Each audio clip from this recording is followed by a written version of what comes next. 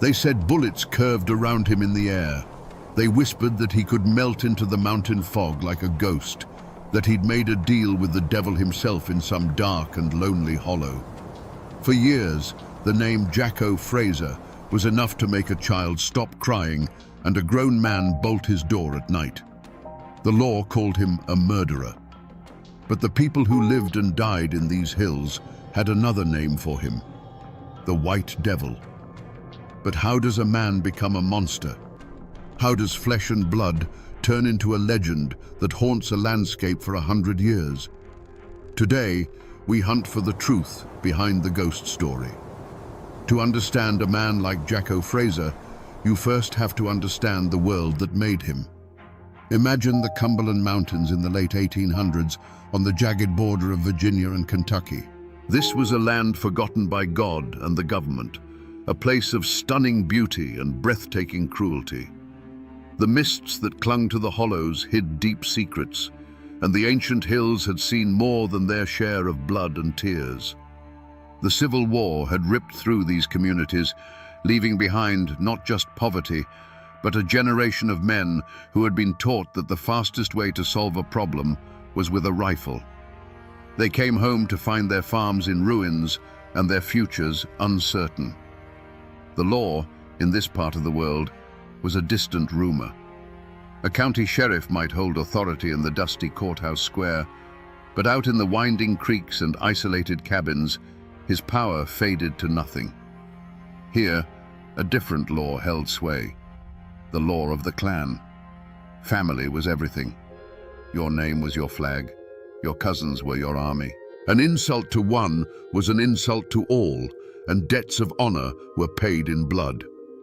This was the era of the great feuds, like the Hatfields and McCoys, where violence was not just an outburst of anger, but a structured part of life, a grim inheritance passed down from father to son. This fierce loyalty was born of isolation. The dense forests and impassable ridges didn't just separate families from the outside world, they separated them from each other. Every farmstead was its own small kingdom, every cabin a fortress.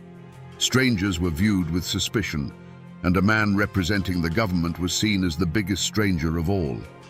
People here learned to rely on themselves, their kin, and their own judgment. But self-reliance couldn't always put food on the table. This was a world of grinding poverty. Families survived on what they could scratch from the rocky soil, what they could hunt in the deep woods, and what they could distill in a hidden still under the light of the moon. For a man with a quick trigger finger and no conscience, the desperation hanging in the air smelled like opportunity. It was into this boiling cauldron of pride, poverty, and clan justice that Jacko Fraser was born. The world he saw was not a place of laws and morals, but a battlefield for survival. The mountains were poised on a knife's edge, holding a fragile, violent peace. But that peace was about to be shattered, not by an invading army, but by a monster it had created in its own image. Long before the massacre that made him a legend, Jacko Fraser's name was already a poison whispered on the mountain wind. He didn't exist in a vacuum. His terror was fed by a network of lesser evils and silent supporters. Men like Henley Cox, his most notorious accomplice, were drawn to him like moths to a flame, lesser predators orbiting a greater one.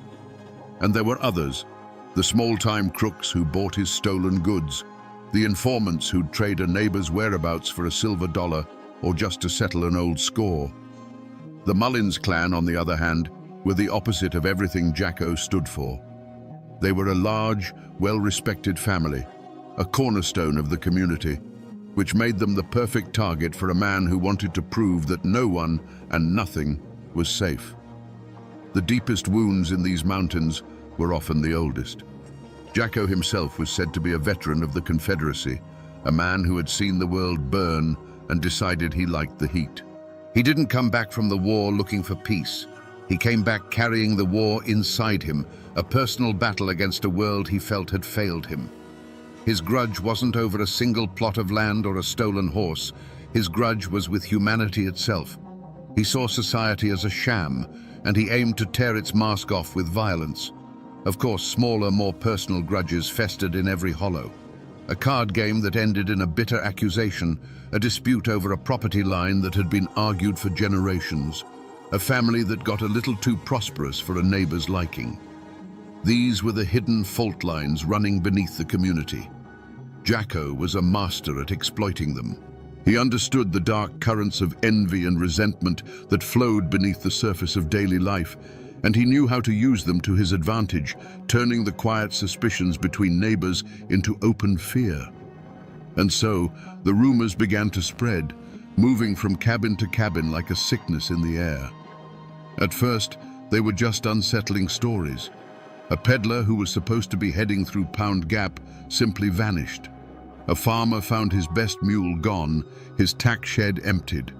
A lone traveler would arrive at the next settlement pale and shaken, telling a story of being robbed on the trail by a man with eyes as cold and pale as a winter sky.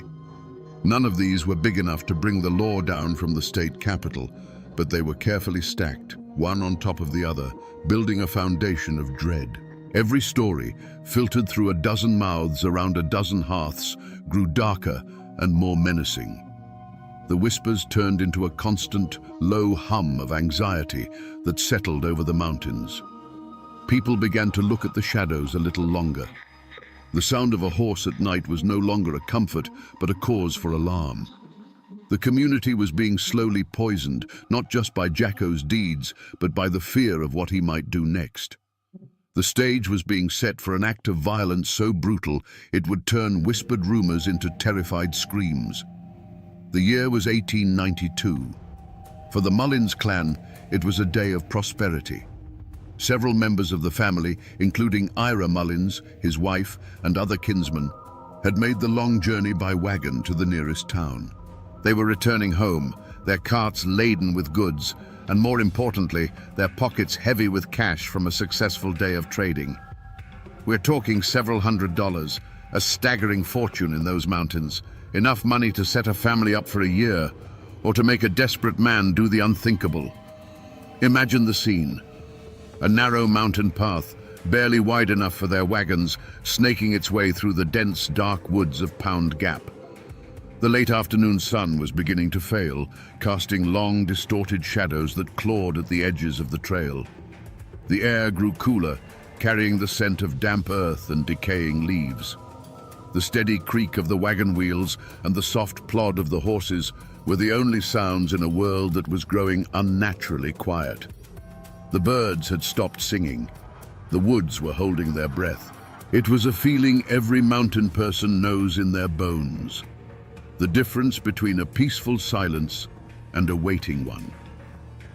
Perhaps one of the men glanced nervously into the darkening trees. Perhaps a child in the wagon pulled a blanket a little tighter around their shoulders, sensing a shift in the air.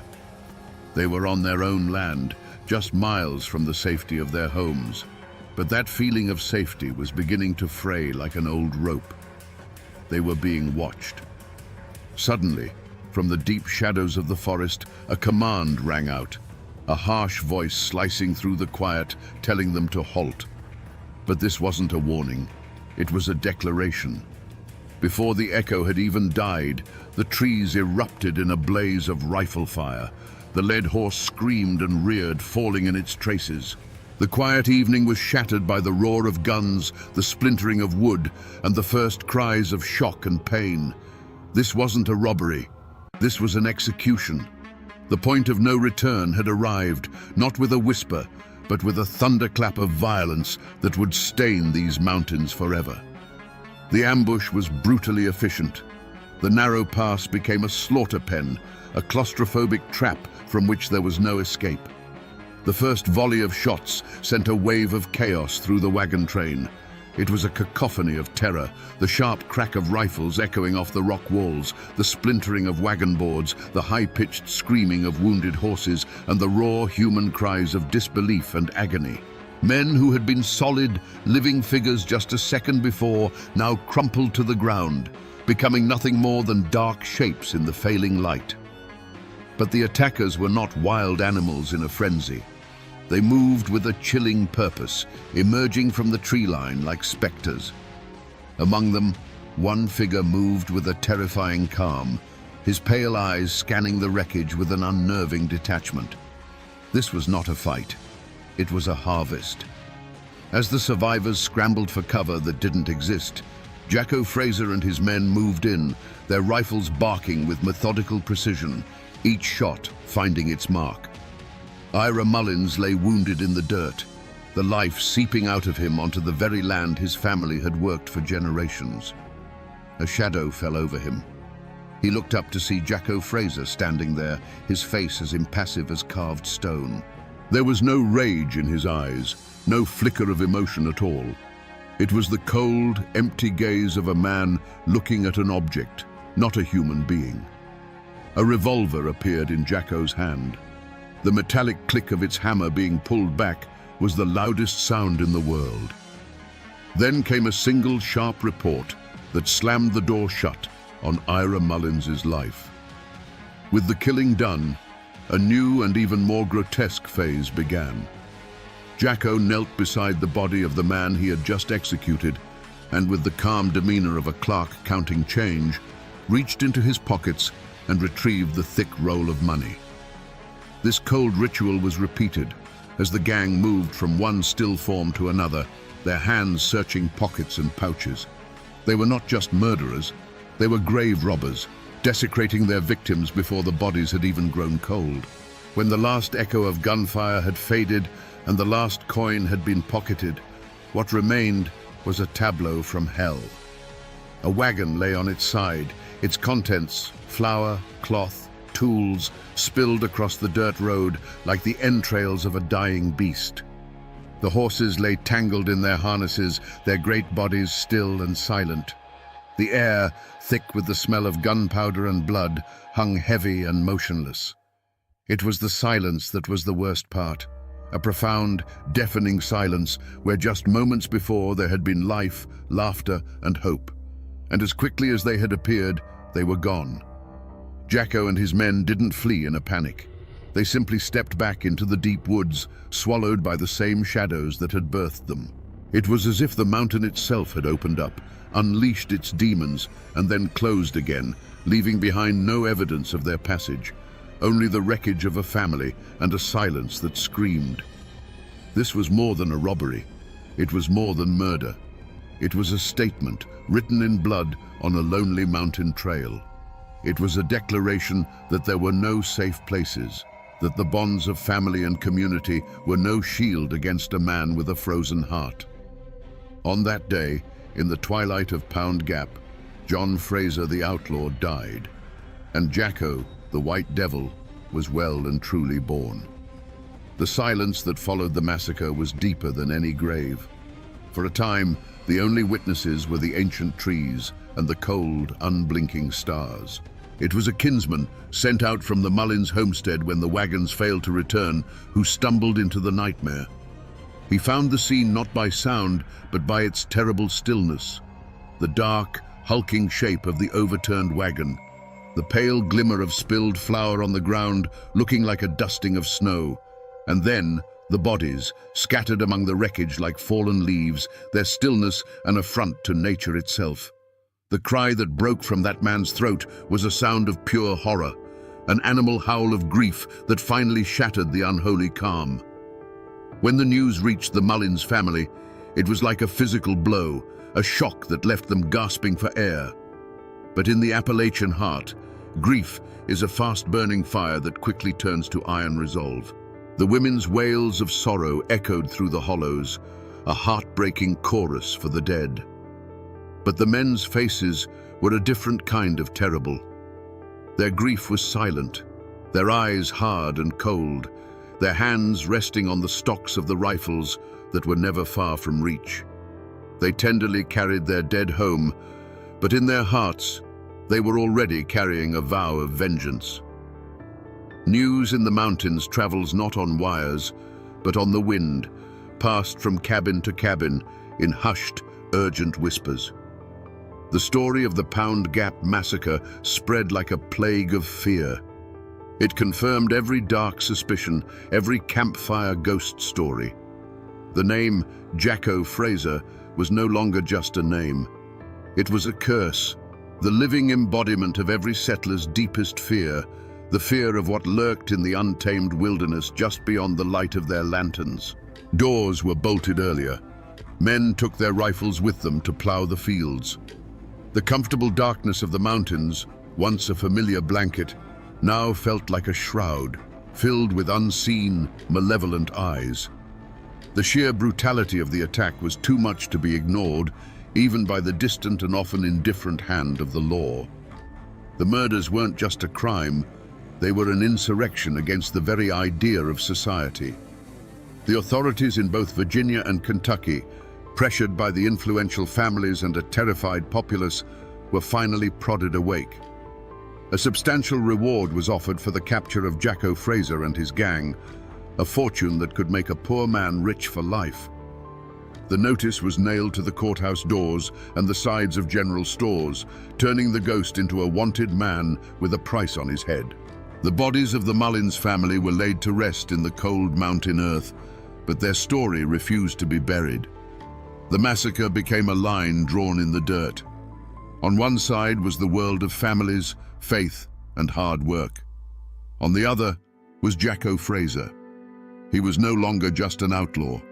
He was the White Devil, a figure of folklore born from a real-world atrocity. The hunt was now not just a matter of law, but a crusade. The question was, how do you hunt a man who is already a ghost?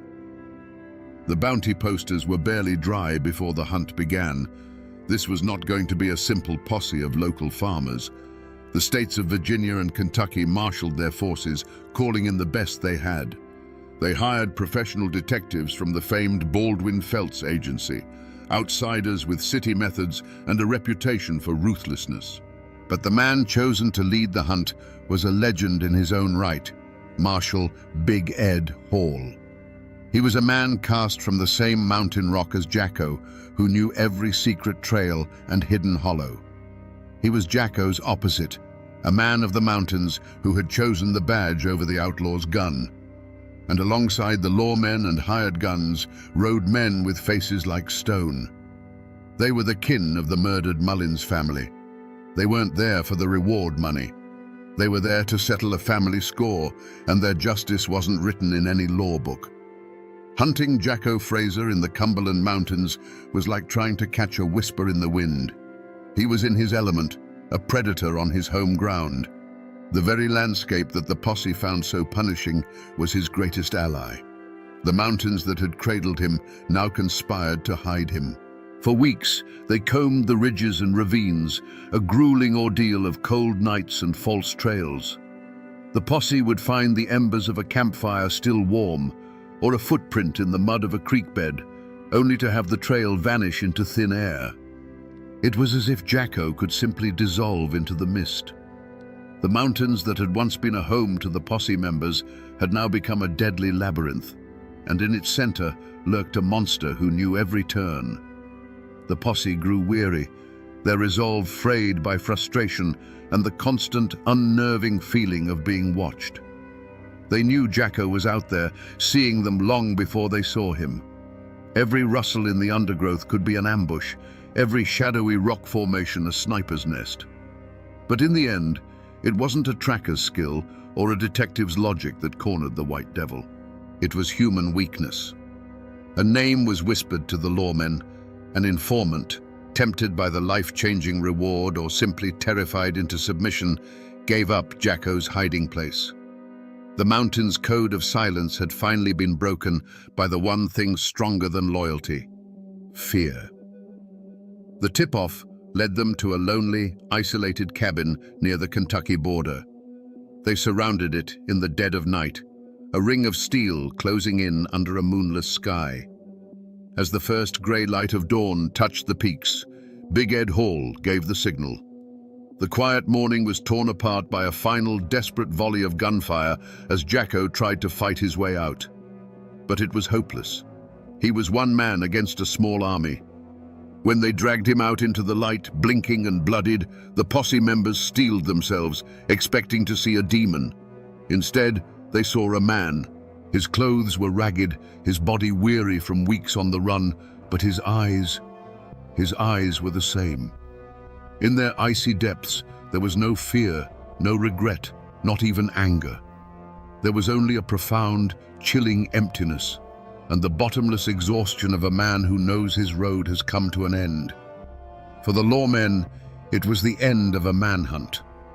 But for the Mullins kin who stood there, watching the man who had destroyed their world, the look in their eyes said that true justice had not yet begun. The arrest of the White Devil was a sensation. His trial in Wise, Virginia, was a pilgrimage. People came from 3 states, on foot, on horseback, and in wagons, clogging the dusty streets of the small county seat. They weren't there to see justice done. They were there to see the monster in a cage. The courthouse stood under the watchful eye of armed guards, its lawn transformed into a sprawling camp of onlookers. The air buzzed with a carnival-like energy, a strange mix of grim satisfaction and morbid curiosity. This wasn't a legal proceeding, it was a public exorcism. Inside the courtroom, the air was thick enough to choke on. Every bench was crammed, with men standing shoulder to shoulder along the walls. The judge, the lawyers with their starched collars, the 12 men in the jury box, they were all part of a system trying to impose its formal logic on a story of primal savagery. One by one, witnesses took the stand. Their voices trembled with a mixture of grief and lingering fear as they recounted the horrors of that evening in Pound Gap. They pointed trembling fingers at the man sitting at the defendant's table, and Jacko Fraser just sat there. He showed no remorse, no fear, not even a flicker of interest. As survivors wept on the stand, he watched them with the same detached curiosity a man might watch a bug crawling across a windowsill. His silence was more unnerving than any outburst would have been. He was a void, a black hole of human feeling in the center of the room, and his cold, defiant calm was his final weapon. He refused to play their game, refused to give them the satisfaction of seeing him break. He was a monster, and he seemed content to let them know it. The trial was, as everyone knew it would be, a formality. The evidence was absolute, the testimony unshakable. When the jury filed back in, their faces were grim and set. The foreman didn't need to clear his throat. His voice was steady and clear as he pronounced the single word that everyone had come to hear: guilty. A collective sigh, a wave of relief and whispered approval washed over the courtroom. The judge, his voice heavy with the weight of his duty, sentenced John Jacko Fraser to be hanged by the neck until he was dead. The law of men had spoken. But as the crowd spilled back out into the sunlight, a question hung in the air, unspoken but felt by every person who called these mountains home. Was this justice? A clean, quick, state-sanctioned death on a gallows? Did that truly pay the debt for the ambush in Pound Gap, for the cold-blooded murder of men in front of their families? The law had delivered a verdict, a neat and tidy conclusion. But the justice of the mountains, the old law of blood for blood, demanded something more. It demanded an ending as brutal as the beginning. The court had provided a legal answer, but the people were still waiting for a final moral one. On September 15th, 1893, a trapdoor opened in Wise, Virginia, and the physical life of Jacko Fraser came to an end. They say a great sigh of relief swept through the crowd, as if a poison had finally been purged from the air. He was buried in an unmarked grave, a common fate for notorious outlaws, to prevent his final resting place from becoming either a shrine or a site of desecration. The earth simply swallowed its monster, leaving no stone to mark his passage. The man was gone, but his ghost was just beginning to walk. The story of the Mullins family did not end in that dusty pass. They buried their dead, mourned their losses, and did what mountain people have always done: they endured. Their family line continued, a testament to a resilience far stronger than Jacko's nihilistic rage. Today, their descendants still live in those hills, carrying the memory of the massacre not as a chilling legend, but as a deep and painful part of their family history. Their names are carved in stone in old family cemeteries, the date of their death a permanent, silent, and defiant answer to the violence that tried to erase them. The world has changed dramatically since that bloody evening. A modern highway, US Route 23, now carves a smooth paved path through Pound Gap. You can drive through the very spot where the ambush happened at 70 miles an hour, listening to the radio, your mind a million miles away. But if you pull over to the side of the road, cut the engine and listen, the modern world falls away. The woods are just as deep, the shadows just as long. In the quiet, you can almost feel the weight of that terrible silence from so long ago. The old courthouse in Wise still stands, a brick-and-mortar witness that has held the story within its walls for over a century. And of course, there is the legend of the treasure. Like all famous outlaws, Jacko was rumored to have stashed his ill-gotten fortune, thousands of dollars in gold and silver coin, somewhere in the labyrinthine caves and crevices of the Cumberland Mountains. For decades after his death, treasure hunters, armed with old maps and older rumors, dug into the hillsides, chasing the ghost's promise of cursed gold.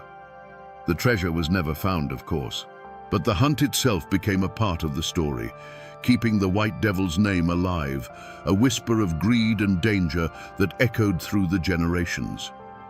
Most people have forgotten the facts of the case. The official records are yellowed and brittle, gathering dust in courthouse archives. But the mountains have a long memory. The name Jacko Fraser still surfaces from time to in these parts, a dark ballad told around a late-night fire. He is no longer a man of flesh and blood, but a piece of the landscape itself, a warning, a folk tale, a permanent shadow that time has not been able to erase. So we return to the question we asked at the very beginning. How does a man become a monster? The story of Jacko Fraser gives us a chilling answer. He wasn't born a demon. He was forged in the fires of a brutal war and hammered into shape on the anvil of a lawless, desperate land. He was the ultimate consequence of a world where civilization was a distant rumor and survival was a daily battle. The White Devil wasn't a supernatural force. He was something far more terrifying, a man who had shed every last piece of his humanity and embraced the darkness that waits inside us all. And how does a monster become a legend? His cruelty was so absolute, so far beyond the normal feuds and fights of the mountains, that people had to make him more than a man to understand him. It was easier to believe he was a ghost who could melt into the fog, a demon who had made a pact with Satan, than to accept the horrifying truth, that a human being, a man of flesh and blood, could be capable of such cold, empty evil. The legend of Jacko Fraser wasn't just a story told to frighten children. It was a story adults told themselves to make sense of the senseless. This isn't just a tale of true crime. It's a parable etched into the very rock of these mountains. It is a story of the terrible beauty and brutal reality of the Appalachian frontier. It reminds us that for every hero there is a shadow, and that the history of this place is written in both courage and in blood. Jacko Fraser was more than a murderer. He was the living embodiment of the mountain people's deepest, darkest fear, the fear of what lurks in the shadows just beyond your own doorstep. And now, my friends, you know the rest of the story.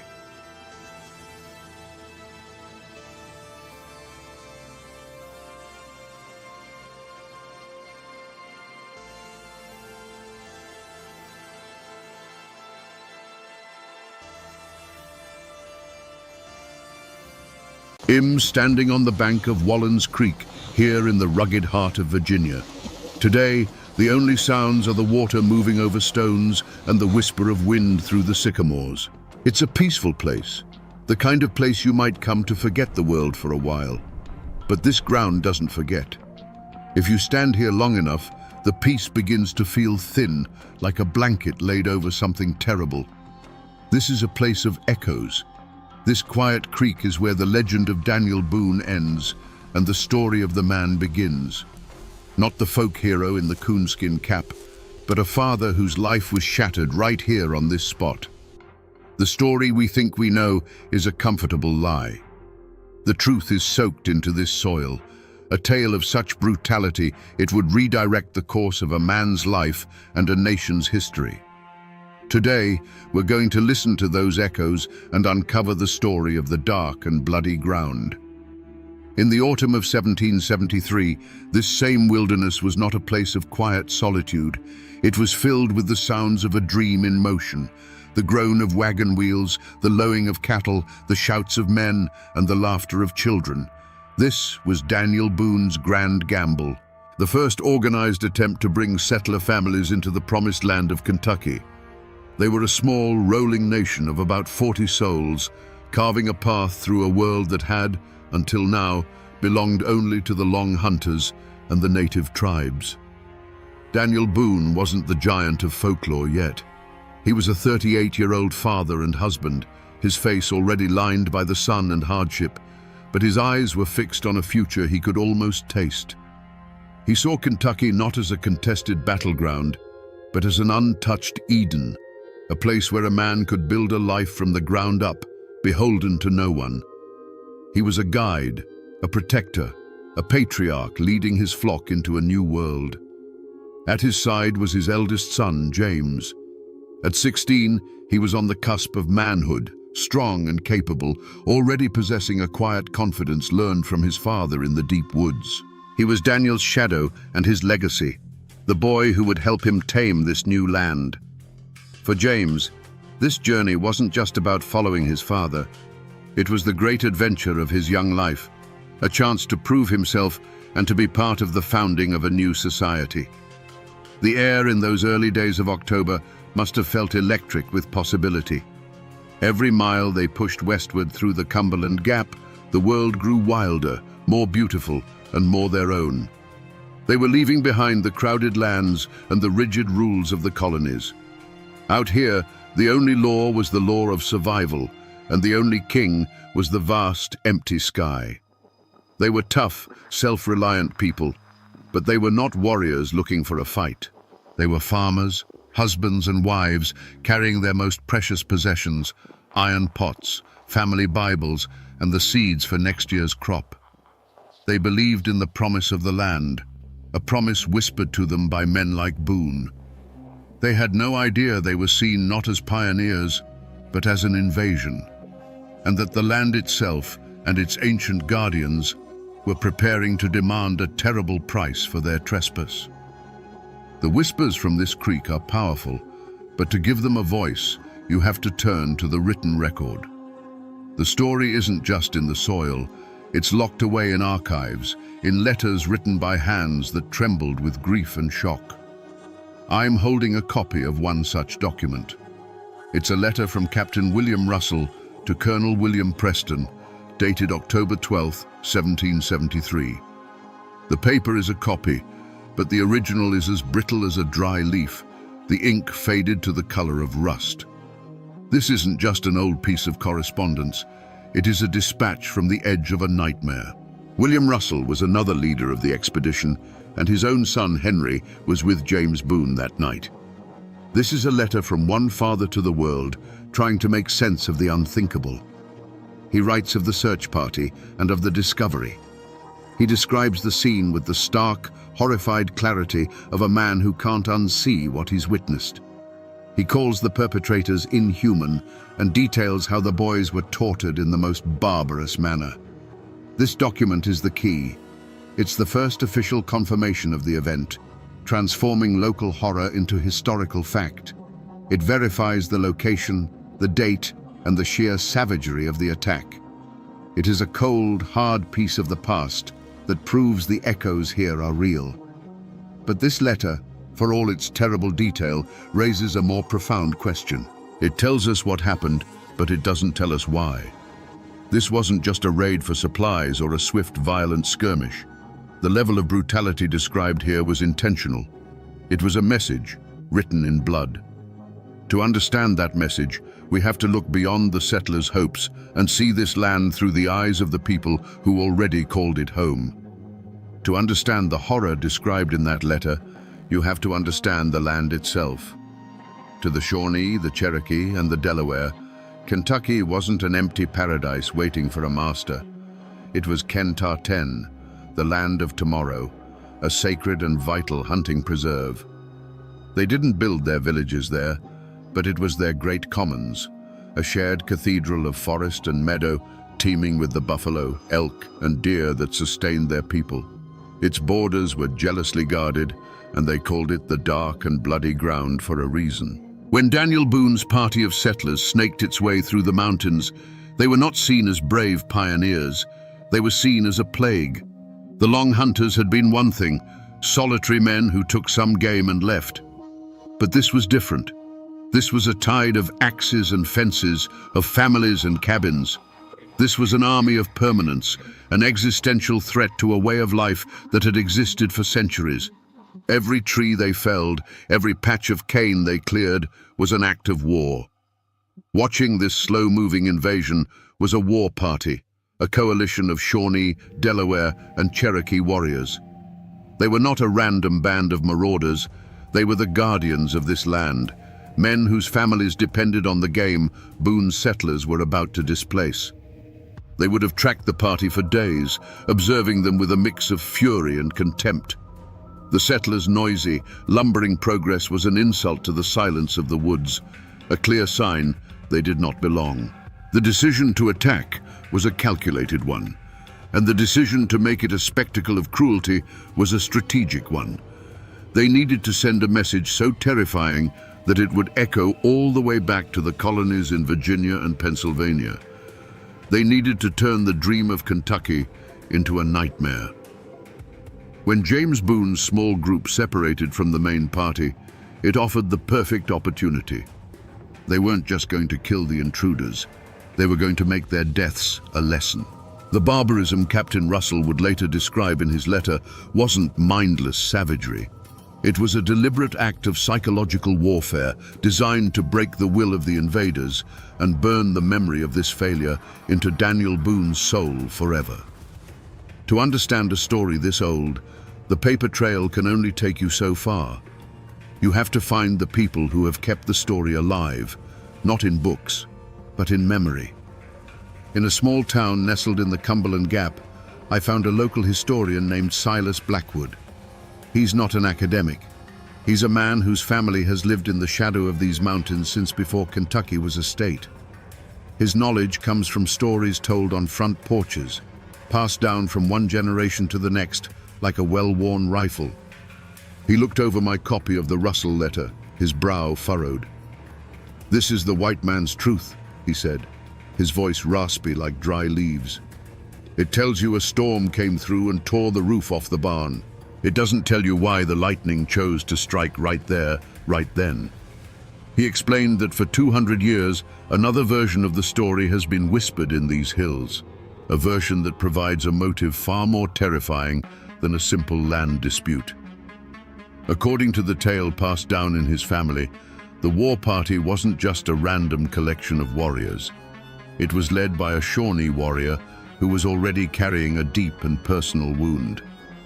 The previous spring, his own son, a boy not much older than James Boone, had been killed during a skirmish with a party of white Long Hunters. For this man, the sight of Boone's settlers, an unstoppable wave of the very people who had taken his child, was not just a political threat. It was a personal desecration.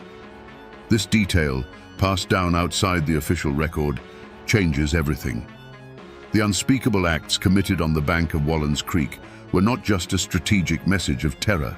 They were a targeted, ritualistic act of revenge, a horrific mirror image of the warrior's own grief. It was meant to be a dark sacrament of an eye for an eye. It was designed specifically to make Daniel Boone, the great leader, feel the exact same hollowing loss that had destroyed his own life. The lightning wasn't random, it was aimed directly at a father's heart. On the night of October 9th, 1773, the air in the mountains grew cold. For the main body of settlers, it was a normal evening. Fires lit, guards posted, the familiar sounds of a camp settling in for the night. But miles away, a smaller group, including James Boone and Henry Russell, had separated from the others to chase down a stray horse and gather supplies. It was a routine task, The kind of thing these frontier boys had done 100 times before. They were capable, unafraid, and utterly oblivious that they were being watched. The war party had shadowed them for days, moving like ghosts through the forest. At its head, if the old stories are true, was a man whose heart was already a cold, dead stone. He was not just a warrior defending his land, he was a grieving father. And as he watched James Boone, the strong, promising son of the man leading this invasion, he saw not an enemy to be killed, but a debt to be collected. This was the moment he had been waiting for, a chance to make the world balance again in the only way he had left, through pain. The boys made camp by Wallen's Creek, building a small fire against the chill. They were young men full of talk about the future, about the land they would clear and the homes they would build. They were confident in their skills, secure in their small bubble of firelight, believing the deep, dark woods around them were empty. You can almost hear their last conversation, the easy banter of youth on the edge of a great adventure. They fell asleep under a canopy of ancient trees, dreaming of a Kentucky that would never exist for them. The attack was not a battle, it was an execution. It came in that disorienting pre-dawn gray, a sudden explosion of violence that ripped the sleeping camp apart. There was no time to fight back, only to be overwhelmed by a wave of silent, purposeful fury. Several in the small party were cut down in their bedrolls, their lives extinguished before they were even fully awake. But James Boone and Henry Russell were not killed. They were seized, dragged from their blankets, their arms bound tight. This was the moment that sealed their fate. The skirmish was over. The warriors had won. They could have vanished back into the woods, leaving the bodies as a stark warning. But the leader's eyes fixed on the captured boys. In that instant, the strategic goal of terrorizing the settlers merged with the raw personal need for vengeance. The son of the leader for the son of the leader. A life for a life, a wound for a wound. The decision was made. The remaining captives were quickly and brutally dispatched, but James and Henry were kept alive. They were shoved toward the creek bank, their pleas and struggles met with stony silence. The point of no return had been crossed. This was no longer about land or resources. It had become a dark ritual, a sacrifice to be performed on the altar of grief. And the dawn that was about to break would bring not light, but a descent into an unimaginable hell. Up on the highway, there's a historical marker, a simple metal sign that gives you the cold, hard facts, the names, the date, the event. It's an official scar, an attempt to nail down this ghost to a specific point on a map. But the sign is for passing cars and tourists. It sanitizes the story. The real marker, the real testament to what happened, isn't up there on the roadside. It's down here by the water. I'm standing on the creek bank now. It's a small, flat clearing, barely big enough for a few men and a campfire. The river stones are smooth and grey, worn down by countless years of flowing water. It's a perfect place to camp, naturally sheltered, which is exactly why the boys would have chosen it. This little patch of ground is the only physical evidence that's left. This is the stage. There are no monuments here, no weathered cross, no pile of stones to mark the spot. Nature has reclaimed it all. But standing here, you feel it. This isn't just a place. It's a crime scene. The silence is different. It's heavier. You can almost feel the weight of what this soil has absorbed. Right here. This is where it happened. And each of these smooth, silent stones is a silent testament to the chaos of that morning. A witness to an act so cruel that it would stain this ground forever. The fire on the creek bank was no longer a source of warmth or comfort. It had become a spotlight on a stage of unimaginable cruelty. James Boone and Henry Russell were bound, the last glimmers of hope extinguished from their eyes. Their captors moved not with the frantic energy of a raid, but with a chilling deliberateness, a sense of grim ceremony. This was not going to be a quick end. This was going to be a lesson. The work began. The first sound was not a scream, but a sharp, choked cry that was swallowed by the vast, indifferent wilderness. The violence that followed was methodical. It was not the hot-blooded rage of a battle, but the cold, patient work of men intent on deconstruction. The sounds that carried across the water were not those of a fight, but of something being systematically taken apart. The fire threw their silhouettes against the ancient sycamores, long, distorted shadows that flinched and writhed in a terrible dance. The sharp, clean scent of pine from the fire was soon corrupted by something else, a smell of scorching that was deeply, fundamentally wrong, an odor of violation that clung to the damp night air. It was the smell of something sacred being made profane. The boys' voices, which had pleaded and begged, had broken. Now, the only sounds were guttural, involuntary responses to a pain beyond the limits of language. It was the sound of humanity being stripped away, layer by layer, until only the raw nerve of existence remained. The warriors worked in near silence, their movements economical and precise, as if following the steps of a dark and ancient ritual. Then, a new sound. The heavy, rhythmic impact of wood against bone and flesh. It was a dull, percussive beat in the heart of the night, sickeningly methodical.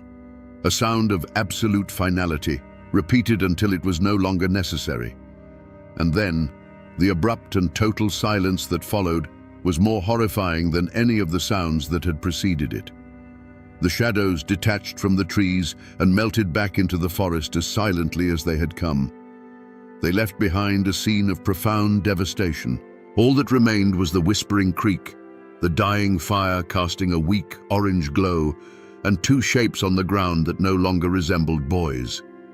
A single leather moccasin lay on its side, yards from the fire, a small, lonely testament to a final, futile struggle. This was a story told with knives and arrows. Every wound was a word, every desecration a sentence, arranged to form a single, terrifying message. It was a message intended for one reader, Daniel Boone. When he and the search party finally arrived, they would not find the bodies of enemies slain in battle. They would find a carefully crafted monument to hatred, a masterpiece of revenge designed to do more than kill a son. It was designed to kill a father's soul. After the raw horror of a place like Wallen's Creek, you come inside. You go to the quiet, climate-controlled rooms of a historical society where the past is filed away in acid-free folders. You look for the official story. Here, the chaos of that October morning is flattened, pressed between pages, and tamed by the formal language of the 18th century. You find depositions, journal entries, and the same letter from William Russell, now treated as a piece of evidence. The language is always the same.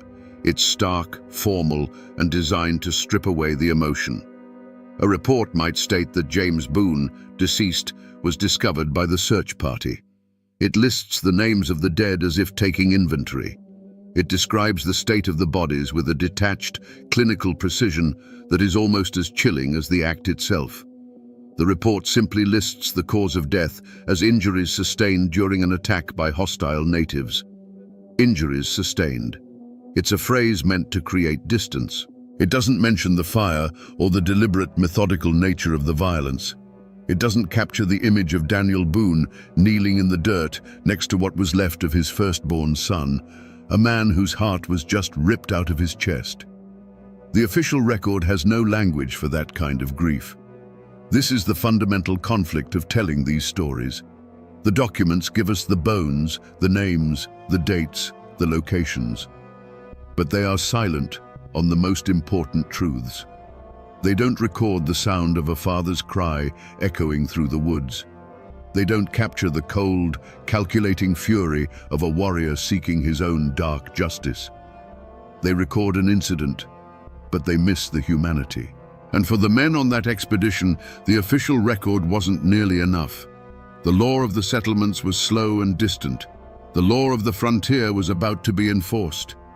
There was no manhunt, not in the way we think of one, with a determined posse riding out in a cloud of dust, crying for vengeance. The reality was far more grim. After Daniel Boone and his men buried what was left of their sons in the cold, hard wilderness, the spirit of the expedition was broken. The message of terror sent from the banks of Wallens Creek had been received, loud and clear. They turned back. The dream of Kentucky was drowned in blood, and the retreat back through the Cumberland Gap was a silent, shuffling funeral procession. But the story traveled faster than they did. It moved from one isolated cabin to the next, a spark in dry tinder. The cold, official language of Captain Russell's letter was transformed on the lips of the frontiersmen. Injuries sustained became torn to pieces. Hostile natives became devils from hell. The names of James Boone and Henry Russell became a rallying cry, a justification for a hatred that had long been simmering. The law's pursuit didn't come from a sheriff's office. It came from the governor's mansion in Virginia. Lord Dunmore, the royal governor, saw the massacre not just as a tragedy, but as an opportunity. The dry reports from the frontier were all the pretext he needed to unleash the full force of the colonial militia. There was no courtroom, no judge, no jury. The courtroom was the War Council, and the verdict had been decided long before the trial. The hunt wasn't for a handful of warriors. It was for the entire Shawnee and Mingo nations. The following year, in 1774, Lord Dunmore's War erupted, a brutal campaign to break the power of the tribes in the Ohio Valley and force them to cede their rights to Kentucky. Thousands of militiamen were mobilized, their resolve hardened by stories like the one from Wallens Creek. The pursuit was a scorched earth campaign. The verdict was delivered at the Battle of Point Pleasant, a bloody, day-long engagement that shattered the tribe's resistance. The law of the frontier had rendered its judgment not with a gavel, but with the butt of a long rifle. The price for James Boone's life was a war that would change the map of America forever. You might think a story this important, a sacrifice this foundational, would have a marker, a stone cross, a simple plaque by the creek. But you can search the woods around Wallens Creek all day, and you will find nothing. James Boone has no grave. He was buried where he fell, wrapped in a blanket, and returned to the cold, unforgiving earth of the wilderness he had come to claim. His only tombstone is this creek bank, and his only memorial is the story itself, a ghost that still haunts this patch of ground. The wilderness that promised him a future ended up swallowing him whole. His father, however, is not so hard to find. Travel 200 miles north to the Frankfort Cemetery, in the very heart of the Kentucky Daniel Boone opened to the world. There, on a high bluff overlooking the Kentucky River, is a grand, imposing monument. Carved stone panels depict scenes from his life, and a towering obelisk reaches for the sky. This is where they brought him back, decades after he died in Missouri, a man who had lost all his Kentucky land claims to lawyers and speculators. In death, the state he founded reclaimed him as its primary symbol. The irony is as deep as a mountain valley. The father rests in a place of honor, a tourist attraction where his legend is preserved in stone for all to see. The son, whose horrific death was the bloody price of that legend, has no resting place at all. One is celebrated, the other is anonymous, his bones long since surrendered to the roots of the sycamores. And what of the warriors who took his life? Their graves are scattered across a continent, the unmarked resting places of a people displaced by the very tide Daniel Boone unleashed. This vast distance between the father's monument and the son's lost grave tells its own story. It is the story of what came after the grief, the long, hard years of a man who had to carry the memory of that creek bank with him every day of his life. It raises the final, haunting question: what happens to a man who survives the unsurvivable? For Daniel Boone, the retreat from Wallens Creek was not an end. It was a vow. The grief from that day settled into him, not like a soft sadness, but like a hard piece of iron in his soul. It became the fuel that would drive him for the rest of his life. He had to go back. He had to finish what he started, as if conquering the land that took his son was the only way to quiet the boy's ghost. 2 years later, in 1775, he was back, blazing the wilderness road and raising the walls of a fort called Boonesborough on the banks of the Kentucky River. But the world he built was not the Eden he had dreamed of. It was a fortress. The hope of 1773 was replaced by the grim reality of survival in a war zone. Life was lived with one ear, always listening for a sound that didn't belong, the snap of a twig, the call of a bird that wasn't quite right. The long shadow of that massacre by the creek fell over everything. Every time a child strayed too far from the fort walls, the memory of what happened to James would have returned to Daniel like a fever. The Shawnee had been forced to cede Kentucky by treaty after Lord Dunmore's war, but a piece of paper meant nothing when their way of life was at stake. The fighting didn't stop. It just became more desperate, more personal. The shadow touched Boone's family again in 1776, when his own daughter Jemima was captured by warriors and dragged away from the fort. Boone led a frantic, relentless pursuit and rescued her, but it was a terrifying echo of the past, a reminder that the war was never far away. The ultimate proof of that long shadow came 9 years after James's death, at the disastrous Battle of Blue Licks in 1782. By then, Boone was a seasoned commander, a living legend. But on that day, against his better judgment, he was goaded into a reckless charge against a combined force of British and native warriors. It was a slaughter, and in the chaos of the retreat, Boone's other son, Israel, who was fighting at his side, was shot from his horse. Daniel, under a hail of fire, tried to carry his son's body from the field, but it was too late. He had to leave another son behind on the dark and bloody ground. The cycle of violence that began on the banks of Wallen's Creek had come full circle, claiming another of his children. The story of Boone in Kentucky is not one of triumph. It is a story of a man who won a country but lost a family, a man who lived the rest of his days under a shadow so long the sun could never truly reach him again.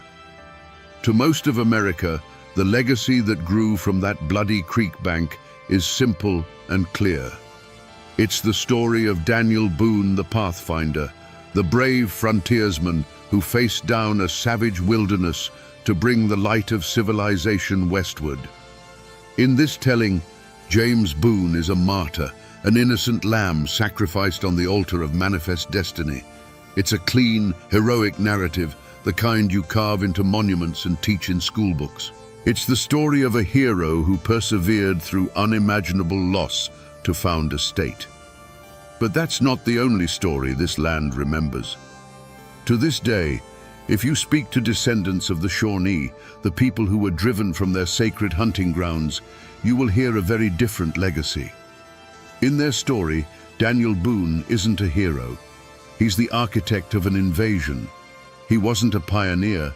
He was the leader of a band of trespassers who ignored every warning to turn back. In this version of the story, the attack at Wallen's Creek was not an act of random cruelty. It was a desperate, violent act of defense, a last-ditch effort to protect a way of life from being extinguished. And that's where the memory gets truly complicated, tangled up in the tale of the grieving warrior who may have led the attack. Was it an act of unprovoked savagery? Or was it a terrible symmetrical act of revenge, a wound for a wound? In one legacy, he is a nameless, faceless monster. In another, he is a father, driven to madness by his own loss, inflicting the very same pain that had been inflicted upon him. He becomes a dark mirror of Daniel Boone himself. So which story is true? The hero or the invader? The martyr or the trespasser? The hard truth is, the answer depends entirely on which side of the Cumberland Gap your ancestors stood. The truth is a matter of perspective. One man's pioneer is another man's destroyer.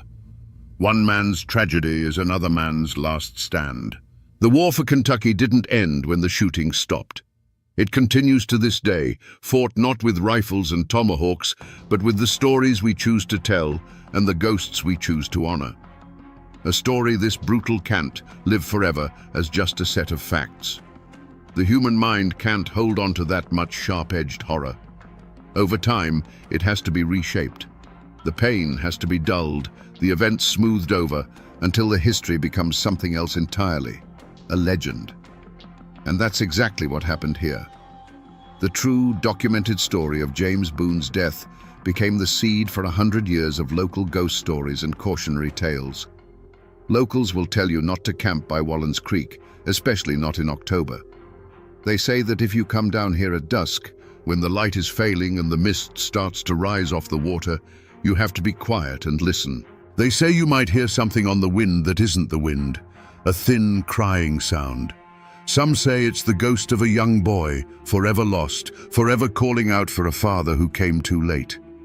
Fishermen have talked for generations about a cold spot near the bank, a patch of air that stays chilled even on the hottest summer day. It's the haint of Wallens Creek, a permanent scar of sorrow left on the landscape. Over the decades, the story also became a tool, a boogeyman with a real name used by parents to keep their children close. "Don't you wander off," a mother would warn, "or what happened to the Boone boy will happen to you." The names might have gotten jumbled, the details blurred, but the core lesson remained. The wilderness is not your friend. Danger is silent, and it is always watching. The story became a fence, built of fear, to keep the next generation safe from the same fate. This is the final stage of a story's life. This is where history dissolves. The real James Boone, the 16-year-old boy full of hope for the future, is gone. In his place is a mournful spirit, a whisper in the trees. The complex, grieving Shawnee warrior is gone, replaced by a faceless shadow that stalks the woods. This is what happens when history is too painful to remember clearly. It gets turned into a haunting so that the community can forget the facts, but never, ever forget the feeling of that terrible morning. And so, we're back where we started, on the banks of Wallens Creek. The water still moves over the stones, and the wind still whispers through the sycamores. But it doesn't sound peaceful to me anymore. After peeling back the layers of history, of memory, and of legend, I understand what the echoes are saying now. The peace you feel here is a lie. It's just the silence that comes after a scream has finally faded. This isn't just the place where a boy died. This is the place where the myth of the peaceful frontier died with him. It's the place where Daniel Boone the man was forged, a man who would be haunted by this ground for the rest of his days. It's a story of grief, a story of revenge, and a story that reminds us that the history of this land wasn't a clean, heroic adventure. It was a messy, brutal, human tragedy, filled with fathers who lost their sons on both sides of the conflict. The next time you drive through these mountains and see a quiet little creek by the side of the road, or pass a forgotten historical marker, remember this one. Remember that these places aren't empty. They are libraries, filled with stories that are more terrible and more true than any legend you've ever been told. You just have to be willing to stop and listen to the silence. The boy is gone. The father's grief has long since turned to dust. The warrior's vengeance is forgotten. But the dark and bloody ground remembers. And the story remains.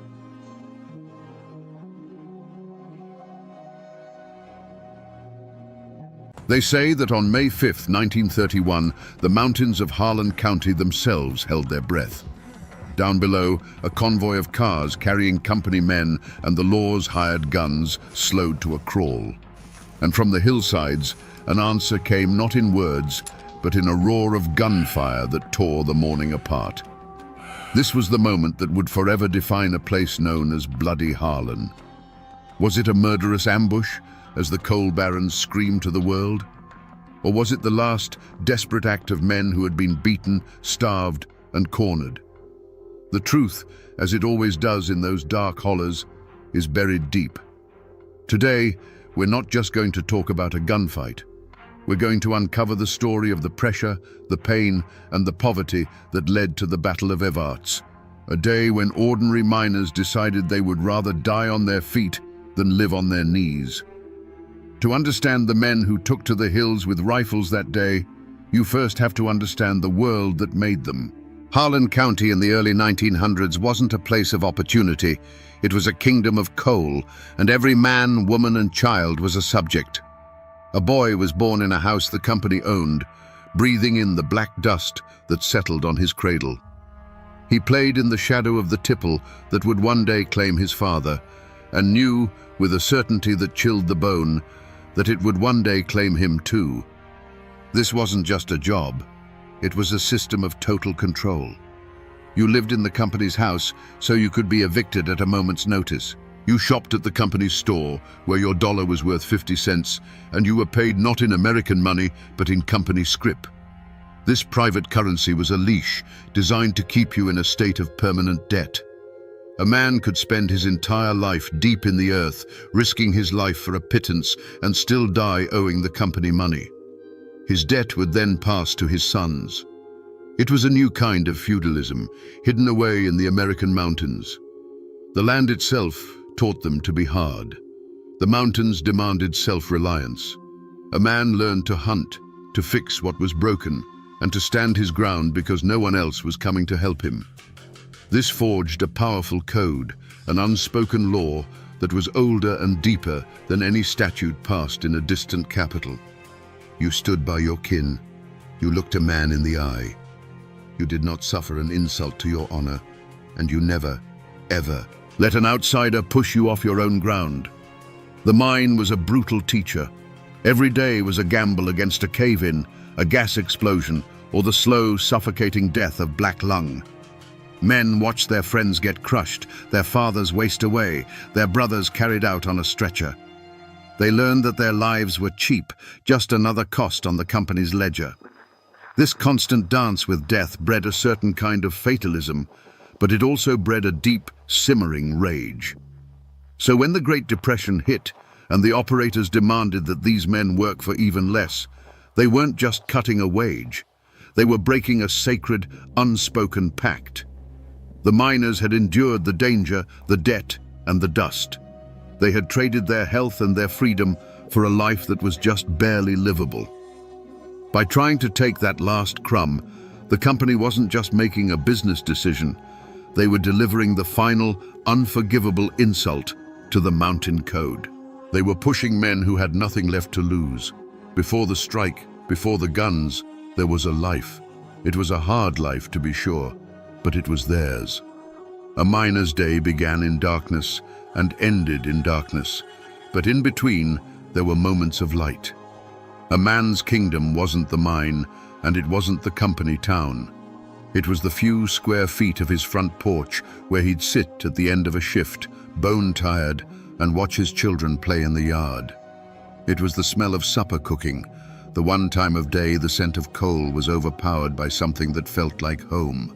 These men weren't just workers, they were husbands and fathers. They held a deep, fierce pride in their ability to provide, to put food on the table, no matter how meager. They'd come home with their faces permanently stained with black dust, but they would wash their hands clean before holding their babies. Their world was one of small dignities, a well-tended garden, a hymn sung in church on Sunday morning, the quiet respect of their neighbors. This was the life they were defending. It wasn't about a theory of labor. It was about their kids having shoes in the winter. And there was a brotherhood forged in the belly of the earth. Down in the darkness, a man's life depended entirely on the man next to him. They learned to read the groans of the mountain, to listen for the shifting of rock, to trust each other's instincts without a word. This created a bond that outsiders could never understand. They were more than neighbors. They were soldiers in a daily war against the mountain. They shared their last chew of tobacco, covered for each other when the foreman was on the prowl, and mourned together when the mountain inevitably claimed one of their own. This was the world the coal operators failed to see. They saw numbers on a ledger, a list of employees, a cost to be managed. They did not see the tight-knit fabric of a community woven from shared hardship and fierce loyalty. They didn't understand that when you threatened one family, you threatened them all. The world they had built, this fragile ecosystem of kinship and honor, was the only thing they had. And when the company came for it, they were coming for everything. The same mountain that gives a man his strength also carves his deepest flaw. For the miners of Harlan County, that flaw was a pride as hard and sharp as a shard of slate. It was a pride born of survival, a refusal to bow your head to any man, be he a foreman or a king. This wasn't arrogance. It was a deep-seated belief that a man's dignity was the one thing the company couldn't own and the mountain couldn't crush. There were stories told in the camps that every miner understood. A story of a man who put down his tools and walked out of the mine, sacrificing his job and his family's next meal, all because a young foreman from up north had called him boy. He wasn't being defiant for the sake of it. He was upholding a code. To accept the insult would be to admit that the company owned his spirit as well as his labor, and that was a line he would not cross. He lost his job, his home, and was blacklisted from every mine in the county, but he kept his honor intact. This unwavering pride was a kind of psychological armor against the crushing darkness of the mines. It's what allowed a man to walk into the earth each morning with his head held high. But it was also a fatal vulnerability. The operators, in their distant offices, may not have understood the men, but their enforcers on the ground, the gun thugs and the sheriffs, they understood this pride perfectly. They learned it was a button they could push.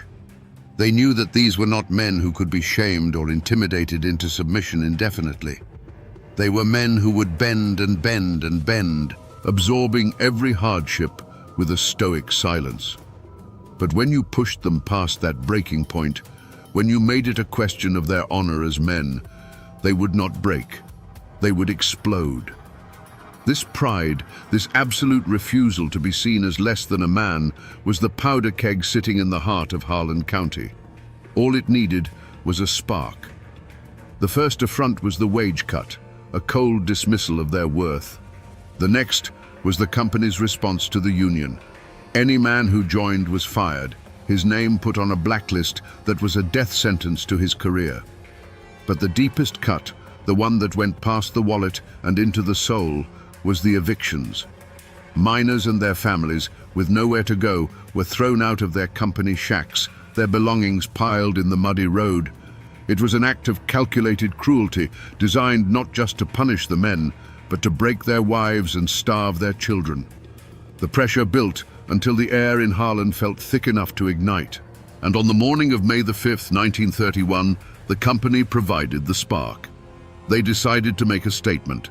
They assembled a convoy of 3 cars, filled not just with non-union workers, but with the most hated symbols of their power, company officials and Sheriff J.H.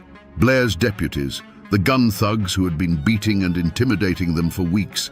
Their goal was to parade these scabs right through the town of Evarts. This was not a logistical move. This was a deliberate act of humiliation. It was a victory lap for the company, a public declaration that the strike was broken, that the men were beaten, and that the company's power was absolute. To the striking miners, watching from the hillsides where many of their families were now living in makeshift tents, this was an invasion. It was the enemy marching through their territory, flying a flag of contempt. The news passed from holler to holler, not in a shout, but in a low, dangerous whisper. They're coming.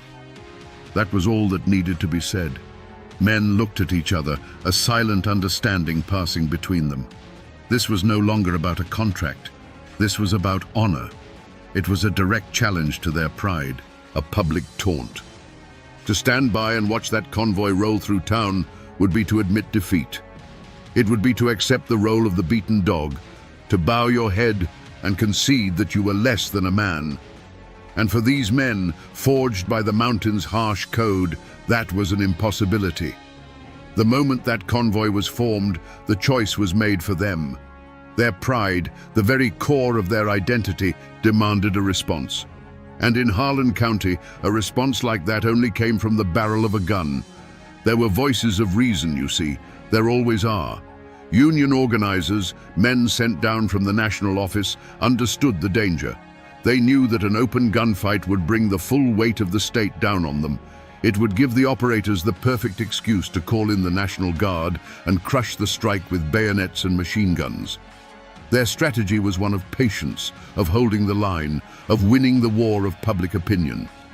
They preached discipline, warning the men not to be provoked, not to give the company the violence it so clearly wanted. But for a man watching his child grow thin, the word patience is a curse. For a man who has been beaten by company thugs and seen his furniture thrown into the street, the idea of discipline sounds like cowardice. The organizers' warnings, however wise, were spoken in a language these miners no longer understood. The company had been communicating in the language of brute force for months. The miners were simply deciding to answer in kind. Their pride, that raw, unshakable mountain pride, could not absorb another blow. The decision wasn't made in a meeting or put to a vote. It was made in silence, in the grim set of 100 jaws. It was the quiet click of a rifle bolt in a dozen hillside tents. It was a man giving his wife a look that said everything before taking his old shotgun down from the wall. One by one, then in small groups, they began to move. They slipped away from the desperate little camps and filtered down through the woods, their movements quiet and purposeful. This wasn't a mob, it was an army assembling. They knew the convoy's route, they knew the land better than any deputy, and they knew the perfect spot, a place where the road narrowed and was forced to cross the railroad tracks at the edge of Evarts. It was a natural choke point, a place where the cars would have to slow to a crawl. They took up positions on the wooded hillside overlooking the road, some behind trees, others in the shallow ditches. They were no longer just striking miners, they were choosing a battlefield. Every man who took his place on that hillside was consciously rejecting a path of peace. He was ignoring the warnings of the organizers. He was turning his back on the slim hope of a negotiated settlement. He was betting his life and the future of his family on the outcome of the next few minutes. The company had offered them a choice: submission or starvation. On that morning, the miners of Harlan County chose a third option: war. The path had narrowed until there was only one way forward, and it was lined with guns. There was a moment just before the first engine was heard when the world went still. The men lay hidden on the hillside, the cool earth pressed against them, the weight of their rifles familiar in their hands. The sun was climbing, casting long shadows through the trees. A bird sang somewhere nearby, oblivious. In that sliver of time, there was a profound silence. And that silence was the final off-ramp. It was the last chance for any man to back away, to slip back through the trees and return to his family. In that quiet, what does a man think about? He doesn't think about labor law or economic theory. He thinks about the look on his wife's face that morning. He thinks about his daughter's worn-out shoes. He remembers the cold knot of shame in his stomach when he had to tell his family there was no food. Then, another set of images floods his mind. The sneering face of a deputy, the sight of a neighbor's furniture sitting in the rain, the memory of a beating behind the company store. This was the final crossroads, not an offer from the company, but a question each man had to ask himself. He weighed the two futures. One was a future of slow, grinding surrender, a life of accepting insults, of watching his family suffer, of dying a little inside each day. The other future was unknown, violent, and terrifying, but it was a future where he stood up. He wasn't choosing between peace and violence. He was choosing between two kinds of death, the death of the spirit or the risk of the death of the body. And then they heard it, a low, distant rumble. The sound grew, becoming the unmistakable growl of automobile engines. That sound shattered the silence and ended the debate. It was the sound of the enemy, confident and arrogant, coming to rub their noses in defeat. Every doubt, every fear, every hesitation was burned away by that approaching sound. It was the final provocation. Along the hillside, you could feel the change. A man would shift his weight, settling the rifle stock more firmly against his shoulder. A thumb would quietly pull back a hammer, the soft metallic click barely audible. Eyes narrowed, focusing on the bend in the road. The final crossroads had been passed. The choice was made. The silence of peace was over, and the sound of the reckoning was on its way. The three black cars came around the bend, slow and arrogant. They looked alien against the green hills, like beetles crawling across a leaf. To the men watching from above, they weren't just vehicles. They were steel-skinned symbols of a power that had crushed them for a generation. As the convoy slowed for the railroad tracks, the air grew so tight it felt like the whole world was a clenched fist waiting to strike. Who fired first? The company swore it was an ambush, a cowardly volley from the trees. The miners swore a deputy in the lead car leveled his pistol, and a single sharp crack broke the morning peace. The truth was lost in the first echo, because that one shot was answered by a deafening chorus from the hillside. The argument that had raged for months in company offices and desperate tent camps was suddenly, permanently over. The time for talking was done. The world dissolved into noise. It wasn't the clean sound of a single shot, but a chaotic rolling thunder that battered the eardrums and shook the leaves from the trees. It was the roar of old hunting rifles, the heavy boom of shotguns, and the crack of pistols, all woven together into a single terrifying sound. The air filled with the sharp, bitter smell of gunpowder. Splinters of wood flew from the trees, and pockmarks appeared on the steel bodies of the cars as if from an invisible hailstorm. For each miner on that hillside, the world narrowed to a single point. It was the face of a man in a car, a man who represented the beatings, the evictions, the hunger. The kick of the rifle against a shoulder was a physical release of a year's worth of stored-up rage and helplessness. There was no strategy, no battle plan. There was only a raw, primal instinct to fight back, to finally answer force with force. Inside the cars, it was a trap. The world became a terrifying drumbeat of impacts against the metal frame. There was nowhere to run, nowhere to hide. One of the hated company guards in the lead car suddenly slumped forward without a sound. In another car, a company official cried out and went down. The illusion of their power, the authority that came from their guns and their money, was being shredded one bullet at a time. Then, almost as suddenly as it began, it stopped. The roaring faded into a few last, sporadic shots that echoed away into the mountains. A heavy, ringing silence rushed in to fill the void. Blue-gray smoke drifted through the trees, slowly clearing like a rising curtain. In the stillness, nothing moved. The birds were silent. The engines of the cars had stalled. A profound and terrible stillness had fallen over the choke point at the edge of Evarts. The battle had lasted only a few minutes, but it had changed everything. When the final tally was made, 4 men lay dead or dying on that dusty stretch of road. One of them was a miner, Jim Penland, who instantly became a martyr. The other 3 were from the company side.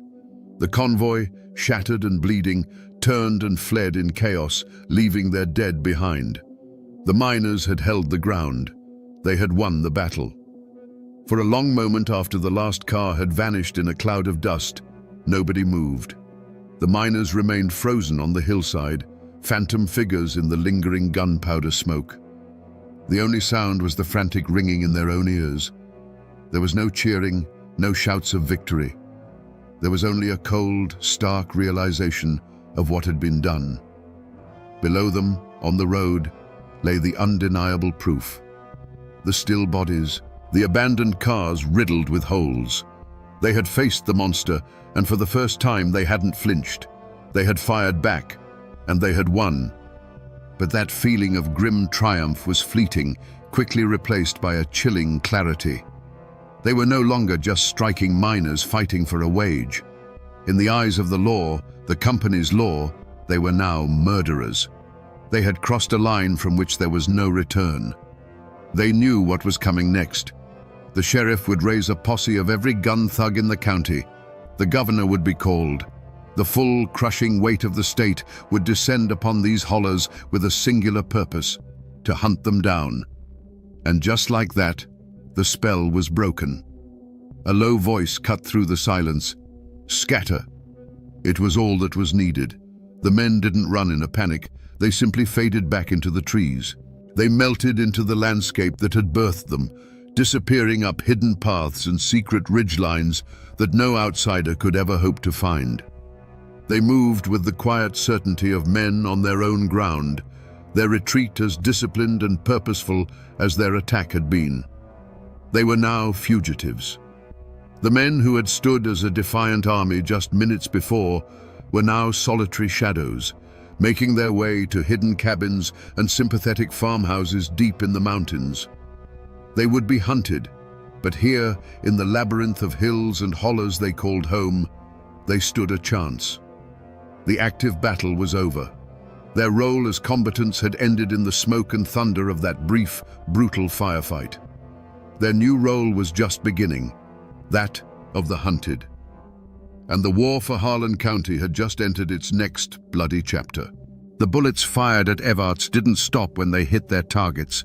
They traveled onward, invisible and deadly, tearing through the fabric of the entire community.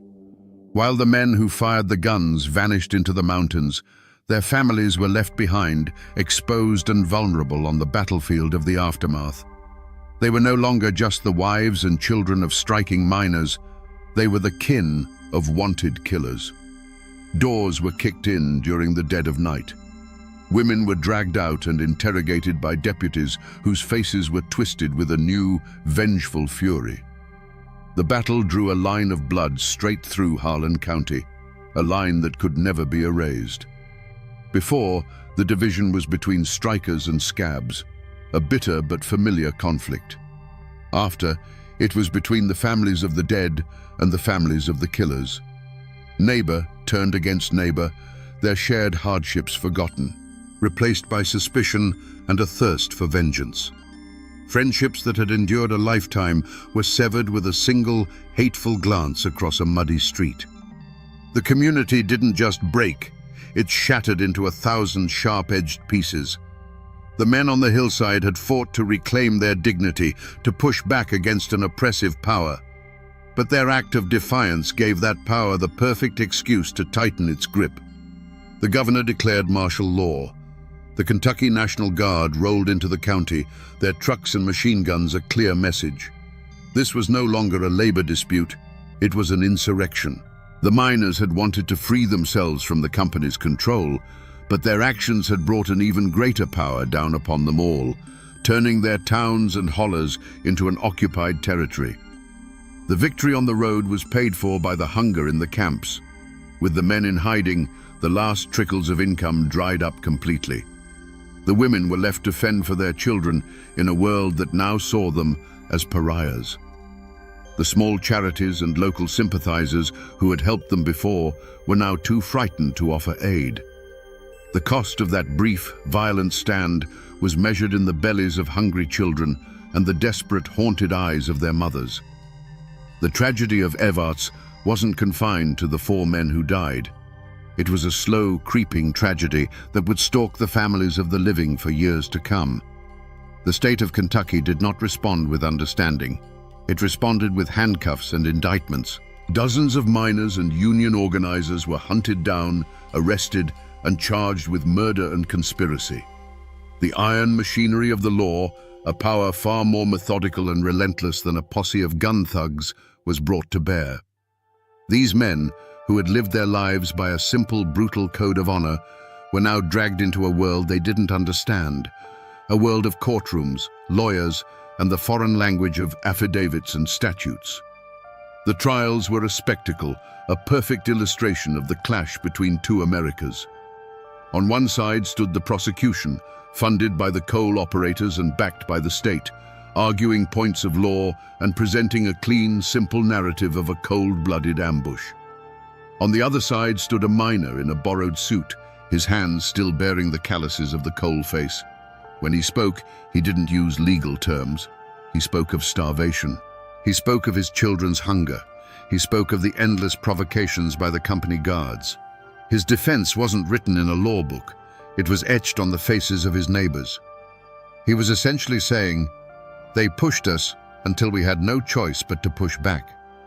In that courtroom, it wasn't just the men on trial, it was the mountain code itself. And the jury was made up of men who understood that code. They were farmers and small merchants from the surrounding counties. They may not have worked in the mines, but they knew the arrogance of the coal companies. They knew what a gun thug was. They heard the legal arguments, but they also heard the unspoken truth of the miners' testimony. They looked at the accused and didn't see killers. They saw men exactly like themselves, pushed to the absolute limit. And then came the verdict in the first major trial. Not guilty. The word landed like a thunderclap in the silent courtroom. It was a stunning, almost unbelievable victory. The state, with all its power and all its money, had failed to convince a jury of their peers that these miners were criminals. The verdict was a clear message from the community. The blame for the blood spilled at Evarts did not belong to the miners alone. It belonged to the system that had cornered them. Realizing they could never get a conviction, the prosecutors eventually dropped the murder charges against the remaining men. On paper, it was a victory for the Union, a moment of incredible triumph. But was it justice? The men were free, but the war was far from over. The gun thugs still patrolled the roads, the families were still starving, and the coal company's power, though challenged, had not been broken. The law had rendered its judgment, but the mountains had their own way of settling scores, and the violence in Bloody Harlan was only just beginning. So, what became of the men who drove the convoy, the ones who held the whip hand? The law never came for Sheriff J.H. Blair. No grand jury ever convened to question the coal operators about the system of debt and violence they had created. While the miners were being hunted in the hills, the architects of their desperation sat safely in their offices, counting their profits and hiring more guards. The battle for them was not a tragedy.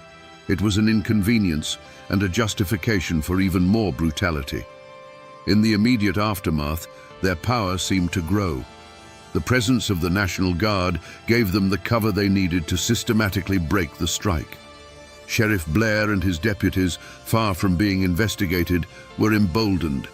They now had a mandate to treat every Union man as a potential killer. The terror in Harlan County intensified, becoming a long, grinding war of attrition marked by ambushes and assassinations. For a time, it seemed the company had won an absolute victory. But history has its own form of justice, one that is often slow and ironic. By pushing the miners into open warfare, the operators had created a national spectacle. The name Bloody Harlan became a headline, a rallying cry for the labor movement across America. The stories of gun thugs and starving families brought congressional committees and federal investigators down into their closed kingdom. They had wanted to keep the Union out, but their methods put a spotlight on them so harsh that it eventually burned away the shadows they operated in. And Sheriff Blair, he became a symbol not of law and order but of corporate tyranny. Florence Reese, the wife of an organizer, wrote her defiant anthem, "Which Side Are You On?" while Blair's men were outside her house, ready to break in. The song outlived him. It outlived the mine operators. It became the voice of the struggle long after their names were forgotten footnotes. In the end, the company men won the battle and the immediate war, but they lost their anonymity.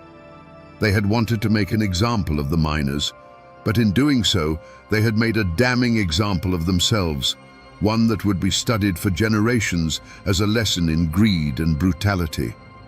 For the families of the men who fought at Evarts, the battle never really ended. A man's surname became his history, a brand that marked him and his children. For some, it was a badge of honor. They were the sons of the men who stood up. But for many, it was a curse. They found themselves blacklisted, unable to get work in any mine in the region. The only path forward was to leave. A quiet exodus began, as families packed what little they had and scattered, seeking a life in the factories of Ohio or the auto plants of Detroit, hoping to outrun the long shadow of a single day in May. The community itself tried to heal by forcing itself to forget. A heavy blanket of silence was pulled over the memory of the battle. People had to live together after all. The son of a miner who fought on the hillside might find himself working a shift next to the son of a company man who was in that convoy. To survive, they could not speak of it. The gunfight became a ghost, a presence that everyone felt but no one acknowledged. It was a peace built not on forgiveness, but on the shared conspiracy of never speaking its name, a wound that scarred over but never truly closed. The Battle of Evarts didn't bring the Union to Harlan. In fact, it kicked off the bloodiest phase of the Harlan County War, a brutal decade of assassinations and bombings. The operator's power seemed unbreakable, but the battle had changed something fundamental. It had proven that the miners would die before they surrendered completely. It had created martyrs. It had planted a seed of defiance that, watered with the blood of men like Jim Penland, would stubbornly refuse to die. When the New Deal and new federal laws finally gave the United Mine Workers the leverage they needed to come back into Harlan years later, they were building on the foundation laid at Evarts. The legends of that day were told in secret, inspiring a new generation to take up the fight. The power dynamic didn't shift overnight, but the battle was the first great crack in the dam. The gun smoke cleared in a matter of minutes, but the shadow it cast would stretch on for generations, a constant, haunting reminder of the price of dignity. If you drive the road that runs through Evarts today, you can still find the spot. The pavement is wider now, the old railroad tracks long gone, but the shape of the land hasn't changed. The hillside still rises steeply from the road, a silent, green witness. There are no monuments here, no bronze plaques to mark the spot where the battle was fought. The only memorials are the ones you have to search for. A weathered tombstone in a small mountain cemetery, the name Jim Penland worn smooth by a century of rain and sorrow. The most enduring echo of that day is the name it gave the county. Before the battle, Harlan was just another coal county. After, it was forever Bloody Harlan. The name became a brand, a piece of American folklore. To the outside world, it was a shorthand for violence, poverty, and backwardness. But to the people within, it was something more complicated. A source of shame, yes, but also a badge of a certain stubborn, dangerous pride. It was a reminder that this was a place where men would not be pushed too far. The story of the battle itself left the pages of the newspapers and passed into legend. It became a ballad, sung not with guitars, but in the quiet telling of stories from grandfather to grandson on a front porch at dusk. In these tellings, the miners were always braver, the gun thugs more evil. The rumor of a machine gun hidden in the woods grew into an accepted fact. The battle became a modern-day Thermopylae in the mountains, a story told to teach the young what it costs to stand up for yourself. And its anthem, born from the terror that followed, became Florence Reese's immortal question: which side are you on? That question still hangs in the air in Harlan County. The coal companies may not hold the absolute power they once did, the gun thugs are gone, but the fundamental struggle remains.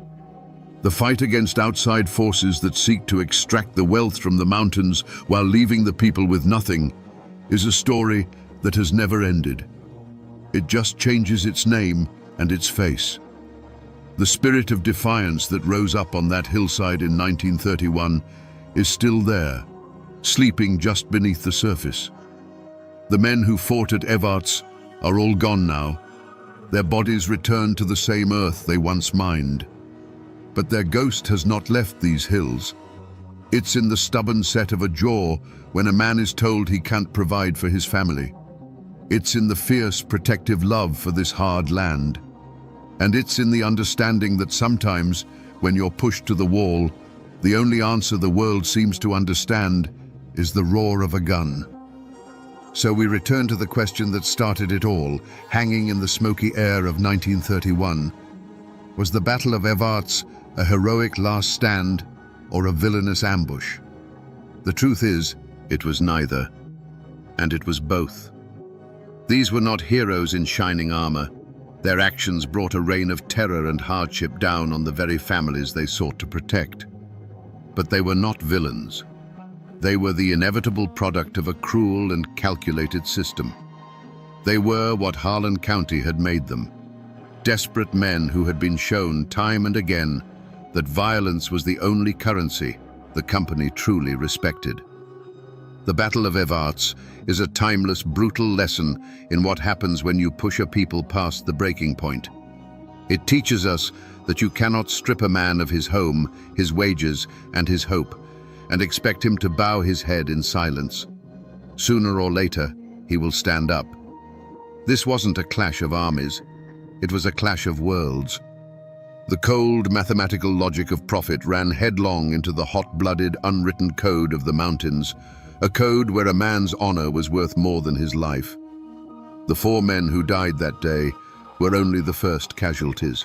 The battle's true toll was measured in the years of fear, the families broken apart, and the legacy of bitterness that stained the ground for a generation. It stands as a monument, not of victory or defeat, but as a testament to the explosive power of wounded pride. And that, my friends, is the ballad of Bloody Harlan. A story not about a wage, but about what a man will do when his dignity is the last thing he has left to lose. Imagine you are lost, stripped of everything you love, dragged hundreds of miles from your home, and forced to watch as your children are torn from your arms. Now, imagine it's October. The Appalachian winter is closing in like a fist, and your only way home is a 600-mile walk through an untamed wilderness. You have no food, no map, and no weapon but your own will to live. How far would you go to get back? Would you eat tree bark and frozen roots? Would you crawl on frostbitten feet until the bones showed through? And what would you do if the only person with you went mad from hunger and decided you were her next meal? This isn't a Hollywood script. This is the true story of Mary Draper Ingalls, a 23-year-old mother from the edge of the Virginia frontier. Her name isn't as famous as Daniel Boone's, but her journey is one of the most brutal and terrifying survival epics in American history. The official records tell us she escaped captivity and walked home. But the whispers and legends passed down through the generations tell a much darker story, one of starvation, madness, and the absolute limits of human endurance. Today, we're going to follow her bloody footprints back through time and ask a bone-chilling question. What unspeakable things did Mary have to do to survive those 43 days in a frozen hell? Before the screams, there was the quiet work of building a life from scratch. Picture it. The year is 1755, and you're standing in Draper's Meadow, a small settlement on the very edge of the known world. Today, it's near Blacksburg, Virginia, but back then, it was the last stop. Beyond it lay an ocean of trees, a wilderness so vast and ancient, it felt like it could swallow you whole. The mountains weren't just a backdrop. They were a living, breathing entity that watched over the valley. They gave you timber for your home and game for your table, but they also held secrets, and they never let you forget how small you were. This little patch of cleared land was a fragile bubble of civilization, and at its heart were families like the Ingalls and the Drapers. William and Mary Ingalls were young, strong, and filled with the kind of hope that only pioneers can understand. They weren't looking for gold or glory. They were looking for a future. Their days were measured by the sun and the seasons. William's hands were calloused from the axe and the plow, carving a farm out of the forest. Mary, just 23 years old, ran the home, her life a steady rhythm of mending clothes, tending the garden, and raising their 2 little boys, 4-year-old Thomas and 2-year-old George. And as that summer sun beat down, Mary was heavy with their 3rd child. Every stitch she sewed, every meal she prepared, was an act of faith in a future that seemed to stretch out before them, as promising as the valley itself. They weren't alone in this endeavor. A community is a fortress built of people, and Draper's Meadow was a tight-knit clan. When a new cabin needed to be raised, every man lent his back. When sickness came, the women shared remedies and watched over each other's children. They were bound together by hardship, by faith, and by the shared, unspoken understanding that their survival depended on one another. But beyond their cleared fields, the world was on fire. The French and Indian War wasn't some distant conflict fought by men in red coats. Here, on the frontier, it was a phantom war fought in the shadows. The French, desperate to halt the westward push of the British colonies, had forged alliances with native tribes, including the powerful Shawnee. They armed them, paid them, and pointed them east, urging them to unleash chaos on the remote settlements. Draper's Meadow, isolated and miles from any fort, was a perfect target, a lone candle flickering in a gathering storm. The people of the meadow knew the danger, of course. It was a low hum of anxiety beneath the surface of their daily lives. Every strange sound from the woods, every rumor that trickled in from the east, was a reminder of their vulnerability. Yet, life had to go on. The corn was growing tall, the harvest needed to be brought in, and a new baby was on the way. They held on to the comforting routines of their existence, praying that the war would remain a distant thunder. They didn't know that the storm was already upon them, and that in a matter of hours, their entire world was about to be washed away in blood. To understand the blood that was spilled in Draper's Meadow, you have to understand the ink that was used to claim the land. That valley wasn't empty when the first settlers arrived. For generations, it had been a thoroughfare, a seasonal hunting ground for the Shawnee and other tribes.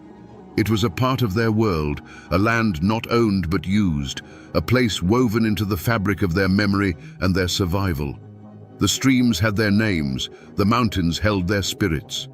Then, men from the east arrived with pieces of paper issued by a distant king that claimed this ancient land was now theirs.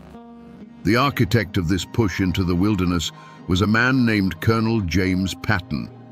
He was an Ulster Scot, tough as a hickory root and driven by a relentless ambition. He'd secured a massive land grant from the British Crown, 100,000 acres, with the mission to settle the Virginia frontier. He was a land speculator, a military man, and a politician. To the colonial government, he was a visionary, building a buffer against the French and their native allies. To families like the Drapers and the Ingalls, he was the man who offered them a dream, a piece of land to call their own, a chance to build something that would last. They were the human bricks in the wall he was building against the wilderness. But this grand vision was built on a foundation of betrayal.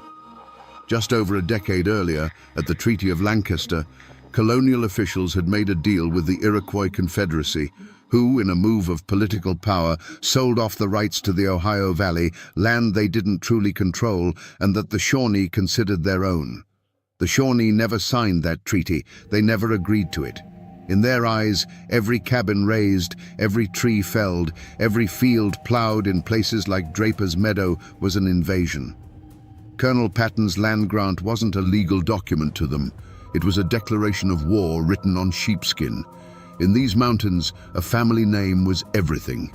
For the Ingalls and the Drapers, their name was a seed they were planting in new soil, a legacy they hoped would grow into a dynasty of farmers and families. Their identity was tied to the deed in their pocket and the sweat on their brow.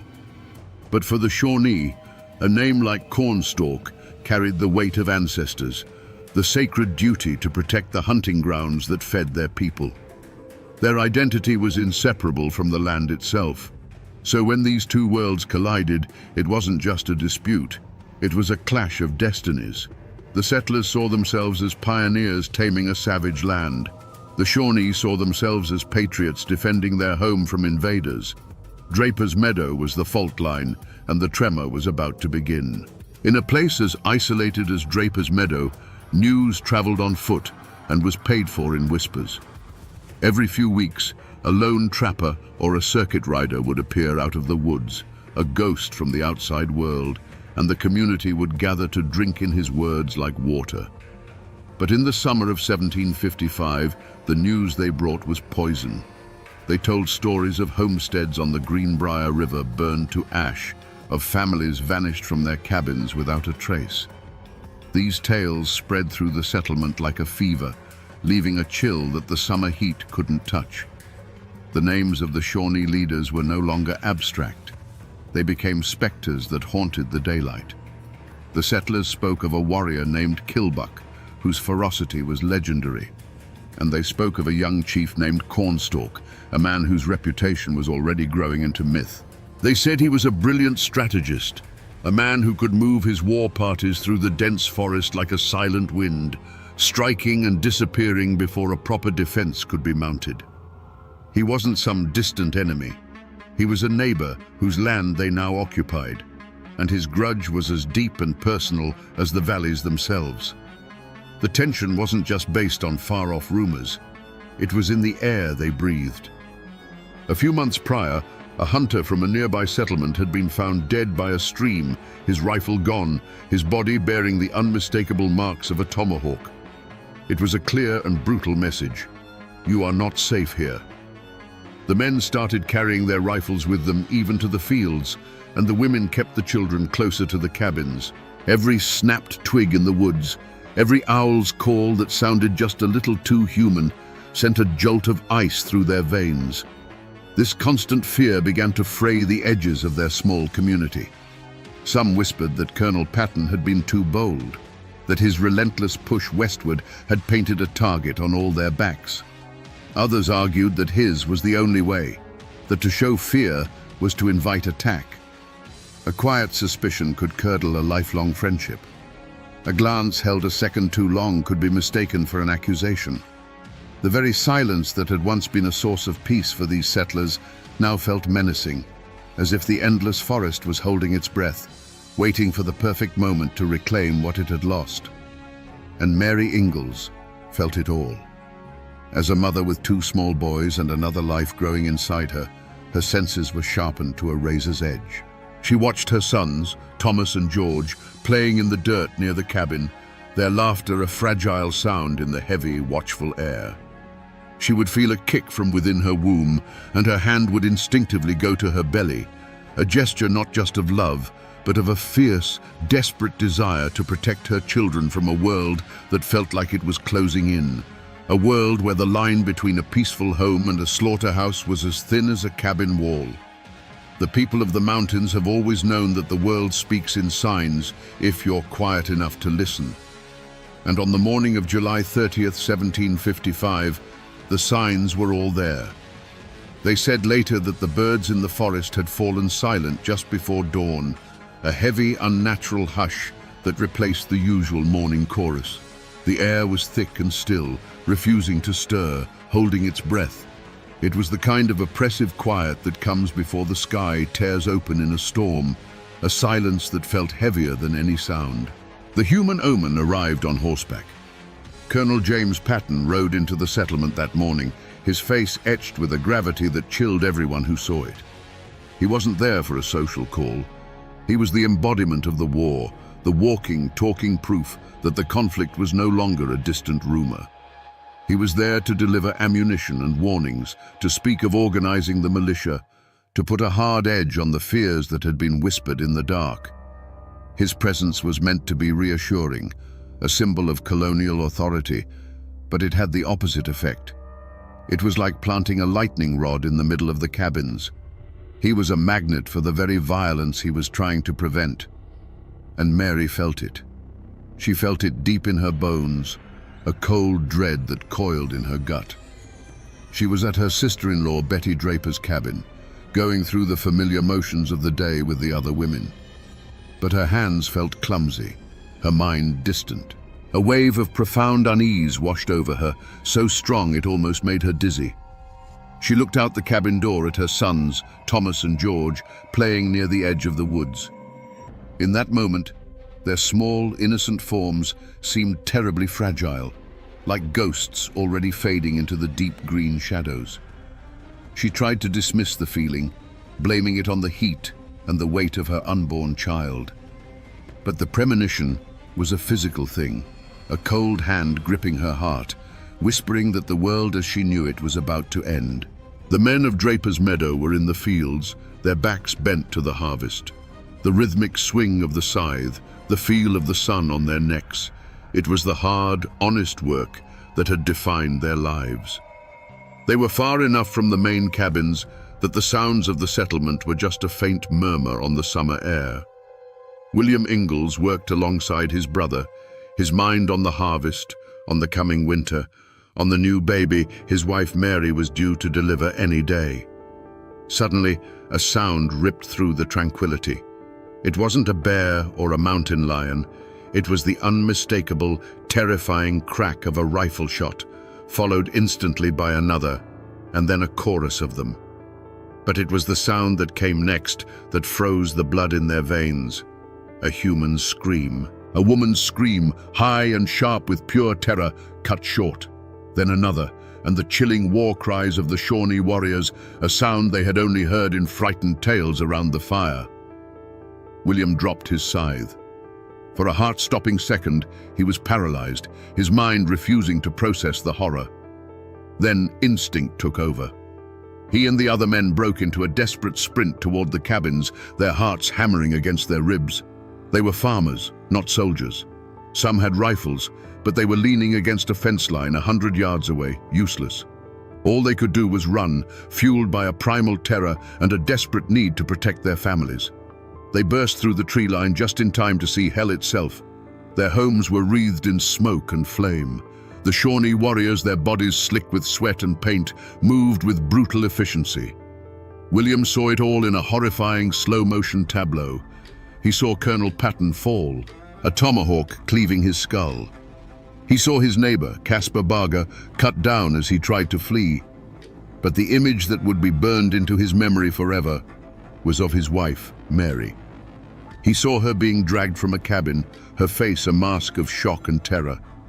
He saw his two little boys, Thomas and George, crying, being herded like livestock by the warriors. And he saw his home, the cabin he had built with his own two hands, beginning to burn. He was 100 yards away, unarmed, helpless. To charge forward was suicide. To stay was to witness the end of his world. He could only watch in impotent agony as the raiding party gathered its terrified captives and melted back into the shadows of the forest, leaving behind a scene of carnage, silence, and smoke. The first drops of blood had become a flood, and for the survivors of Draper's Meadow, there was no going back. Inside Betty Draper's cabin, the world was small and safe. The women worked, their movements familiar, the air filled with the quiet sounds of domestic life. Then the sound came. It wasn't thunder. It was the sharp, flat crack of a rifle, so close it made the floorboards vibrate. Before a single question could be asked, another shot echoed it, and the outside world erupted into a symphony of terror. The cabin door didn't open. It was obliterated, kicked in with a single violent motion. It was as if the forest itself had burst into the room, a whirlwind of painted faces, dark eyes, and the glint of steel. There was no negotiation, no warning. It was a storm of pure, calculated violence. Time seemed to stretch and warp. A minute of chaos felt like an eternity. The air filled with the coppery smell of gunpowder and fear. Betty Draper instinctively clutched her infant child to her chest, a desperate, futile shield of a mother's love. A warrior moved towards her with a terrifying, fluid speed. There was a swift, brutal motion, a blur of action that the mind couldn't properly track, followed by a hollow thud against the cabin's log wall. The infant's desperate cry was instantly and unnervingly silenced. Betty's mouth opened in a scream that made no sound, her arms, suddenly light, falling empty to her sides. Outside, Colonel James Patton, a man who had faced down governors and generals, met his end not in a formal battle, but in his own front yard. He was a pillar of colonial strength, but against the lightning speed of the raid, he was just a man. He managed to draw his sword, a flash of silver in the chaos, but he was overwhelmed in an instant. He fell face down into the very dirt he had fought so hard to claim, his authority dissolving into the bloody earth. Mary saw it all in disconnected flashes of nightmare logic. She saw a painted hand clamp down on her son Thomas' small arm, yanking him forward. She saw George, just a toddler, his face a mask of tears and utter confusion as he was lifted from his feet. Her own body was frozen, trapped between the ferocious instinct to fight for her children and the paralyzing absolute certainty of death. She was no longer a wife or a pioneer, and she was a terrified animal, watching as her young were stolen from the den. The chaos subsided as quickly as it had begun.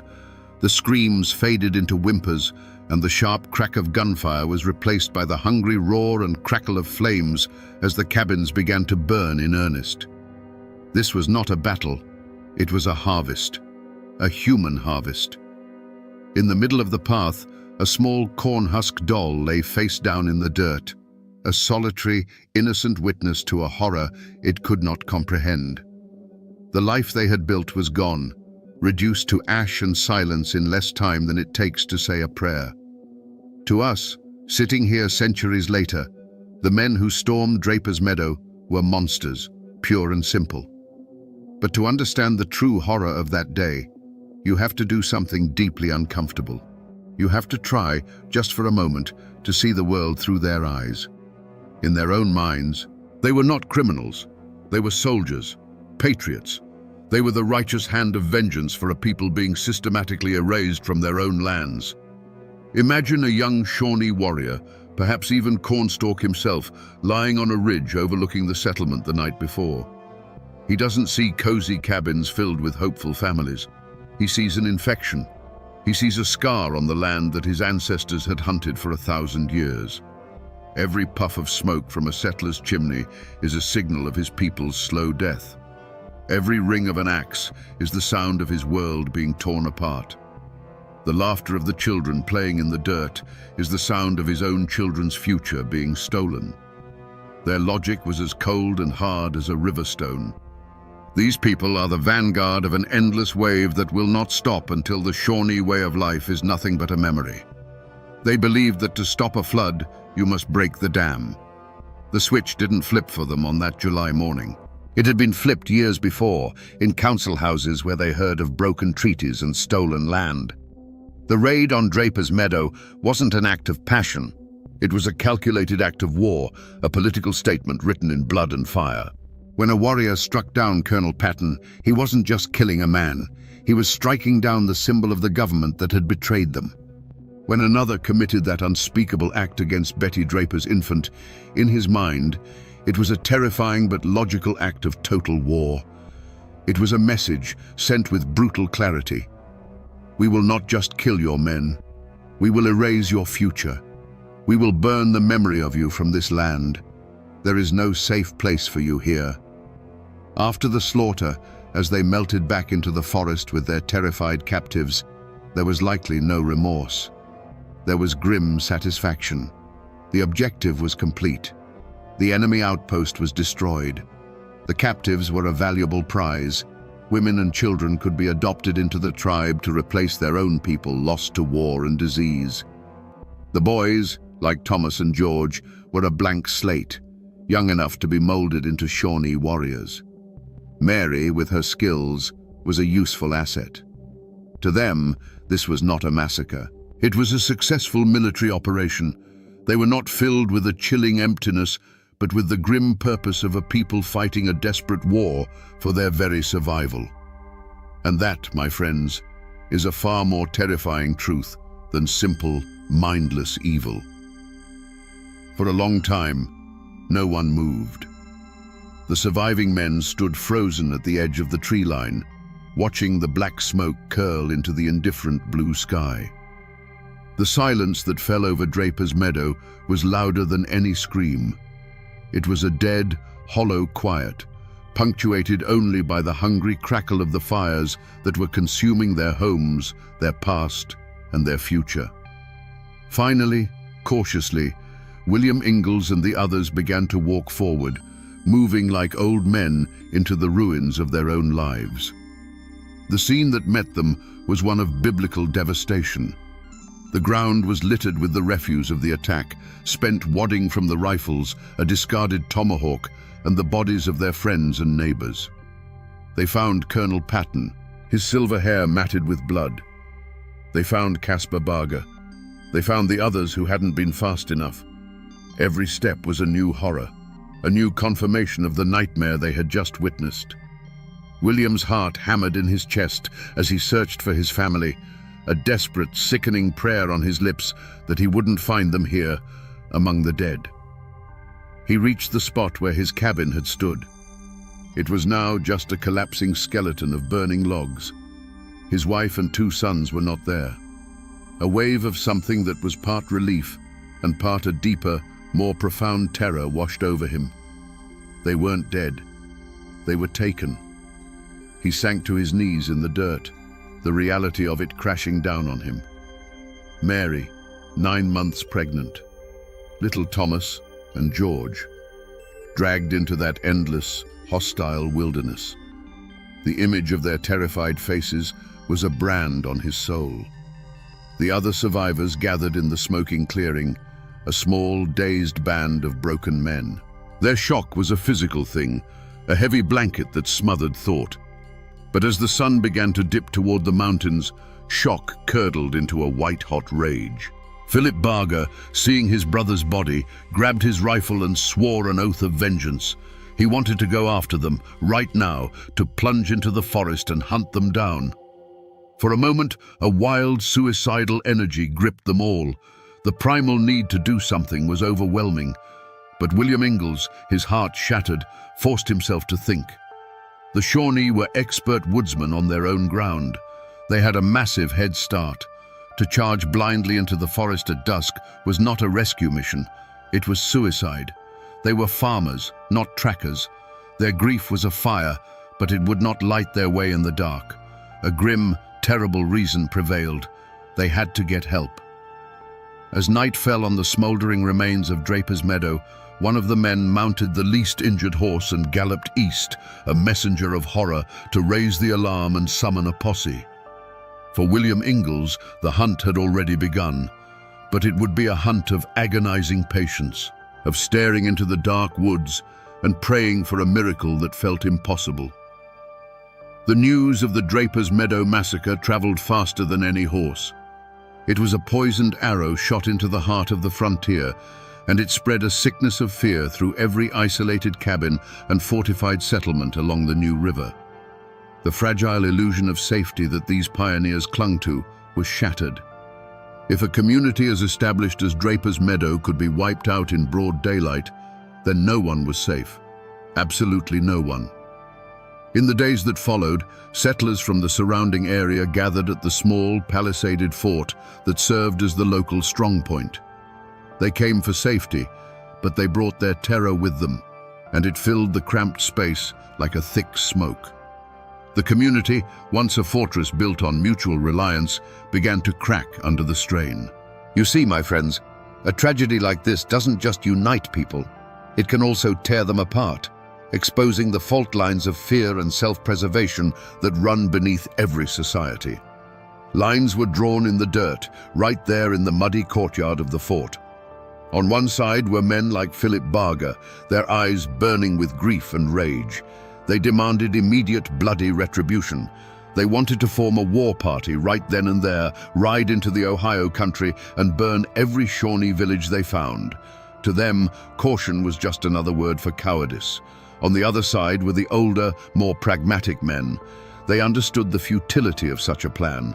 They argued that a small, vengeful posse charging into the wilderness would be an ant marching into a hornet's nest. It would only lead to more death and leave their own homes defenseless. They urged patience, waiting for the official colonial militia for a proper, organized campaign. And then there was the third group, the largest group of all, the silent. They didn't argue, they didn't make speeches, they just watched with hollow eyes. And at night, they would whisper to their wives about packing up and heading back east, back over the mountains where the hand of the law was stronger. The Shawnees' raid had been a brutal act of psychological warfare, and it was working perfectly. It had planted the seeds of terror, and now they were watching them grow, choking out the courage of an entire region. A conspiracy of silence began to take hold. Many knew the trails the Shawnee used. Some had even traded with them before the war. But to share that knowledge, to offer help to William Ingalls, was to mark your own family for the next attack. The fear was a physical presence. People who had been friends for years now avoided each other's gaze. They barred their doors earlier, shushed their children's play, and prayed that the trouble would pass them by. In a handful of cabins, there were small acts of quiet courage. A woman leaving a loaf of bread and a slab of bacon on the doorstep of a family who had lost everything. But these were flickering candles in a vast and encroaching darkness. For William Ingalls, this was a special kind of hell. He had lost his family, and now he was losing his community. He was a man crying for help in a room full of people who were pretending to be deaf. William Ingalls could not wait. The colonial militia was a slow, lumbering beast, and every hour that passed was an hour that took his family deeper into an enemy world. He knew, with the chilling certainty of a husband and father, that he had to go now. A small, grim-faced posse formed around him. This wasn't an army. It was a handful of men bound by grief and rage, his brother John, Philip Barger, who thirsted for vengeance for his own brother, and a few others from the settlement. They were farmers and hunters, not soldiers, armed with long rifles, leather pouches of shot, and a desperate, burning hope. They plunged into the forest, following the trail of chaos left by the Shawnee war party. For the first few days, the trail was brutally clear. The warriors, confident in their head start, had made little effort to hide their tracks. The posse found the campsites, the ashes of small fires still warm. They found discarded items dropped by the captives, a woman's comb, a torn piece of a shirt. Each discovery was a double-edged sword, a spark of hope that they were on the right path, and a fresh stab of pain, a tangible reminder of the terror their loved ones were enduring. William would pick up these small things, his hands trembling, imagining Mary or his sons just hours ahead, just beyond the next ridge. But the Appalachian wilderness is not a neutral ground. It is a fortress of tangled rhododendron, steep ravines, and confusing mist-shrouded peaks. It was a home to the Shawnee and a deadly maze to the settlers. The posse was strong, driven by adrenaline and fury, but the mountains began to wear them down. The easy trail became a phantom. The Shawnee, knowing they were now being pursued, began to use every trick of their ancient craft. They walked for miles in the rocky beds of streams, leaving no footprints. They split their party, creating false trails that led to nowhere, then regrouped miles away. The hunt became an ordeal against nature itself. The men's provisions dwindled. Exhaustion settled into their bones, a cold, heavy weight that even their rage couldn't burn away. They were chasing ghosts. The mountains seemed to swallow the trail whole. One afternoon, after days of grueling pursuit, they came to the edge of a wide, stony creek bed. The tracks, which had been their only physical connection to William's family, simply ceased to exist. They had vanished. The men cast about for hours, wading through the cold water, scanning the opposite bank, but found nothing. The trail was gone.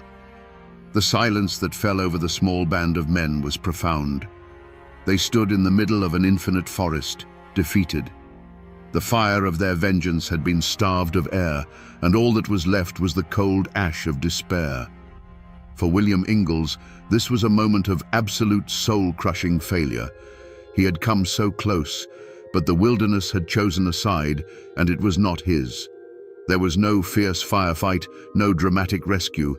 There was only the quiet, brutal realization that he had lost. The walk back to the ruins of Draper's Meadow was a funeral march. The men who had charged into the woods fueled by a righteous fury now stumbled home, hollowed out by their defeat. William Ingalls had lost his family in the massacre, and now, standing at the edge of that cold stream, he had lost them all over again. He returned not as a rescuer, but as a man condemned to wait and to wonder, a ghost haunting the edge of a wilderness that had swallowed his entire world. And so, my friends, If you're waiting for the part of the story where a sheriff slaps iron cuffs on the guilty men and hauls them before a bewigged judge, I have to tell you that story doesn't exist. There was no grand trial for the warriors who fell upon Draper's Meadow. In the eyes of the colonial government, this wasn't a crime to be prosecuted. It was an act of war. The Shawnee weren't fugitives hiding within the law. They were an enemy nation with its own territory, its own leaders, and its own reasons for fighting. Cornstalk and Kilbuck would never see the inside of a Virginia courtroom. The only justice the law of men could offer was slow, clumsy, and distant. A reward was eventually posted for the return of the captives, a piece of paper that was meaningless hundreds of miles away in the Ohio wilderness. The militia, when it finally mustered, was more concerned with defending against the next raid than avenging the last one. The wheels of colonial justice turned with the speed of a dying glacier, while for the captives, every tick of the clock was an eternity. For William Ingalls, the verdict was clear. The system had failed. The law was a distant abstraction, useless against the immediate brutal reality of his loss. But in the mountains, there is another kind of court, another kind of justice.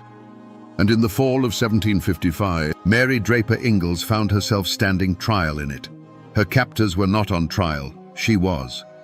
The courtroom was the vast, unforgiving landscape of the Ohio Valley. The judge was the coming winter. The jury was hunger, fear, and exhaustion. The verdict would be simple and final, life or death. While William was hunting shadows in the east, Mary was enduring the verdict of her captors. She had been judged not as a criminal, but as an asset. Her skill with the needle and thread spared her from the brutal gauntlet ritual upon her arrival at Lower Shawneetown. She was put to work, her hands making fine shirts for the very men who had destroyed her world. But this small mercy was a cage within a cage. The true sentence had already been carried out on her family. Her sons, Thomas and George, were judged young enough to be assimilated and were torn from her side, adopted into different families, their pasts to be systematically erased. Her infant daughter, Louisa, was deemed just another mouth to feed and was given away. Mary was now a prisoner, not just of the Shawnee, but of her own bottomless grief. The law of men had abandoned her. The justice of the tribe had shattered her family. In that profound darkness, she came to a realization. If there was any justice to be had, she would have to seize it for herself. It would not be a justice of punishment or revenge. It would be the justice of survival, the justice of reclaiming a life that had been stolen. The Shawnee had passed their sentence on her. Now, she was about to deliver her own. You might think this is where the story finds its happy ending. The hero has returned. The ordeal is over. But for Mary and William Ingalls, the reunion was not an end to the suffering. It was the beginning of a new kind of pain. When William finally held his wife, he was holding a stranger made of skin and bone, her eyes haunted by things he could never understand. The joy of her survival was a fragile light in the crushing darkness of their shared losses. She was alive, but her children were not with her. The verdict of her escape was life, but the price was a lifetime of remembering. They could not go back to Draper's Meadow.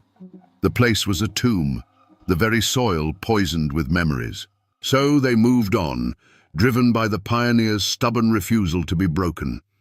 They settled on the New River, establishing Ingalls Ferry, a vital link that would become a cornerstone of the region. They built a new home, had more children, and tried to stitch together the shredded fabric of a normal life. But a curse followed them. The knowledge that their eldest son, Thomas, was still out there, somewhere in the Ohio country, was a wound that would not heal. And the ghosts of their two youngest, George and their infant daughter Louisa, who they would later learn had both died in captivity, were a constant presence. Mary had survived, but a part of her soul had been left behind in that frozen wilderness, forever wandering. And what of the men who had brought this hell upon them? The wheels of mountain justice turn slowly, but they grind exceedingly fine. The war raged on for years, a bloody, tangled ledger of raid and reprisal. The Shawnee leader, Cornstalk, would continue to be a formidable adversary to the colonists. But his fate would be a dark mirror of the violence he had unleashed. Years later, in 1777, he would go to an American fort on a mission of peace to warn them of an impending attack by other tribes. Instead of being treated as a diplomat, he was taken hostage. And when a settler was killed nearby, a vengeful mob stormed the fort and murdered the unarmed Cornstalk in cold blood. There was no trial, no judge. It was the same brutal, lawless justice of the frontier that had visited Draper's Meadow, coming full circle. The community itself tried to forget. The name Draper's Meadow was spoken in hushed tones, if at all. The site of the massacre was abandoned, the burned-out cabins slowly reclaimed by the forest, the graves of the dead sinking back into the earth. It became a haunted place, a scar that the land itself was trying to cover over. The survivors scattered, seeking new ground, trying to build lives far from the shadows of that terrible day. The story was not celebrated or memorialized. It was buried. It was a trauma so profound that the only way people knew how to deal with it was to turn their backs and walk away, hoping the silence would eventually smother the screams. But a story this powerful doesn't just fade away into the mist. It leaves echoes. It seeps into the soil and becomes part of the land itself. The most powerful echo, of course, was human. 13 years after the massacre, a treaty was signed and a teenage boy was returned to the Ingalls family. It was Thomas. But the joyful reunion was also a tragedy. He was a ghost from another world. He spoke Shawnee. He had forgotten English, forgotten his parents, forgotten the life he was born into.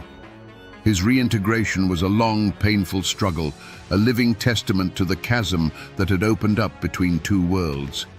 Yet, he endured. The Ingalls family grew, and they never, ever forgot. The story of Mary's ordeal was their founding legend, passed down from parent to child, a sacred inheritance. It was preserved not in dusty history books, but in the living memory of a family, until Mary's own son, John, finally wrote it down, ensuring it would never be lost. And the physical traces are still there, hidden in plain sight. If you go to Blacksburg, Virginia today, you can find the site of Draper's Meadow. It's not a haunted ruin in the woods. It's the heart of the Virginia Tech campus. Thousands of students walk across that land every single day, their minds on exams and their futures. They sit by a quiet duck pond, a memorial to that day, many of them having no idea they are studying on ground that was once soaked in blood and terror. Travel a little further and you'll find the New River. This, to me, is the greatest monument of all. It is the silent, winding witness to her ordeal. It is the same river whose icy water she waded through, whose banks she crawled along in delirious agony. When you stand on its edge, you are standing in the exact footsteps of her 600-mile journey into hell. Its currents still whisper her name. You can even go and stand at her grave in Radford, Virginia, and touch the cold stone that bears her name. It's a tangible link, a direct connection to this woman of impossible courage. People build new lives. They pave roads and raise buildings and try to look forward. But they can never completely erase the past. It's always there, just beneath the surface. The highways and the college campuses can cover the scars, but they can't erase them. The mountains watched it all happen, and the mountains remember. So we come back to the question we asked at the very beginning around this digital campfire. What unspeakable things did Mary Draper Ingalls have to do to survive? The historical record, the official documents, will never tell you. They can only tell you the distance she walked and the date she returned. But the story she told her son, the story of the old Dutch woman and her descent into madness, that is the only answer we have. Did the woman truly try to kill and eat her? Or was it a terrifying hallucination brought on by starvation, Mary's own mind fracturing under the strain? In the end, my friends, it doesn't matter. The horror was real either way. Mary walked to the absolute zero point of human experience, a place where civilization is stripped away and only the primal will to live remains. The unspeakable thing she did was look into that abyss and find the strength to crawl back out. This is not just a story of survival. It is a story about two kinds of strength. There is the strength of the warrior, the strength to conquer, to take, to destroy. We saw that in the brutal efficiency of the raid. But then there is another kind of strength, a quieter and perhaps more profound kind. It is the strength of the root that holds fast to the earth in a storm. It is the strength of a mother who, having lost everything, decides that her own life is still a testament to the family she loved. Mary Draper Ingalls had that strength. She refused to be erased. Her journey home was an act of defiance, a declaration that even after the fire, after the slaughter, after the loss of her children, she was still here. This is the indomitable Appalachian spirit, forged in the crucible of stories just like this one. It's a story of heartbreak and endurance, of cruelty and unimaginable courage. It reminds us that the foundations of this country were not built on neat treaties and noble ideals alone. They were built on the suffering and the sacrifice of people like Mary, on ground consecrated by blood and tears. Her journey is seared into the very landscape, a lesson that must not be forgotten. And now, my friends, you know the rest of the story.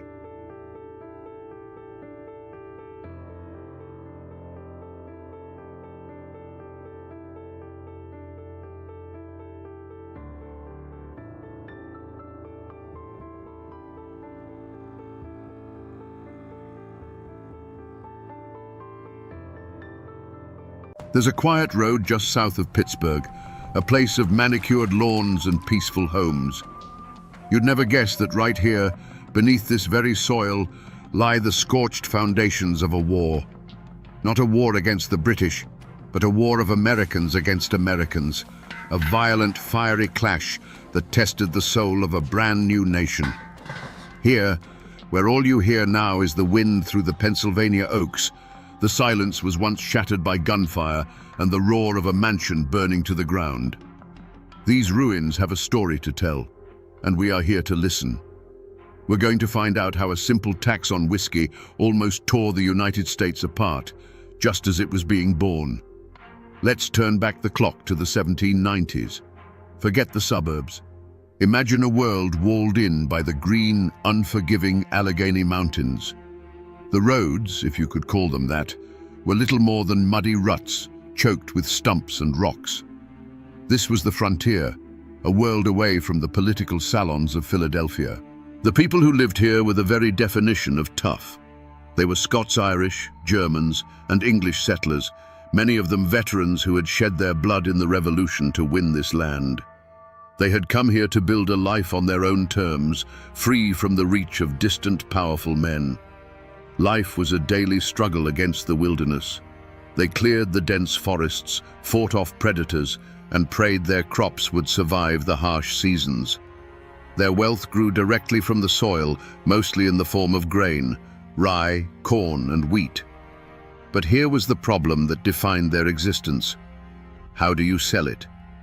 Getting a bulky, heavy wagon load of grain over those mountains to the markets in the east was a fool's errand. The cost of transport would eat up every penny of profit, and then some. Their most valuable crop was effectively worthless if they couldn't get it to market. So they turned to a kind of mountain alchemy. Every farm of any size had a small, bubbling still. They discovered that by turning their grain into whiskey, they could concentrate its value into a form that was portable, durable, and always in demand. A single pack horse that might struggle to carry 4 bushels of rye could easily carry the equivalent of 24 bushels once it was distilled into liquid form. It was a brilliant, practical solution born from the hard logic of the mountains. But to see this as just a drink is to misunderstand everything. Whiskey wasn't a luxury for these people. It was the lifeblood of their entire economy. In a land where hard cash was scarcer than a friendly taxman, jugs of Monongahela rye were the currency. You paid the blacksmith for shoeing your horse with whiskey. You paid the storekeeper for a new axe with whiskey. You might even pay a portion of the preacher's salary with it. It was their universal medicine, used to treat everything from a snake bite to a winter fever. It was the social lubricant that sealed deals, celebrated weddings, and brought communities together in the local taverns to argue politics and trade news. To tax whiskey, from their perspective, wasn't to tax a simple beverage. It was a tax on their money, a tax on their medicine, a tax on the very fabric of their society. It was a tax on their right to survive in this wild, isolated world they had fought so hard to build. But to understand the collision that was coming, you have to do more than just listen to the whispers in the mountains. You have to look at the official documents, the words that set the whole thing in motion. I'm holding a copy of a newspaper clipping from a Philadelphia paper printed in 1791. The paper is yellowed and brittle, but the words are sharp and clear. It announces an act concerning the duties on spirits distilled within the United States. This wasn't just a law. It was the masterstroke of one of the most brilliant, ambitious, and controversial men in American history, Treasury Secretary Alexander Hamilton. To him, this piece of paper was the solution to a national crisis. The country was drowning in debt from the Revolutionary War, and Hamilton believed that to survive, the United States needed to prove it could pay its bills. He needed a steady, reliable source of federal income, and a tax on whiskey seemed like a logical choice. It was a grand, logical machine on paper, designed to build the nation's credit and assert the power of the new central government. But this document is more than just a financial plan. This is the disconnect. To a man like Hamilton in a Philadelphia office, national credit was everything. To a farmer in a log cabin on the far side of the mountains, it was a phantom concept. This newspaper clipping, with its cold legal language, wasn't seen as a solution. It was seen as a provocation, a declaration of economic war. And its arrival in the West raises the critical question that ignites the whole conflict. What happens when a law, perfectly logical on paper, is imposed on people whose entire way of life makes that law impossible to obey? When news of Hamilton's excise tax finally trickled over the mountains, carried by weary travelers and in the pages of day-old newspapers, it landed like a lit match in a powder keg. To the farmers, this wasn't a reasonable fiscal policy. It was a deliberate attack on their way of life, orchestrated by a distant government that neither knew nor cared about them. The law, so neat and tidy on Hamilton's desk in Philadelphia, was a declaration of war on the frontier. The poison was in the details, and every detail seemed perfectly crafted to crush the small Western farmer. The tax was levied at a flat rate, which meant a farmer with a small, inefficient still who produced maybe a few gallons a week for his family and neighbors, paid a far higher percentage of his product's value than the big commercial distilleries back east. It was a law that punished the little guy and rewarded the wealthy operator. Even worse, the tax had to be paid in hard currency, in cash. For the people of the frontier who bartered with whiskey and deerskins, who might not see a silver dollar from one month to the next, this was an impossible demand. It was like asking a man to pay you with a piece of the moon. It proved in their minds that the men who wrote this law had no concept of the world they were trying to rule. But the cruelest twist of the knife, the one that felt like a slap in the face with the ghost of King George, was the matter of justice. If you were accused of not paying the tax, you wouldn't be tried by your neighbors in a local court. No, you would be issued a federal writ, forcing you to abandon your farm and your family and travel 300 agonizing miles over the mountains to a federal courtroom in Philadelphia. There, you'd face a federal judge and a jury of city merchants who saw you as little more than a backwoods savage. This was the very tyranny they had just fought a revolution to escape. The tax collector became the new redcoat, and the whispers of resistance began to build into a roar. To truly understand the fury that was building, official records and old newspapers aren't enough. You have to listen to the stories that were never written down, the ones passed from one generation to the next around a winter fire. I found that story in a small, dusty historical society in Washington County, speaking with a local historian whose family has been in these hills since they were still a wilderness. His name is David Miller, and he is a living library of this region's memory. The air in his office smelled of old paper and leather. He didn't show me a document. Instead, he pointed to a faded map on the wall, a hand-drawn survey of old land grants. "The history books tell you this was about a tax," he said, his voice a low rumble. And it was. But that's not the whole of it. That's not the human part. He tapped his finger on a large plot of land marked Neville. John Neville, the tax inspector. He wasn't some stranger from Philadelphia. He was one of them. He was a distinguished general from the Revolution. He lived right here. His neighbors were men who had served under him in the war. David leaned forward, his eyes intense. "My great-great-grandfather used to say that the real trouble wasn't the tax itself, but the man sent to collect it." They saw Neville with his fancy mansion on the hill and his government salary as a traitor. He had fought alongside them for freedom from a distant government, and now he was taking that same government's coin to oppress his own people, his own soldiers. It wasn't just a political disagreement, it was a deep, personal betrayal. And in these mountains, a betrayal from one of your own that's a wound that doesn't heal with words. The historian's words hung in the air because they explained what happened next. The petitions sent to Philadelphia were ignored. The peaceful assemblies were dismissed as the grumblings of peasants. So, the people of the mountains decided to send a message that couldn't be ignored. It began with the arrival of the federal tax collectors, the excisemen. These were the men tasked with walking into the hornet's nest and demanding payment in a currency that didn't exist, for a law the people refused to recognize.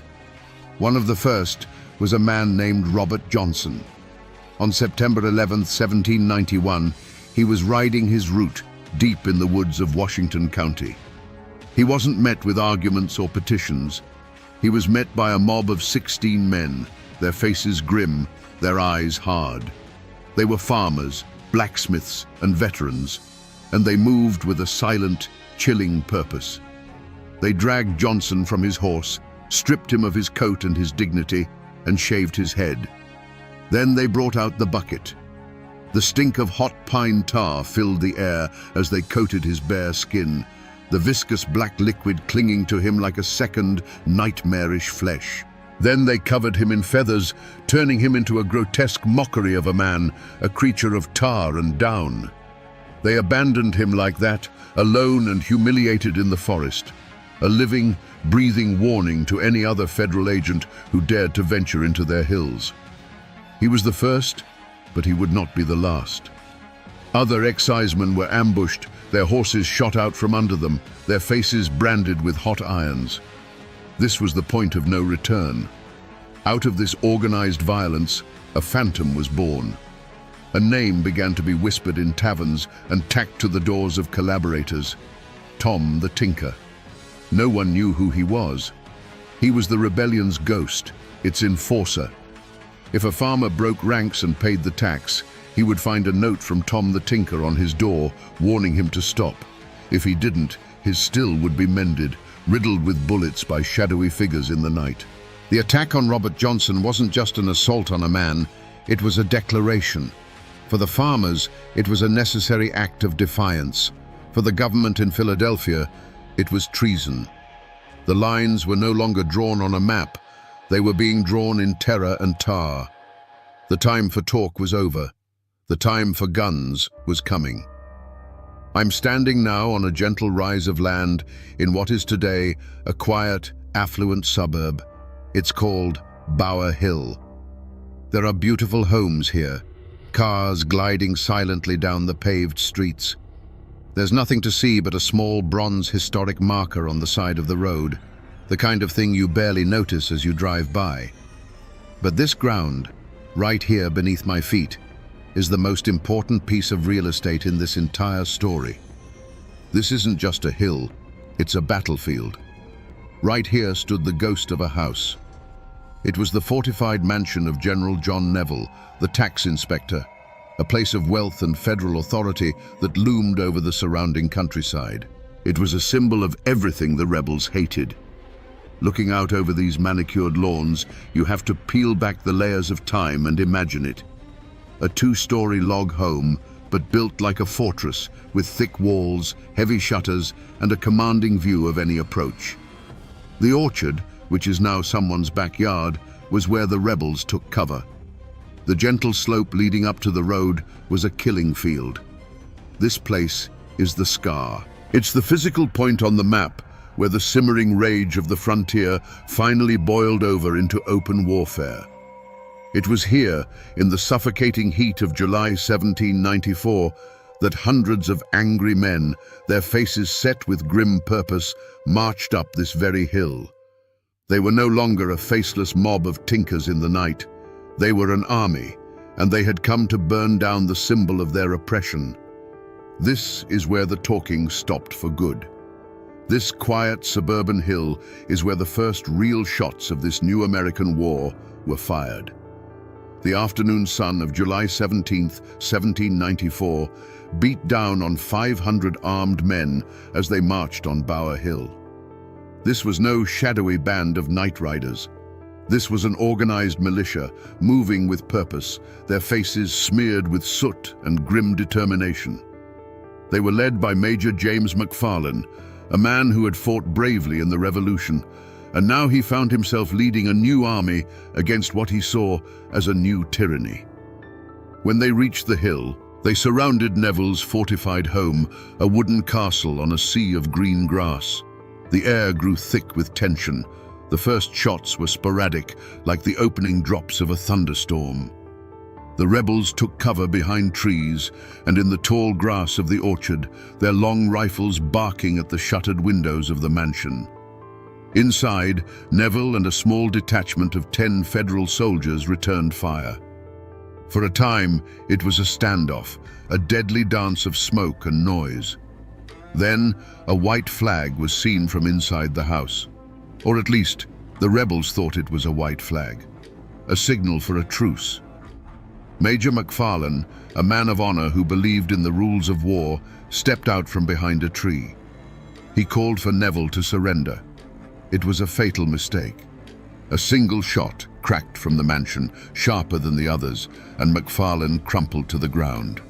A wave of horrified silence washed over the rebels, followed by a roar of pure, unadulterated fury. They believed they had been tricked, that their leader had been murdered under a flag of truce. The battle was no longer about attacks. It was now about blood. All restraint was gone. A primal rage took hold of the militia. They screamed for vengeance, their voices a raw chorus of grief and anger. The command was given to set fire to the outbuildings. They lit torches and stormed the smaller structures first, the barns, the smokehouse, and the slave quarters. The sound of splintering wood was followed by the hungry roar of flames.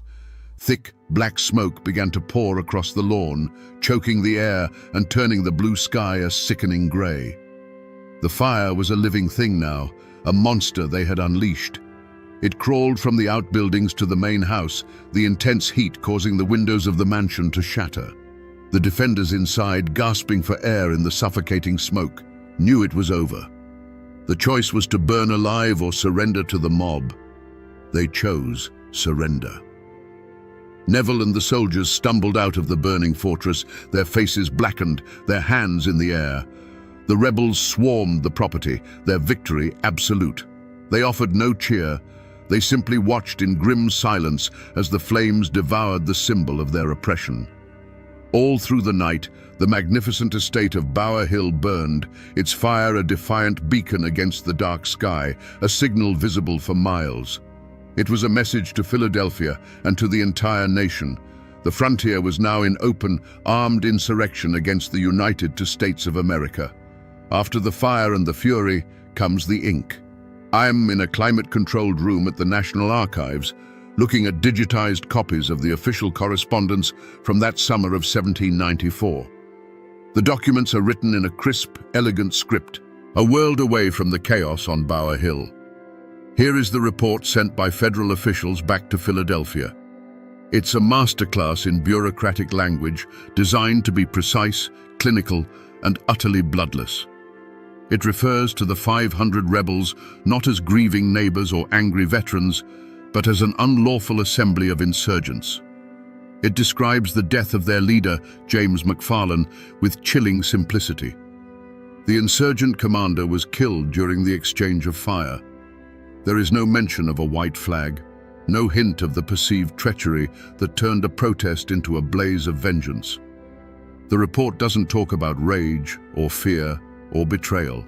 It talks about logistics and casualties. The destruction of Neville's home is catalogued as a loss of property. The primary dwelling, along with all associated outbuildings, were consumed by fire. It's the kind of language an insurance adjuster might use, not a witness to the opening battle of a civil war. This is the official version of the story, the one that landed on Alexander Hamilton's desk, the one that was read aloud to President George Washington. And it paints a picture of a clear-cut criminal insurrection against the authority of the United States. It's a picture with all the human desperation, all the years of frustration carefully erased. This piece of paper transformed a desperate, violent protest into an act of treason, and it would be answered not with negotiation, but with an army. The news of Bower Hill struck Philadelphia like a thunderclap. To President George Washington, this was more than a riot. It was the ultimate test of the new republic. He had watched Shays' rebellion nearly tear the country apart under the old, weak Articles of Confederation. He knew that if a government cannot enforce its own laws, it is no government at all. Urged on by a determined Alexander Hamilton, who saw this as the perfect moment to assert federal authority, Washington made a decision that would echo through American history. He would not just send an army, he would lead it. The hero of the Revolution, the man who had defeated the British Empire, would once again mount his horse and ride to war, this time against his own citizens. The dramatic power of this act cannot be overstated.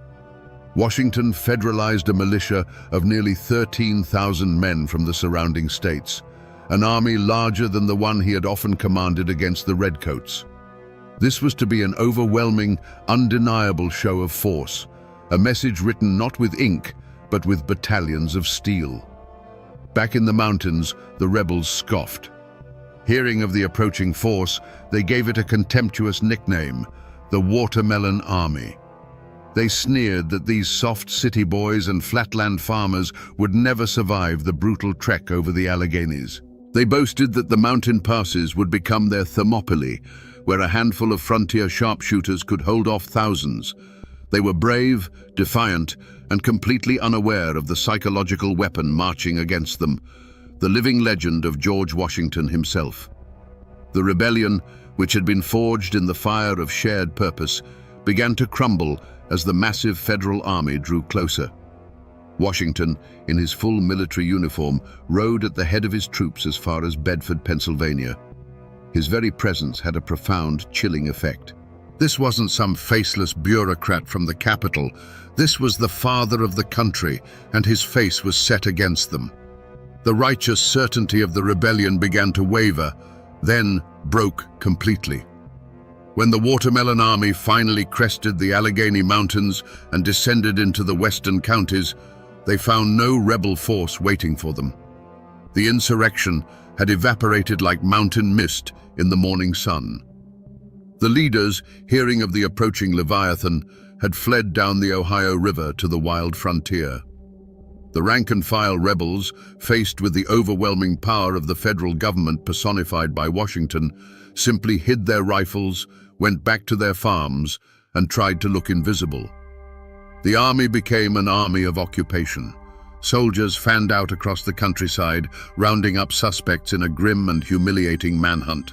About 150 men were arrested, and 20 were selected to be made an example of. They were shackled and marched hundreds of miles back to Philadelphia for trial, a long, miserable parade of federal power through the winter cold. In the end, the government's point had been made. Only 2 men were convicted of treason, and in a final act of masterful statesmanship, President Washington pardoned them both. He had shown the nation that its new government had a sword, but it also had the wisdom to know when to keep it in its sheath. Every story, no matter how full of fire and fury, eventually ends here, in a quiet patch of earth, under a silent stone. I am in the cemetery of the Allegheny County Memorial Park, a vast and peaceful place. It took some searching, but I found the grave of Brigadier General John Neville. The stone is solid, imposing, a testament to a man of substance and authority who lived a long life after the flames of Bower Hill died down. His story ended with wealth and respect. He was the man who stood for the law, and he was rewarded for it. But just a few miles away, in a much older, humbler churchyard, is a different kind of stone. It's weathered by 2 centuries of rain and snow, the words growing faint. It marks the grave of Major James McFarlane.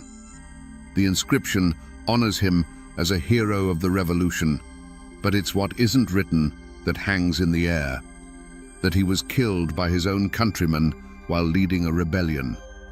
He was the hero who died for his cause, the man who believed he was fighting the same fight for freedom all over again. Here they are, the enforcer and the rebel, the man who survived and the man who fell. They were the 2 poles of this entire conflict, and now they lie as quiet neighbors in the same Pennsylvania soil. Their personal wars are long over. But standing here, between these 2 graves, the real question emerges. What happened to the world they fought over after the army went home and the last pardon was signed? What became of the survivors? And what was the true cost of this rebellion, paid by those who had to live in its long, cold shadow? After Washington's army marched home and the pardons were signed, a sullen, bitter peace settled over the hills of western Pennsylvania. The rebellion was crushed, its leaders scattered, its followers humiliated. The federal government had proven its point with a 13,000-man fist. But it was the peace of subjugation, not reconciliation. For the farmers who remained, the world had changed forever. The federal government was no longer a distant, abstract idea in Philadelphia. It was a real and terrifying power that had marched into their homes and taken their neighbors away in chains. The whiskey tax, the hated cause of the whole affair, remained the law of the land.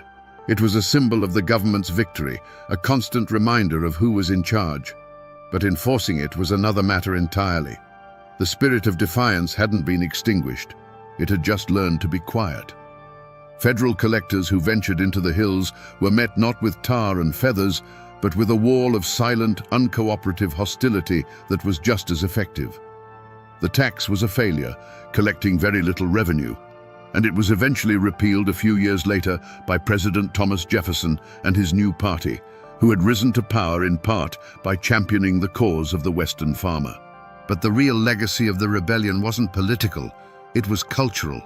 The open, proud tradition of the farmer distiller was dead. In its place, something new was born in the deep woods and secret hollows. The rebellion went underground.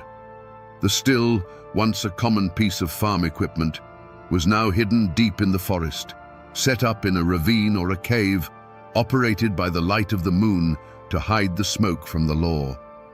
The whiskey rebel, a soldier in an open fight, transformed into a new kind of folk hero. The moonshiner, forever locked in a cat-and-mouse game with the federal revenuers. It was the same war, just fought with different tactics. For many families, however, Western Pennsylvania was now tainted ground. The dream of freedom they had sought there had been crushed by the very nation they had helped create. So they did what their ancestors had always done when faced with a power they could not defeat. They moved on. They packed their wagons, loaded up their stills, and pushed further west, over the next set of mountains and across the Ohio River into the wild territories of Kentucky and Tennessee. They took with them their whiskey-making skills, and more importantly, a deep and abiding distrust of a strong central government. The Whiskey Rebellion was over, but its ghost had just begun to haunt the American frontier. So who were the heroes of this story? And who were the villains? The truth is, the answer to that question changes depending on where you're standing. The Whiskey Rebellion didn't just leave behind scorched foundations and faded gravestones. It left behind two powerful, conflicting legacies that tell two completely different stories about the soul of America. The fighting stopped in 1794, but the argument never truly ended. If you read the official histories, the ones written from the perspective of the federal government, the story is straightforward. The rebels were traitors, a dangerous mob who threatened to drag the fragile new republic back into the chaos of anarchy. From this viewpoint, Washington and Hamilton were the saviors of the nation. They were the strong, decisive leaders who stood for law and order, proving that the United States Constitution wasn't just a piece of paper, but an unbreakable covenant. They saved the country from itself. But if you come here to the old towns and back roads of western Pennsylvania, and you talk to the people whose ancestors lived this story, you hear a very different version. In these hills, the Whiskey Rebels are not traitors, they are patriots. They are seen as the true sons of the Revolution, men who were defending their homes and their liberty from an unjust, overreaching government, just as they had against the British. In this telling, the rebels were heroes fighting for the common man, and the Federal Army was a tool of oppression sent by Eastern elites to crush them. So which is it? A treasonous insurrection or a patriotic stand for freedom? Was Washington a statesman saving the Republic or a tyrant crushing dissent? The uncomfortable and powerful truth is that the story holds a piece of both. The rebellion was a violent and illegal uprising against the laws of the United States. And the farmers were also fighting against a cripplingly unfair tax that felt like a profound betrayal of the Revolution's promise. The real legacy of the Whiskey Rebellion is this deep, moral ambiguity. It reminds us that the line between a patriot and a traitor is sometimes just a matter of who wins the war and who gets to write the history. A story as raw and bloody as this one doesn't just sit quietly in the history books, especially not in a place like Appalachia. Raw history is too sharp, too painful. So, over the decades, the community did what all communities do with their traumas. They began to transform it. The hard facts of the rebellion, the court records, the casualty lists, the political debates, were ground down, smoothed over, and polished into something you could sing around a fire or tell your children as a warning. The history began to breathe again, but this time as folklore. The most powerful ghost to rise from these ashes wasn't a man, but an idea. Tom the Tinker. He was already a phantom during the rebellion, a faceless symbol of collective rage. In the years that followed, he became something more. He morphed into a folk hero, a backwoods Robin Hood who fought the rich and the powerful. And then he slipped further, into legend. Old-timers would tell you that on a quiet night, when the moon was just right over the hollows, you could still hear Tom the Tinker's hammer, no longer riddling a collaborator's still with bullets, but acting as a phantom guardian, a protective spirit for the moonshiners who carried on the tradition. Ballads were written and sung to the tune of an old fiddle, telling the sad tale of the brave Major McFarlane shot down under a flag of truce. The Watermelon Army became a cautionary tale, a story parents told their children about the awesome, terrifying power of the government in the East, a reminder to never get on the wrong side of it. This is the final stage of a story's life. It's when the sharp edges of history are worn away, and what's left is no longer just a series of events, but a legend. The rebellion was over, but its story had now become a permanent part of the mountains themselves, a ghost in the American machine. And so, we find ourselves back where we started. On this quiet rise of land south of Pittsburgh, on the place they call Bower Hill. The cars still glide by, the lawns are still green, but the place looks different now, doesn't it? It's no longer just a dot on a map with a historical marker. Beneath this peaceful suburban veneer, we can now see the battlefield. We can picture the smoke, hear the shouts, and feel the heat from the flames of that burning mansion. We have pieced together the whispers of this place, and they told us a story of a nation at war with itself. It was never just about whiskey. It was about two Americas, born at the same time but with fundamentally different souls. The orderly, centralized nation envisioned by the men in Philadelphia, and the wild, fiercely independent world of the frontier. The Whiskey Rebellion was the first time those two Americas met in open conflict, a violent collision of ideals that tested the very foundation of the new republic. It was a brutal, necessary lesson that proved the government could survive a challenge to its authority, but at the cost of blood and bitterness that would linger for generations. The next time you cross the Allegheny Mountains, or pass a small family-owned distillery, or hear a debate about the reach of the federal government, remember the farmers of western Pennsylvania. Remember the story that is buried here. The men are gone. The mansion is ash. But the story remains.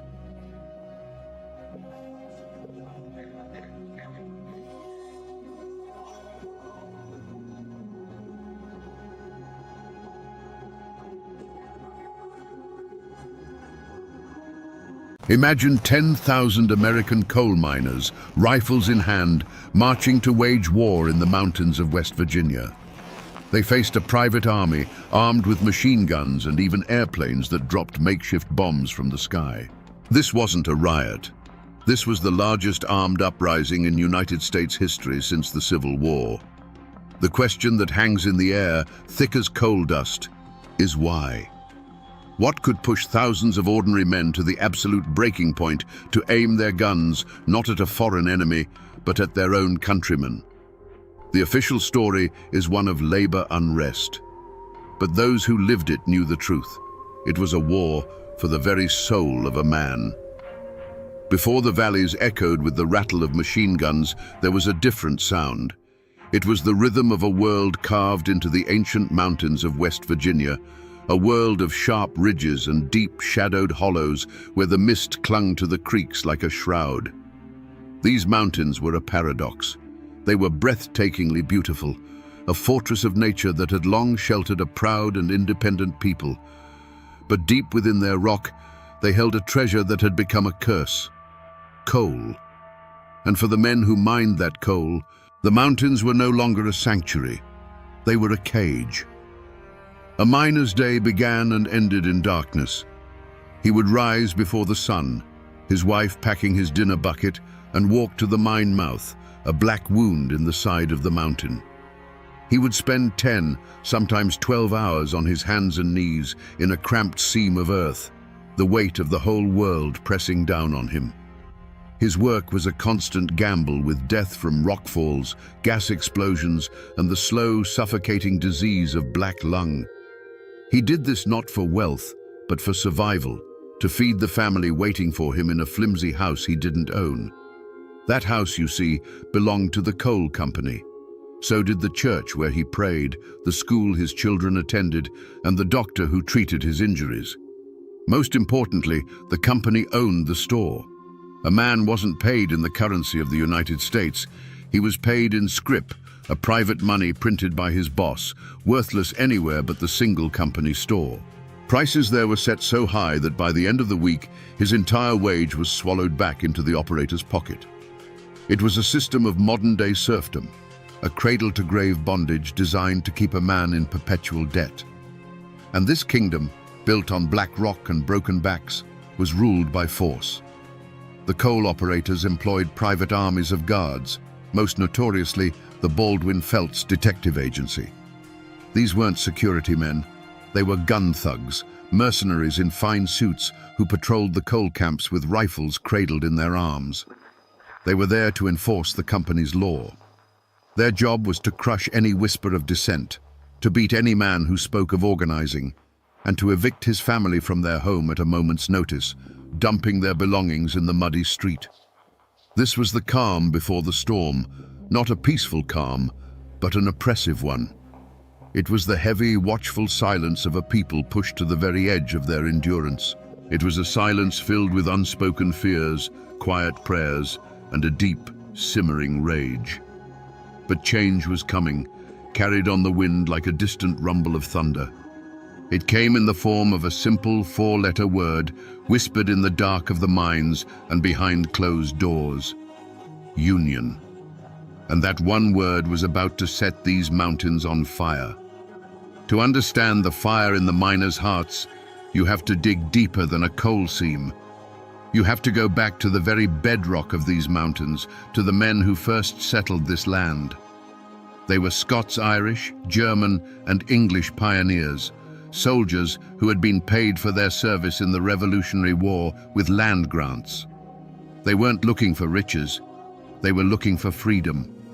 They carved their homesteads out of the wilderness with an axe and a long rifle, wanting nothing more than a piece of ground to call their own, far from the reach of kings and landlords. Their deed was written in sweat and blood, and their law was self-reliance. But then, the outside world discovered the treasure hidden beneath their feet. The railroad snaked its way up the river valleys, and with it came a new kind of king, industrialists and financiers from New York and Philadelphia. They saw the mountains not as a home, but as a vault to be plundered. They came with smooth words and complex legal documents, buying up mineral rights for pennies on the dollar from folks who could barely read or write. It was the greatest swindle in Appalachian history. The descendants of the pioneers who owned the surface of the land suddenly found themselves trespassers on the wealth that lay beneath it. This land already bore the scars of old divisions. West Virginia itself was born from the Civil War, a state torn from a state because its people refused to follow the Confederacy. That conflict had pitted neighbor against neighbor, brother against brother. It had burned into the mountain psyche a deep suspicion of outside authority and a hardened belief that some fights could only be settled at the end of a rifle barrel. A man's loyalty was to his kin and his hollow, not to some distant government or, God forbid, some company from out of state. And so, the stage was set for a new war, a clash not between North and South, but between two irreconcilable worlds. On one side was the mountaineer, a man whose name was his bond, whose pride was rooted in his independence. On the other was the coal operator, a man who saw land as a commodity and people as an expense on a ledger. This wasn't just a fight over wages, it was a fight over a way of life. It was a battle between the spirit of the pioneer and the ghost of the feudal lord, fought on the very land the pioneers had once bled for.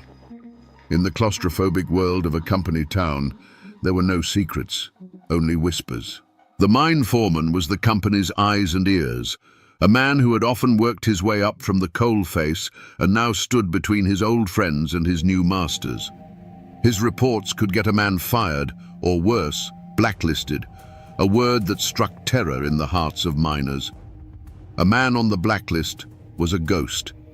His name was circulated to every mine in the region, ensuring he and his family would starve before he ever found work again. Everyone knew a family that had been broken on the anvil of the blacklist. The air itself was thick with suspicion. The company-paid preacher delivered sermons on the sin of discontent, weaving the words of God into a defense of the operator's greed. At the company store, men would gather on the porch after their shifts, their faces still grey with coal dust, but their conversations were guarded. A friendly question from a stranger could be a trap. The Baldwin Felts guards, who seemed to be everywhere at once, would lean against the porch posts, their presence a silent threat, turning men's conversations to weather and trifles. Trust eroded faster than a slate roof in a hailstorm. Old wounds festered just beneath the surface. Men still spoke in hushed tones of the strike at Staniford a few years back, where armed guards had fired into a crowd of miners, killing 6. They remembered the Holly Grove strike, where families had been evicted in the dead of winter, their belongings piled up in the snow. These weren't just stories, they were warnings. They were the ghosts of past failures that haunted every secret union meeting, held deep in the woods by the light of a kerosene lamp. This constant pressure cooker of fear and resentment turned minor slights into major grievances. A dispute over the weight of a coal car, a foreman's insult, a family getting better housing because they were loyal to the company, These were the sparks in the powder room. Rumors spread like wildfire through the camps. The union organizers were branded as Reds and Bolsheviks, foreign agitators sent to destroy the American way of life. In turn, the miners whispered that certain foremen were pocketing money by cheating them at the scales, or that the Baldwin-Felts men were responsible for the mysterious disappearance of a union sympathizer. The community was no longer a community. It was a fractured landscape of loyalties and hatreds. Families were divided, old friendships soured. Every man had to choose a side, even if that choice was silence. But in the West Virginia coalfields, silence was a luxury no one could afford for long. The ground was saturated with gasoline, and everyone was just waiting for the match to fall. That year, the mountains themselves seemed to hold their breath. The summer was long and brutally hot, the air so thick with coal dust and humidity it felt like you were breathing wool. The creeks ran low and warm. Old-timers, sitting on their porches, noted that the birds had gone quiet in the woods, a silence that felt heavy and unnatural. On moonless nights, a panther would scream from the high ridges, a sound that folk tradition said was a sure omen of death. It was a cry that slid under a man's door and coiled in the pit of his stomach. A feeling was growing in the hollows, a sense that the fragile peace was rotting from within. Then, the human omen arrived. He wasn't a railroad man or a lawyer in a fancy suit. He was a union organizer, a man who came not with a bang, but like a shadow slipping between the company houses after dark. He didn't speak on street corners. He spoke in hushed, urgent tones around kitchen tables to men whose faces were grim in the lamplight. He spoke of dignity, of fairness, of a brotherhood of miners standing together. His words were more dangerous than dynamite because they planted a seed of hope in ground that had long been barren. His presence was an immediate challenge. The Baldwin-Felts guards, who had always been a threat, now walked with their hands resting on their pistols, their eyes sweeping over the miners with open contempt. The unspoken tension in the camps became a living thing, a coiled snake ready to strike. A miner's wife didn't need to hear the panther's cry to know what was coming. She saw it in her husband's eyes when he came home from a secret meeting deep in the woods. The exhaustion was still there, etched into his face. But something else had replaced the old resignation. It was a hard, cold resolve, a look that told her he had crossed a line in his own heart. She watched him one evening, cleaning his old hunting rifle with a slow, deliberate care he hadn't shown in years. He wasn't getting ready for deer season. In that quiet, domestic moment, she felt a cold certainty settle over her. The world they knew, with all its hardship and its small, fierce joys, was already dead. All that was left was to wait for the sound of the first gunshot. The company's answer came not in words, but in the splintering of doors. The Stone Mountain Coal Company decided to make an example of the Mingo County strikers, and they brought in their favorite instrument of terror, the Baldwin-Felts Detective Agency. A dozen agents, led by the infamous Albert Felts himself, stepped off the train in Matewan. They were professionals, dressed in sharp city suits that looked alien against the dusty backdrop of the town. Their mission was simple and brutal: throw the striking miners and their families out of their company-owned homes. All day, they moved through the camp, kicking in doors, hauling furniture into the street, and leaving women and children weeping in the rain beside their meager possessions. It was a cold, calculated act of humiliation designed to break the men's spirit. But the operators had made a fatal miscalculation. They hadn't accounted for Sid Hatfield. The sheriff of Matewan was not a company man. He was a local, born and raised in the Hollows, a man the miners saw as one of their own. When he heard what was happening, he walked down to the camp alone. He didn't shout or draw his gun. He simply stood before Albert Felts and his armed thugs and told them that what they were doing was illegal. He informed them that in his town, evictions required a court order, which they did not have. For the first time in their lives, the miners saw a lawman stand up not for the company, but for them. The agents, bristling with arrogance and used to having their way, were stunned. They finished their day's dirty work, but a shadow now hung over them. As they prepared to leave on the 5 o'clock train, they walked through the center of town, their path blocked by Sid Hatfield and the town's mayor, Cable Testament. The entire town seemed to be watching from windows and doorways, a silent, grim-faced jury. Feltz, enraged at being challenged by a hillbilly sheriff, made a fatal error. He produced a warrant for Sid Hatfield's arrest, a flimsy charge cooked up by the company. It was a blatant power play, an attempt to publicly humiliate and remove the one man who stood in their way. Sid Hatfield just looked at the warrant, then looked into Albert Feltz's eyes. He didn't see a lawman. He saw a hired gun trying to impose a foreign tyranny on his home. The mayor declared the warrant was fraudulent. The air grew thick and heavy. Decades of resentment. The memory of every beaten miner, every cheated paycheck, every starving child. It all came to a head in that single supercharged moment on a dusty street in Matewan. The time for talking was over. The insults had been traded, the lines had been drawn. This was the point of no return. It was no longer a dispute over wages or a conflict between a company and its workers. It had become a raw, personal battle between two kinds of law, the cold, corporate law of the gun thug and the fierce, protective law of the mountains. And in the mountains, when a man's honor and his home are threatened, there is only one way to settle the matter. Hands slowly, deliberately, moved towards pistols holstered under coats. The first drops of blood were about to be spilled. No one agrees on who fired first. Maybe it was a nervous agent, maybe a defiant miner hidden in a doorway. In the end, it doesn't matter. A single sharp crack of a pistol shattered the afternoon stillness, and in that instant, the street in Matewan, West Virginia, became a slaughterhouse. That first shot was not an answer, it was a question, and the answer was a deafening, rolling thunder of gunfire from all sides. It wasn't a duel, it was an ambush, a spontaneous volcanic eruption of hate. For the townsfolk peering through their windows, the scene dissolved into a nightmare of smoke and noise. They saw the flash of muzzles, the blur of men dropping behind barrels and ducking into doorways. They saw a man in a fine suit suddenly jerk backward, his hat flying from his head and tumbling into the dust. They saw another man simply crumple, his legs giving way beneath him as if his strings had been cut. The air filled with the screams of men and the hornet swarm of ricocheting bullets. Splinters flew from the doorframes of the hardware store and little puffs of brick dust appeared on the walls of the bank. The chaos lasted less than a minute, but it stretched into an eternity.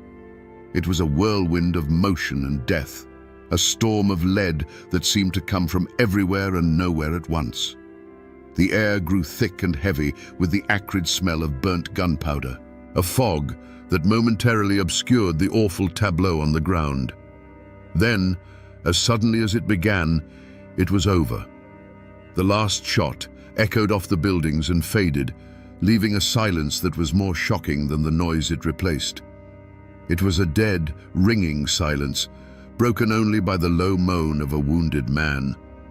Slowly, the gun smoke began to clear, revealing the terrible price of that single minute. 10 men lay dead or dying on the ground. Among them was the town's mayor, Cable Testament, cut down in the first volley.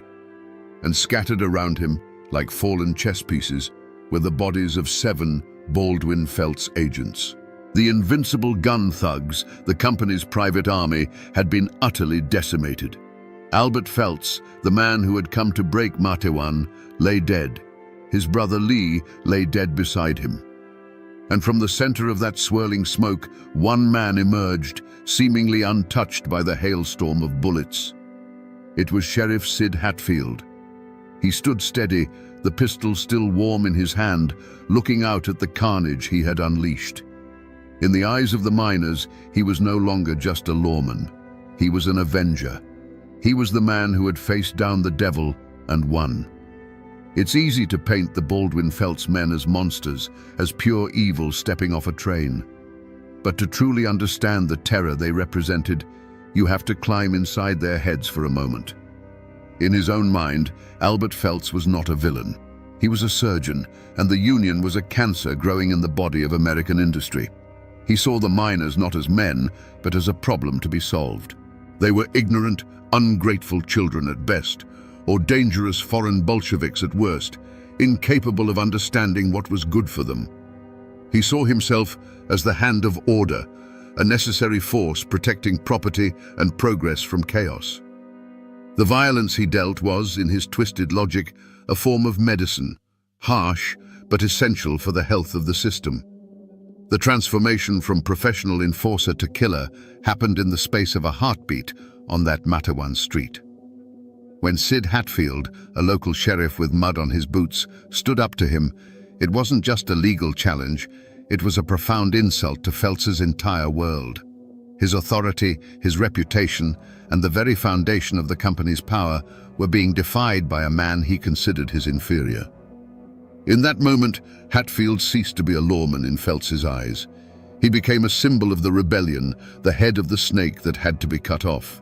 The decision to draw a gun wasn't born from a sudden rage, but from a cold, calculated belief that this was the only language these people understood.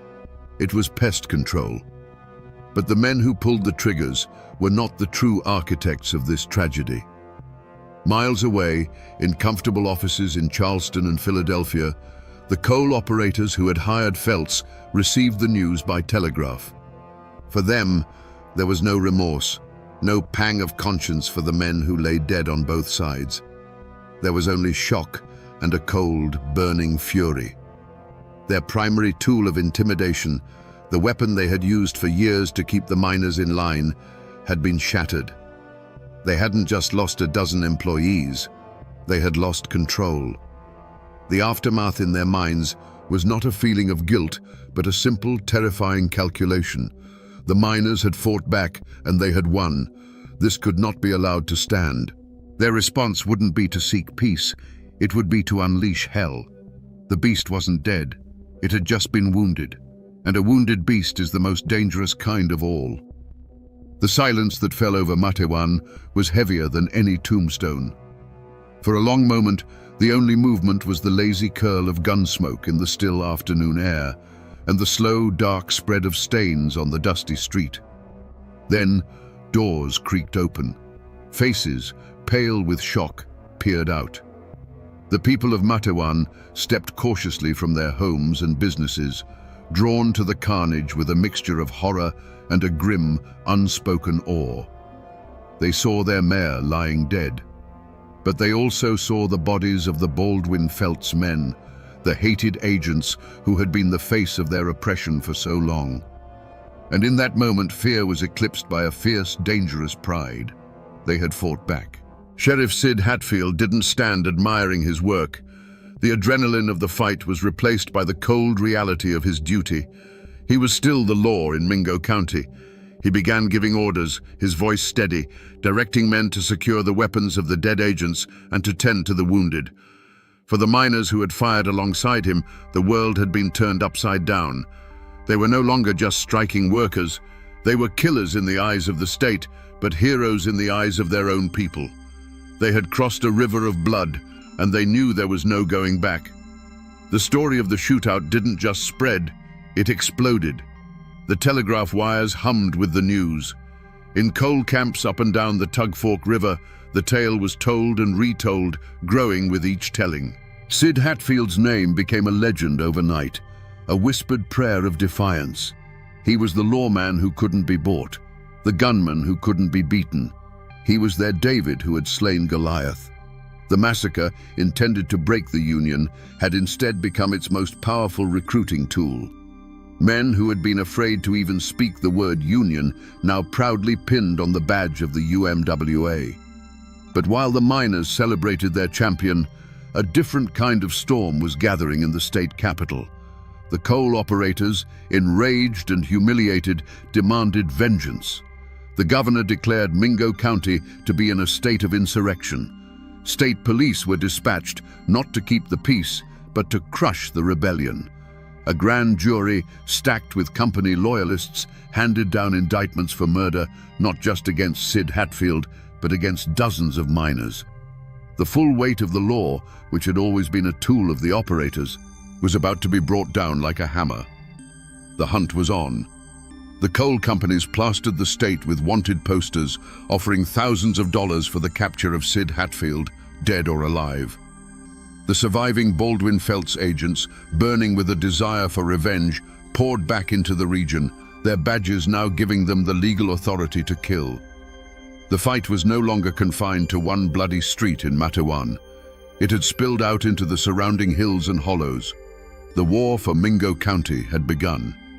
The gunsmoke from Matewan settled not just on the ground, but in the hearts of the people of Mingo County, leaving a residue of fear and suspicion that poisoned everything.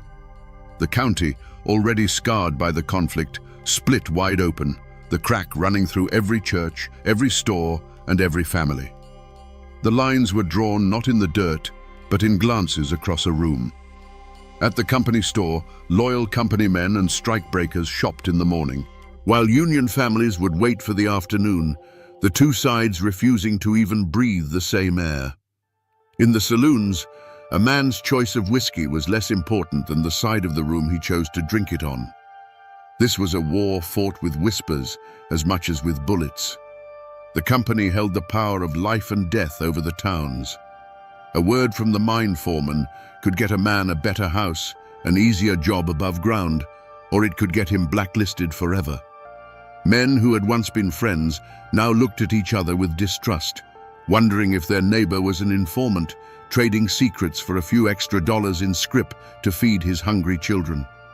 The pressure was immense, a daily test of loyalty that frayed the very fabric of the community. A suffocating conspiracy of silence descended upon the hollows.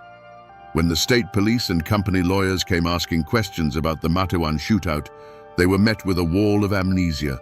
Men who had watched the whole thing unfold from 20 feet away suddenly remembered they were in another room, or that the sun was in their eyes. This silence was born of both loyalty and terror. They were protecting Sid Hatfield, their hero, but they were also protecting themselves. They knew the Baldwin Felts agency was not gone, merely regrouping, and its agents were now hunting for witnesses as much as for killers. To speak to the law was to paint a target on your own door. Yet, in this darkness, there were small, defiant acts of courage that burned like candles in a storm. A farmer from up the creek, who was not a miner, would leave a sack of potatoes on the porch of a striking family in the dead of night and never speak of it. A doctor's wife would organize the church women to secretly collect clothes and food for the evicted families living in tent colonies. These were not grand gestures, but they were acts of rebellion that carried the risk of ruin, a quiet testament that the company could own the mines, but it couldn't own everyone's soul. And for every act of courage, there was an act of quiet desperation that looked like cowardice. A man with a sick wife and 6 children, who had been a staunch union supporter, took a job as a company guard. His old friends spat on the ground as he passed, calling him a traitor and a scab. They didn't see a villain, they saw a man broken by a terrible choice. Mingo County was no longer a community of neighbors. It was a hunting ground, where every man was both the hunter and the hunted, a place at war not just with the coal company, but with itself. The hunt for Sid Hatfield was not a posse of local men riding for justice. It was a corporate invasion force. The Baldwin Felts Agency, its ranks refilled with hardened men eager to avenge their fallen comrades, descended on Mingo County with the full authority of the state behind them.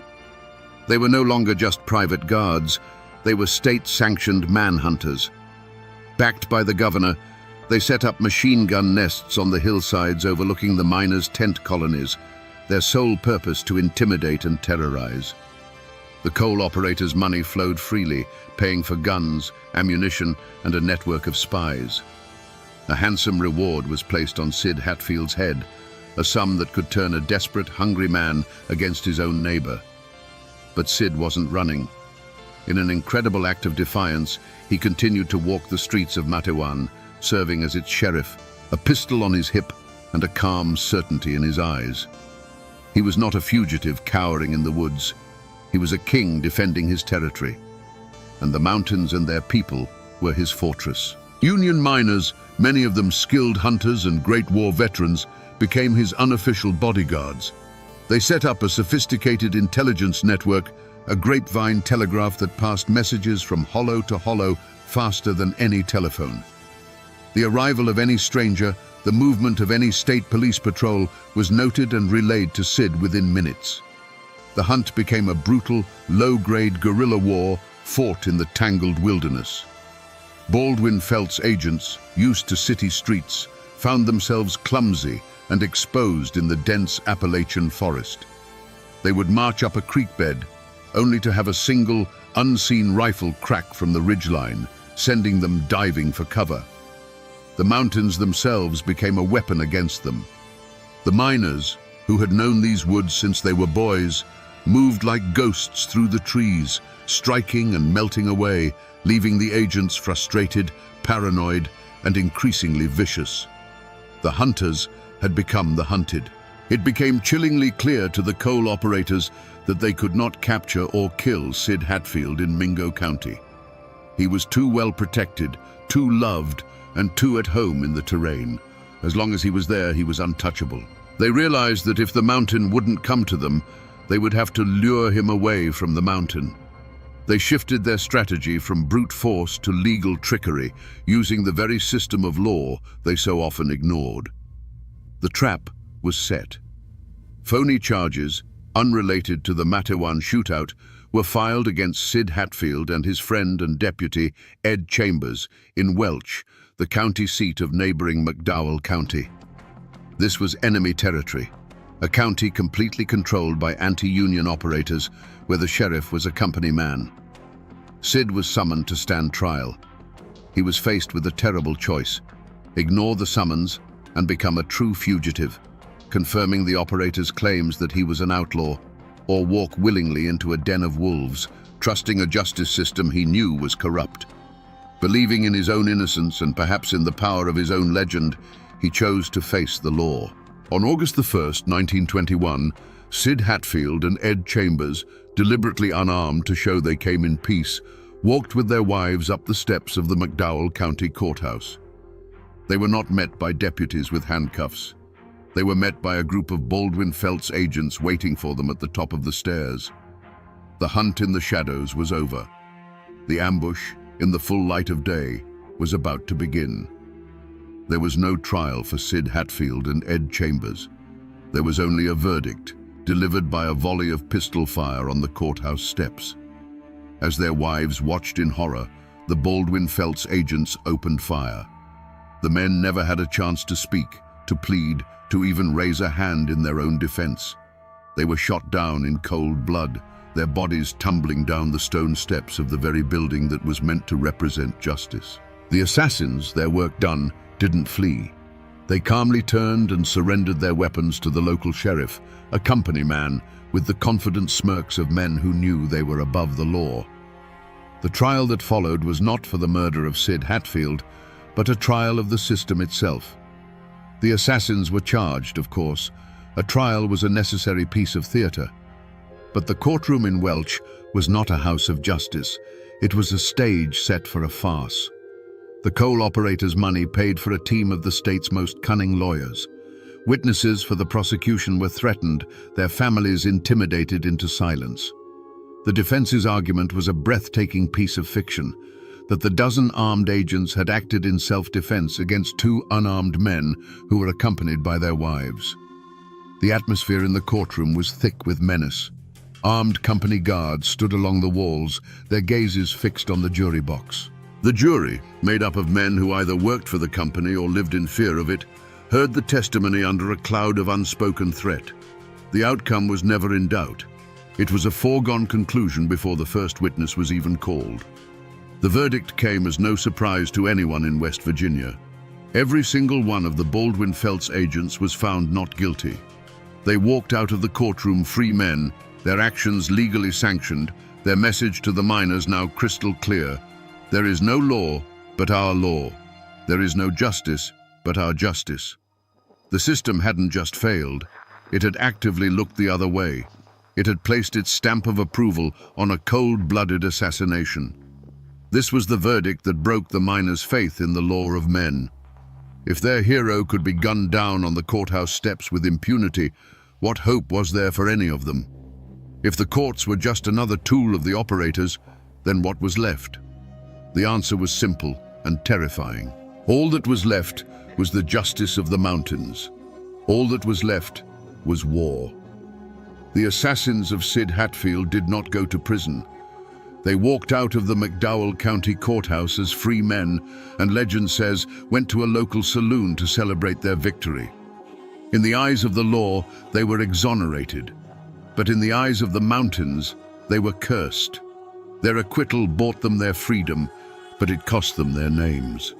They became ghosts, bogeymen in the stories told to children in the coal camps, a living embodiment of a justice system so broken it could call an execution self-defense.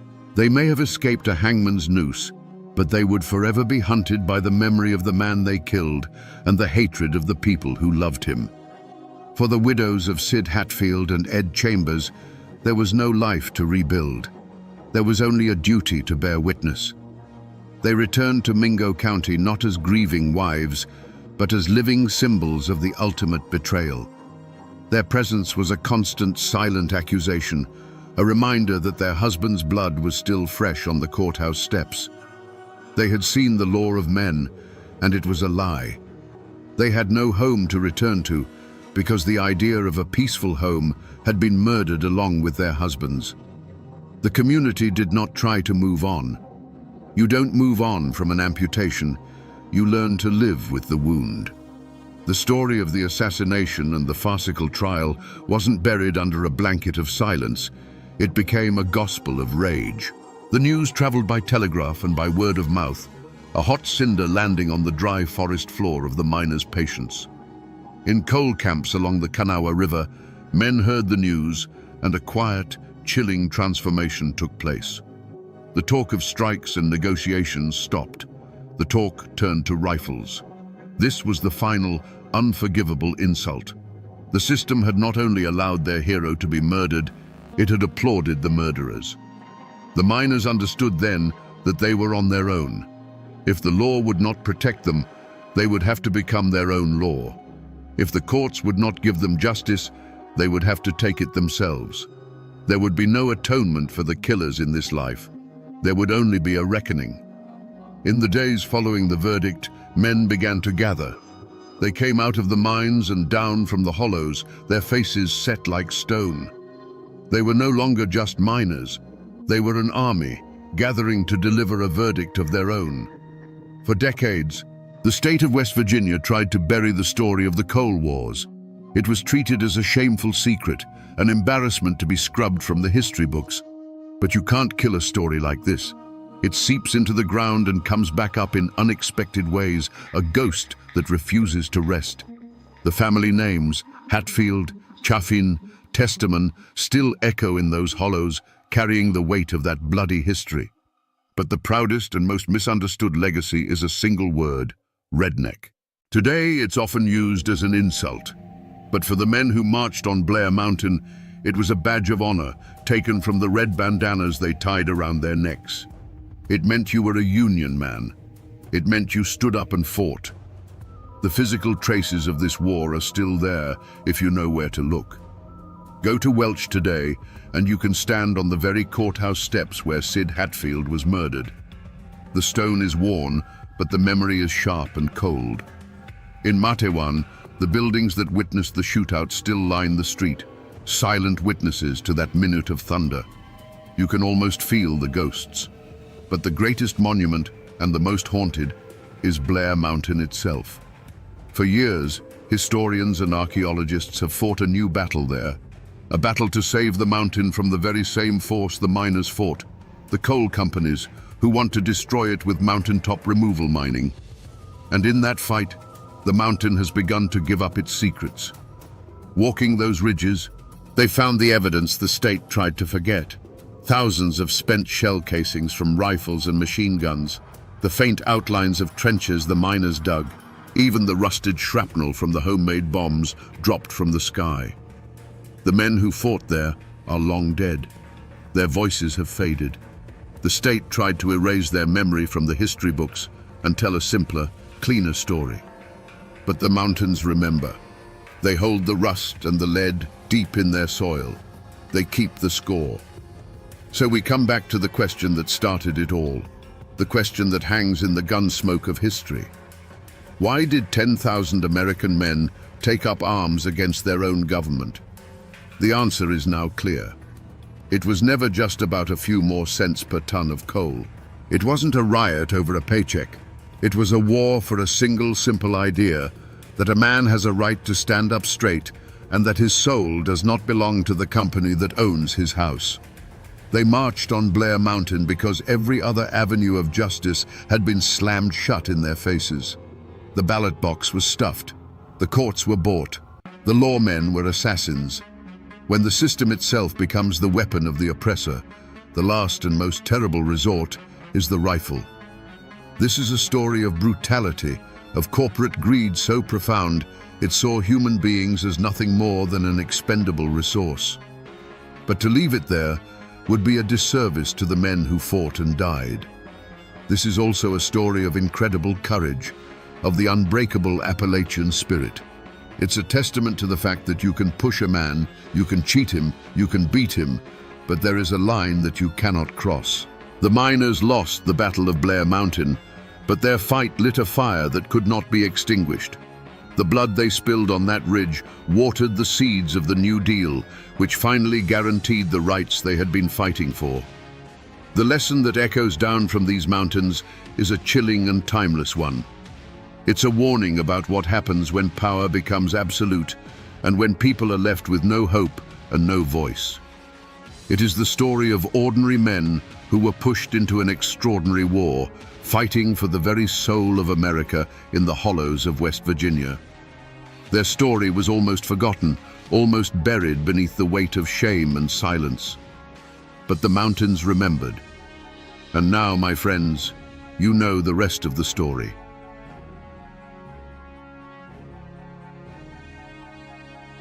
There are no neutrals in Harlan County. You'll either be a Union man or a thug for J.H. Blair. These words weren't just a song lyric. In the 1930s, they were a death sentence scrawled on the wall of a company town. The newspapers called it a labor dispute. But in the dark hollows of Kentucky, they knew its real name: war. Today, we're not just looking at history. We're descending into the blood-soaked soil of bloody Harlan to answer a single terrifying question. When the law itself becomes a weapon against you, what does a man do to survive? Before the bullets flew, there was the dust. In the 1930s, Harlan County, Kentucky, was a world unto itself, a kingdom carved out of the ancient Appalachian Mountains. The ridges and valleys held a wild, breathtaking beauty, where the morning mist clung to the trees like a ghost. But beneath that beauty lay the black heart of the region: coal. The companies that owned that coal owned everything else too. They owned the land, the jobs, and the men who worked them. The life of a Harlan miner was a descent into darkness, both literally and figuratively. Long before the sun crested the mountains, you'd kiss your family goodbye and join a line of silhouettes shuffling toward the mine entrance. You'd spend the next 10, 12, sometimes 14 hours in a cramped, suffocating tunnel where the air you breathed was more coal dust than oxygen. This dust, the black lung, was a patient killer, slowly turning your insides to stone. But the mine had faster ways to claim you. A sudden methane explosion, a collapsing roof beam. Death was your silent partner on every shift. For this grueling, life-threatening labor, you weren't paid in money. You were paid in scrip, company-printed tokens or paper slips that were only good at one place on Earth, the company store. And what a store it was.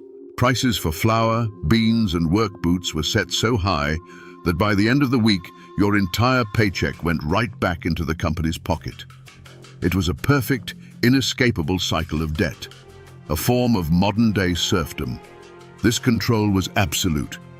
You lived in a clapboard house owned by the company, and if you couldn't work, you and your family were thrown out onto the dirt road. If you got sick, you saw a company doctor who was paid to get you back into the mine as fast as possible. If you died, you were buried in a cemetery on company land. From the moment you were born to the day you were lowered into the ground, you were little more than an asset on a corporate ledger, an entry in a book owned by faceless barons in New York and Philadelphia. Then came the Great Depression. As the rest of America tightened its belt, the coal companies in Harlan saw a chance to squeeze even harder. They announced another 10% wage cut. For men already on the ragged edge of starvation, this was not just an insult. It was a declaration that their lives had no value at all. The breaking point had been reached. In the darkness of the mines and the quiet of their company shacks, a forbidden word began to be whispered. Union. The United Mine Workers of America. It was a dangerous prayer, a name that promised a sliver of hope, a chance to fight back. But everyone in Harlan knew that hope had a price, and in a county run by company guns, that price was measured in blood. The decision to call in the United Mine Workers of America was like lighting a match in a room filled with gas. When union organizers arrived, they were greeted not as outsiders, but as saviors. Secret meetings were held in the woods under the cover of darkness. By flickering lantern light, men whose faces were permanently stained with coal dust signed union cards, their hands trembling with a mixture of hope and fear. For the first time, they felt they weren't just helpless cogs in a machine. They were brothers in a cause. They demanded fair pay, an 8-hour day, and the right to be paid in real American dollars, not company scrip. They went on strike. The coal barons' response was swift and merciless. Their local enforcer was a man named John Henry Blair, the High Sheriff of Harlan County. But J.H. Blair didn't serve the people. He served the coal operators. His salary was padded by the companies, and his deputies were little more than hired thugs, armed bullies recruited specifically for their ruthlessness.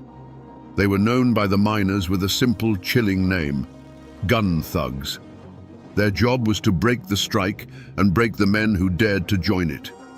The war began not with a bang, but with the sound of families being thrown from their homes. Any miner who joined the strike was immediately fired and evicted. Their meager possessions, a mattress, a cooking pot, a child's toy, were tossed out into the mud. Their names were put on a blacklist, ensuring they could never work in Harlan again. Soon, tent colonies of starving miners and their families dotted the roadsides, a stark monument to the company's cruelty. The picket lines were met with clubs and fists. The violence escalated systematically. Blair's deputies would roam the mountain roads, ambushing Union men. Organizers were dragged from their cars, beaten senseless, and left for dead. Carloads of strikebreakers were escorted into the mines under the protection of men armed with machine guns. The message was clear. There would be no negotiation. There would only be submission or annihilation. The law wasn't just silent. It was the enemy's primary weapon. But the coal operators and Sheriff Blair had misjudged their opponents. These weren't defeated men. They were the sons and grandsons of Appalachian pioneers, people who had carved a life out of the unforgiving wilderness. Pride and defiance ran in their blood. When they saw their children starving and their friends beaten, their desperation turned to cold, hard resolve. If the company wanted a war is what they would get. The miners retrieved their hunting rifles and shotguns from their homes. The picket lines, once signs of peaceful protest, now bristled with armed men. The air in Harlan County grew heavy and still, charged with the certainty of coming violence. The first drops of blood had been spilled, and a river was about to follow. The day was May 5th, 1931. A fragile quiet hung over the town of Evarts. It was the kind of quiet that isn't peaceful, but heavy with unspoken threats. Through that quiet drove a convoy of 3 cars, a serpent of black steel moving down the dirt road. Inside were Sheriff Blair's deputies and company mercenaries, their cars loaded with supplies for the strikebreakers. They drove with an arrogant confidence, believing the miners were broken. They were wrong. From the hillsides overlooking the road, from behind the slag heaps and the railway embankment, dozens of eyes watched them come. These were not just angry men, they were hunters in their own territory. As the convoy entered the narrowest part of the pass, the world exploded. It wasn't a disorganized volley, it was a single coordinated crash of gunfire that slammed into the cars from all sides. The afternoon air, moments before filled with the buzz of insects, was now torn apart by the roar of rifles and shotguns. For the men in the cars, the world dissolved into chaos. The first sound was the percussive punch of lead hitting sheet metal, a sound like a hailstorm made of iron. Windshields didn't crack. They disintegrated into a million glittering fragments. Tires exploded with a violent hiss, sending the cars skidding into each other. The deputies, armed with their powerful Thompson submachine guns, tried to fight back, their weapons spitting a desperate, rattling answer into the hills. But they were firing at ghosts. They couldn't see the faces of the men who had them pinned in a perfectly executed trap. The battle was brutally short, lasting only a few minutes. But in that time, the road was turned into a kill zone. The miners' fire was disciplined and withering. They weren't shooting wildly, they were aiming. One car, then another, fell silent. The frantic chattering of the machine guns ceased, replaced by the methodical crack of hunting rifles. It was the sound of a community pushed too far, speaking the only language the company gunmen seemed to understand. When the last shot echoed away, a profound and terrible silence descended. The gun smoke, thick and acrid, drifted over the scene like a shroud. The three cars sat motionless on the road, their bodies riddled with dark, ragged holes, their engines hissing steam into the quiet air.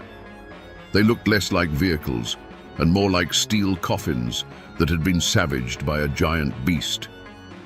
The Battle of Evarts was over. In the aftermath, the numbers told the story. 3 of Sheriff Blair's deputies and 1 of the company men lay dead. On the miners' side, 1 man had fallen. The strike had crossed a line from which there was no return. This was no longer a picket line, it was an insurrection. The news flashed across the country, and the state sent in the National Guard, their bayonets and machine guns bringing a tense martial order to the county. The battle was lost, the strike would be crushed. But something new had been forged in that fire. The legend of Bloody Harlan, a place where miners would rather die on their feet than live on their knees. The arrival of the Kentucky National Guard was not a rescue, it was an occupation. A wave of steel and khaki washed over Harlan County, their boots stamping out the last embers of the open strike. They came not to keep the peace, but to enforce the company's peace. Under the watchful eyes of soldiers, the tent colonies were dismantled, and the last of the striking families were scattered. The message from the state was as loud and clear as the volley of rifle fire at Evarts. The rebellion was over. For Sheriff J.H. Blair and his deputies, the presence of the military was a blank check. They were no longer just company thugs. They were the arm of a vengeful law. A brutal manhunt began. Posses of armed deputies fanned out through the hills and hollers, kicking in the doors of miners' shacks in the dead of night. Men were dragged from their beds, accused of murder and insurrection, often with no more evidence than a neighbor's whisper. The jails filled to overflowing with anyone suspected of holding a Union card or standing on that fateful picket line. The men who had actually fought in the battle vanished. They melted back into the mountains they knew so well, becoming ghosts in their own homeland. They slept in caves and abandoned cabins, relying on a secret network of sympathizers who would leave food and supplies in prearranged dead drops. Every snapped twig, every barking dog sent a jolt of fear through them. They were fugitives, hunted in the very forests where they had once hunted for food. The Battle of Evarts marked the beginning of what the miners would call the Decade of Terror. The open war of the strike was replaced by a shadowy, brutal guerrilla conflict. Union organizers who dared to enter the county would be found weeks later, their cars pushed into ravines, their bodies telling a silent story of a final, violent confrontation on a lonely mountain road. Houses of suspected Union men would suddenly explode in the night, a deafening roar of dynamite serving as a warning to everyone else.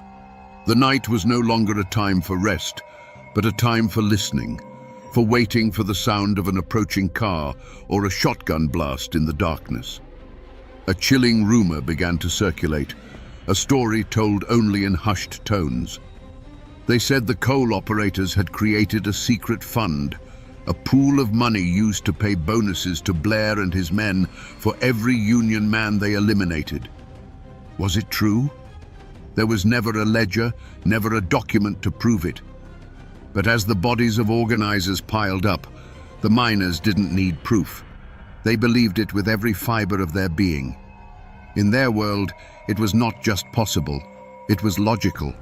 Their lives were worth less than a lump of coal, and now there was a price on their heads. The strike was broken, the picket lines gone.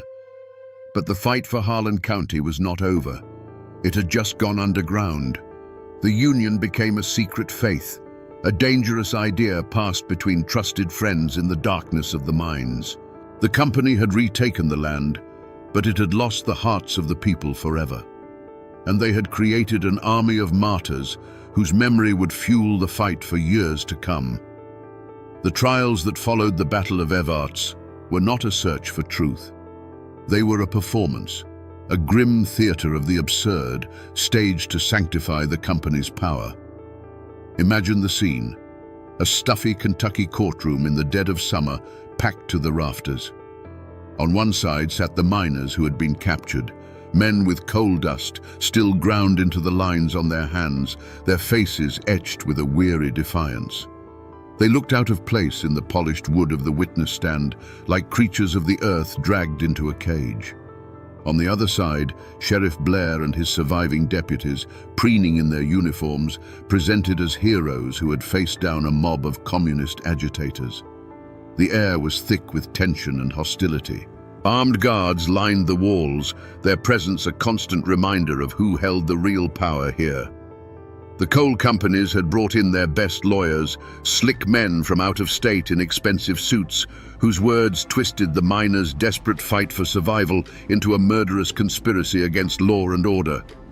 They painted a picture of anarchy, of armed thugs trying to destroy the very fabric of American enterprise. They called the miners terrorists. The defense was outmatched and outgunned from the start.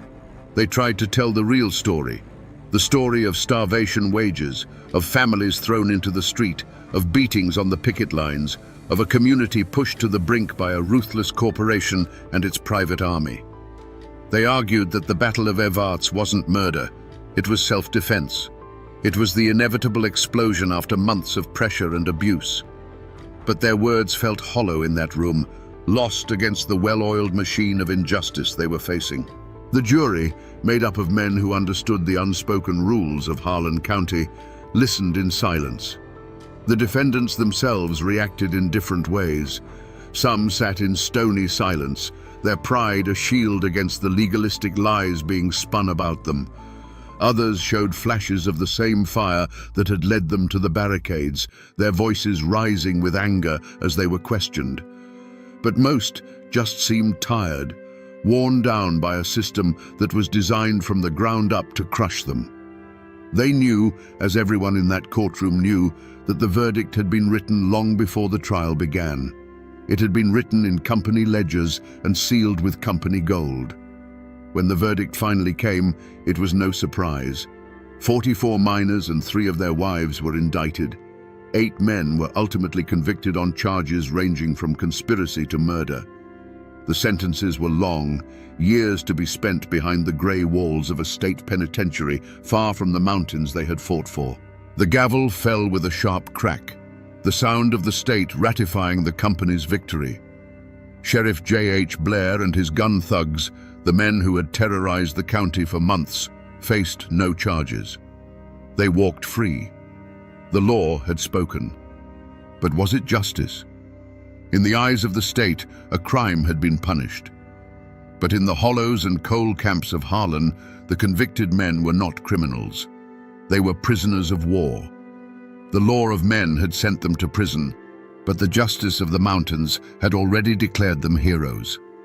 The trial only proved what the miners knew all along. There were two sets of laws in Harlan County, and one was for the rich and the other was for the poor. They drove Florence Reese and her family out of Harlan County. Sheriff Blair's thugs made it impossible for them to stay, hunting her husband Sam like an animal. They lost their home, their community, their piece of the world. But they couldn't silence her.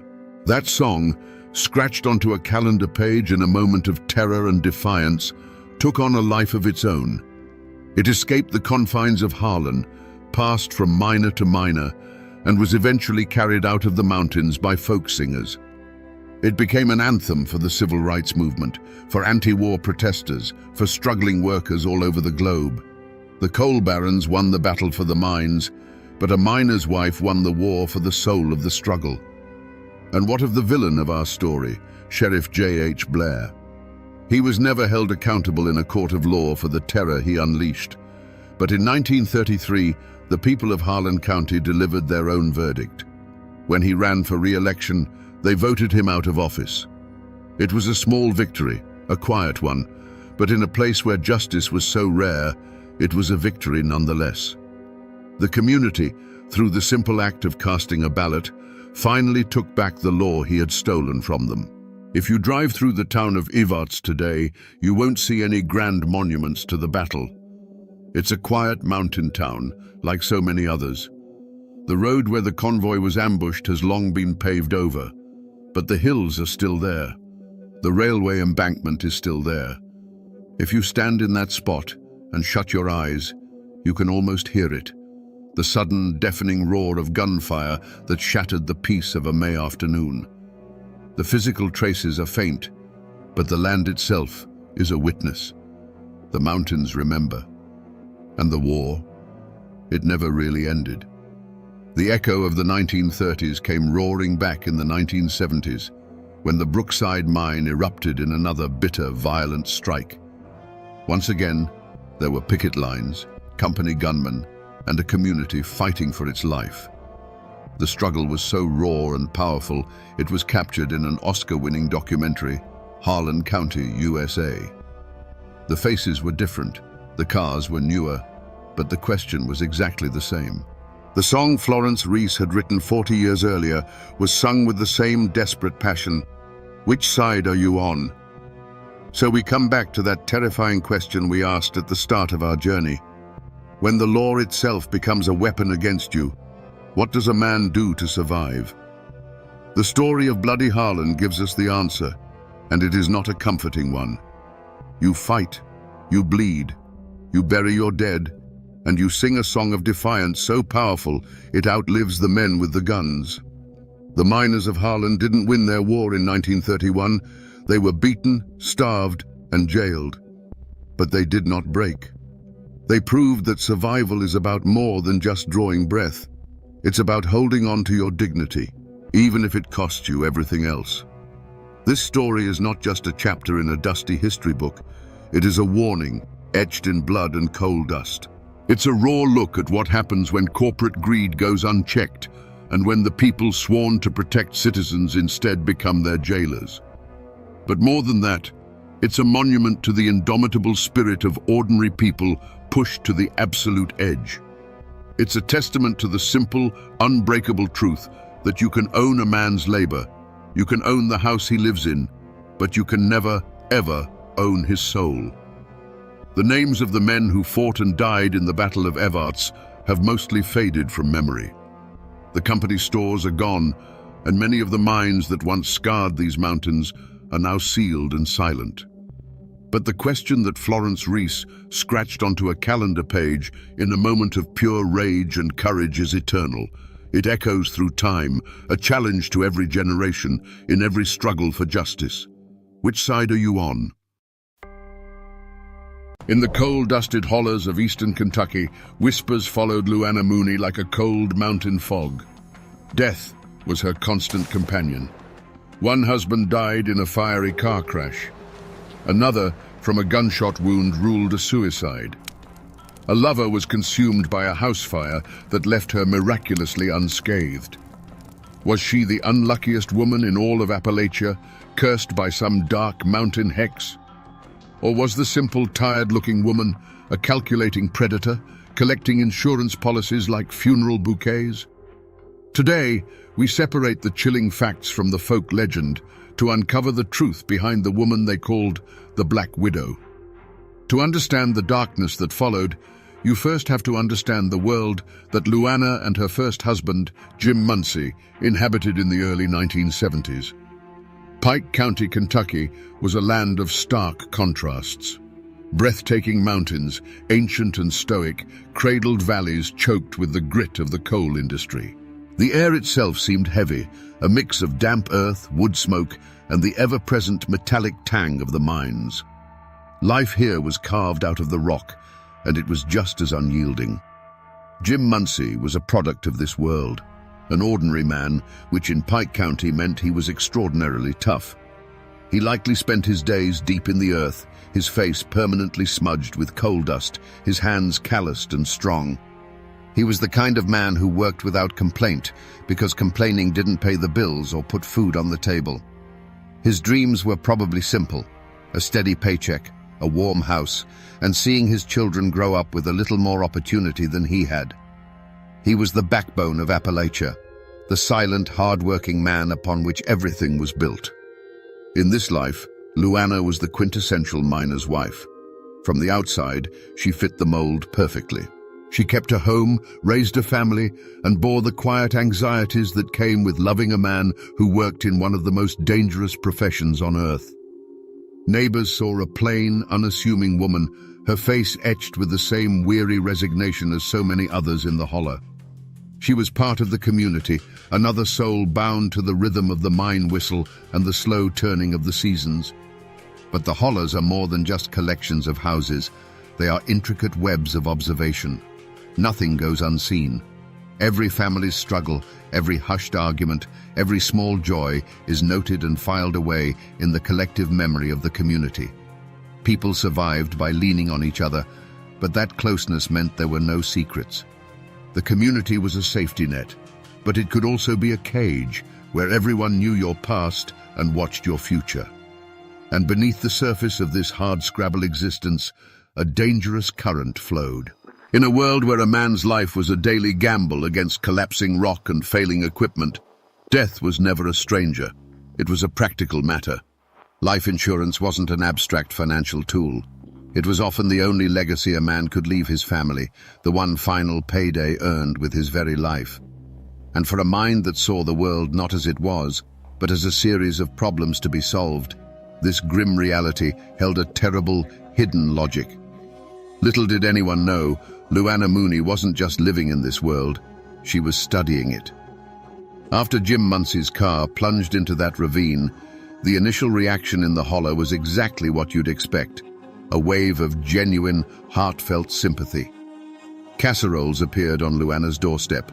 Neighbors offered to watch the children. The church ladies spoke in hushed, sorrowful tones about the poor widow. In Appalachia, community is the bedrock of survival, and when one of their own falls, everyone feels the tremor.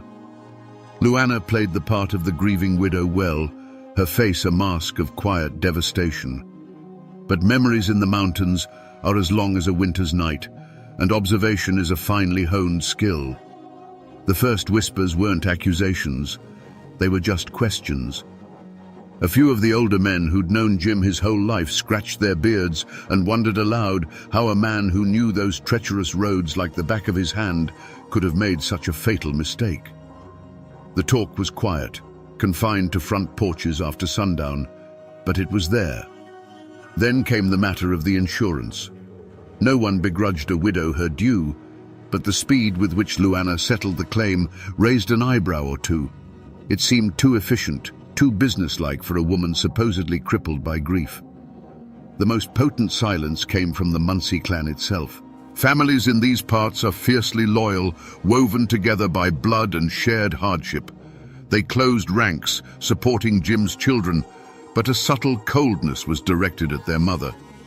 Perhaps they remembered old arguments over money, or the way Luana seemed to pull Jim away from his kin. They never said a word against her publicly. That wasn't the way. But their support felt obligatory, their embraces lacking warmth. They watched her, their gazes heavy with an unspoken history that only they knew. This fertile ground of quiet doubt was all it took for rumors to take root and grow like kudzu. Whispers began to slither through the community, each retelling adding a new, darker detail. I heard they were fighting something awful the night before the crash, someone might say at the general store. Heard he was talking about leaving her, another might add. There was no proof, no evidence for any of it. But in a place where gossip travels faster than a telephone call, truth and speculation soon became hopelessly entangled. The sympathy began to curdle into suspicion. Every word was another dry twig laid carefully at Luana's doorstep, just waiting for a spark. A few years passed, and the quiet murmurs about Jim Muncey's death might have faded into the background hum of mountain life. But Luana made a move so audacious it snapped the community to attention. She found comfort, and then a new husband, in the arms of Norman Muncey, her late husband's cousin. In a place where bloodlines are sacred and certain boundaries are never crossed, this union was a scandal. It felt wrong, a violation of memory and respect that sent a jolt through the Muncey clan and the entire holler. Norman, however, seemed blissfully unaware of the shadow he was stepping into. He was a man clearly smitten and perhaps a little naive. He started talking, bragging to his buddies over a beer after a long shift. He told them how Luana had taken out a new life insurance policy on him, a policy for a sum that was staggering by Pike County standards. He'd laugh it off, saying, "She just loves me so much, she's terrified of losing me." To his friends, hearing those words, a cold dread began to settle in. It sounded less like a term of endearment and more like a valuation. Then came the day the laughing stopped. Norman Muncey was found dead in their trailer. The official report delivered a verdict that was clinical, simple, and to everyone who lived there, utterly unbelievable. Suicide. A single gunshot wound. But the official story crumbled the second it hit the grapevine. The rumor, spreading like wildfire from the first person who saw the body to the last person in the county, was that the wound wasn't where a man could put it himself. The old-timers in Pikeville shook their heads, their faces grim. "A man don't shoot himself in the back of the head," they'd say, their voices low and certain. This was the point of no return. The death of Jim Muncey had been a question mark. The death of Norman Muncey was an exclamation point. The community's unspoken verdict was delivered. Luana was no longer just an unlucky widow. She was something else, something to be feared. The whispers about a curse were replaced by a chilling certainty of something far more human and far more sinister.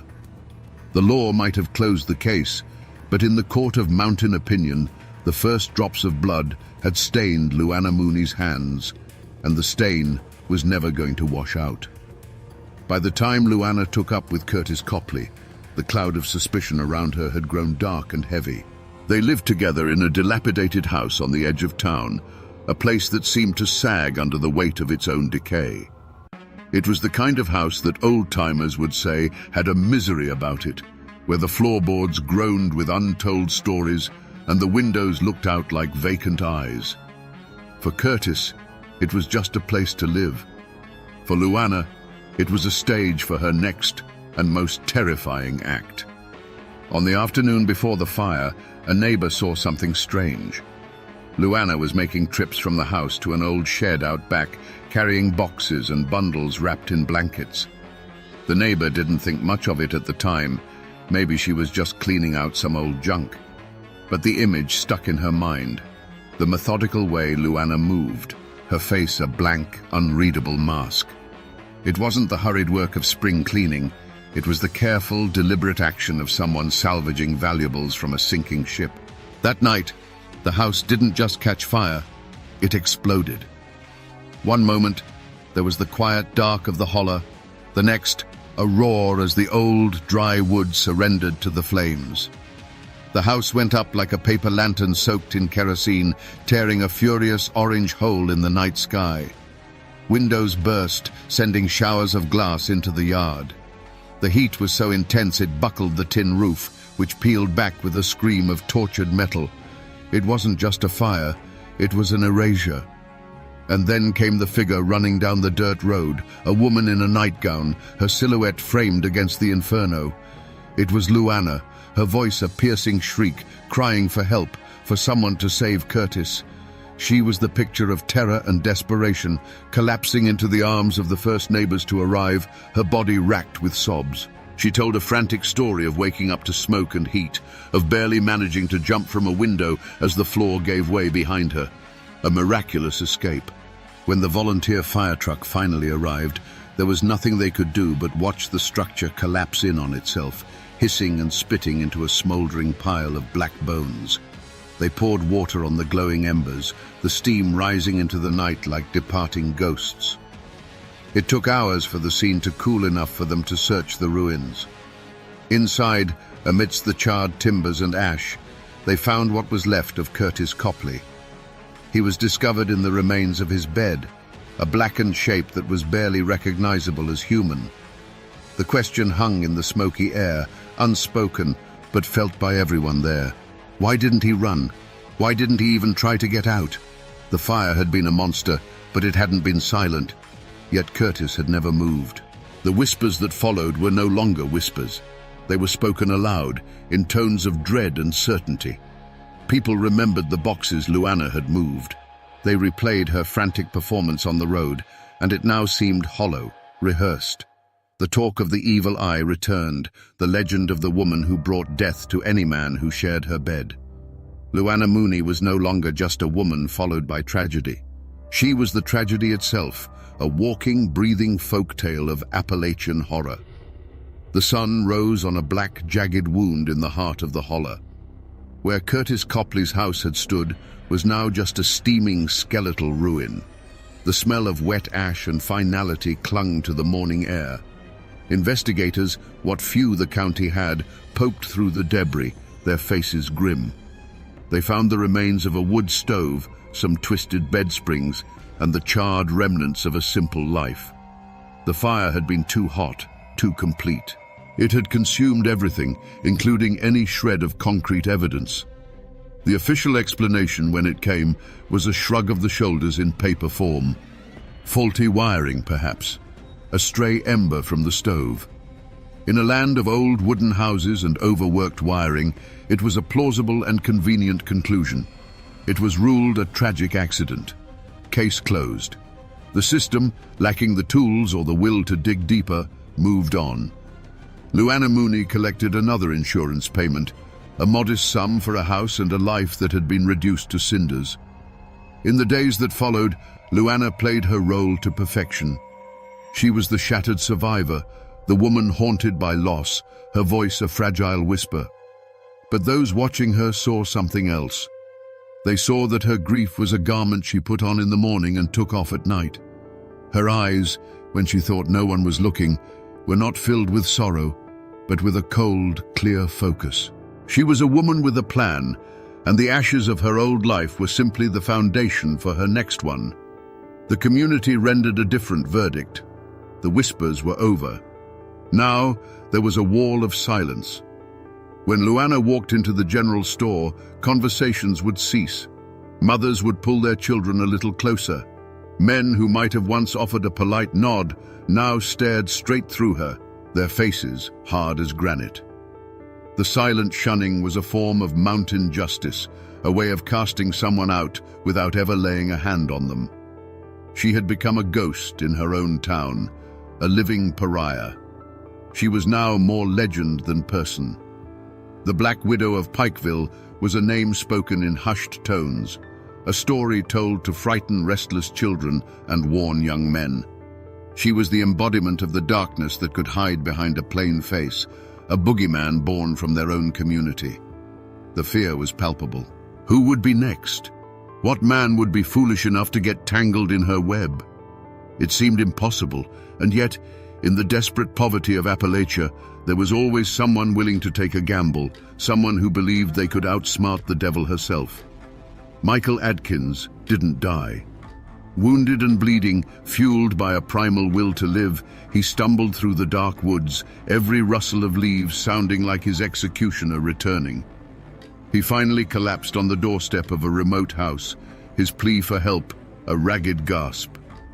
That desperate cry for help was the shot that finally broke the silence, the one that the law could not ignore. It reached the ears of Pike County Sheriff Charles Fuzzy Kesey, a man who had been carrying the weight of Luana's story for years.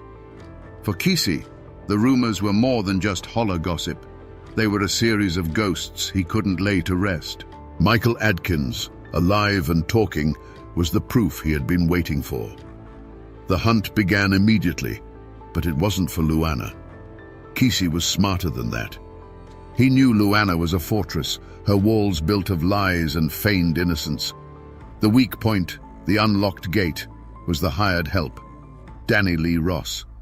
Deputies found him easily. He wasn't a hardened criminal hiding in some mountain cave. He was a scared young man, haunted by what he had done, and he folded the moment the law cornered him. There was no fight left in him, only the sickening weight of his conscience.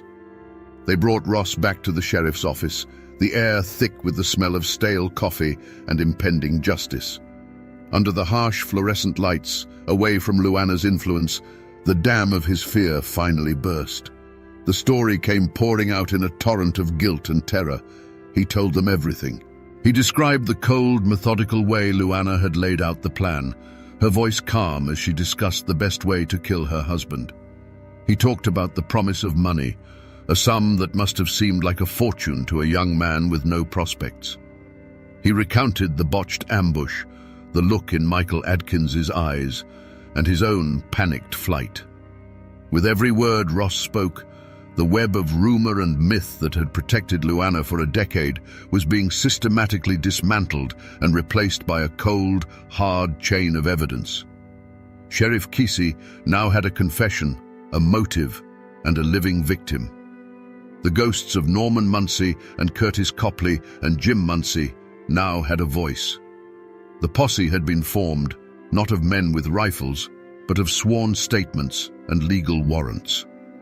The hunt for the Black Widow was finally on. The arrest itself was eerily quiet.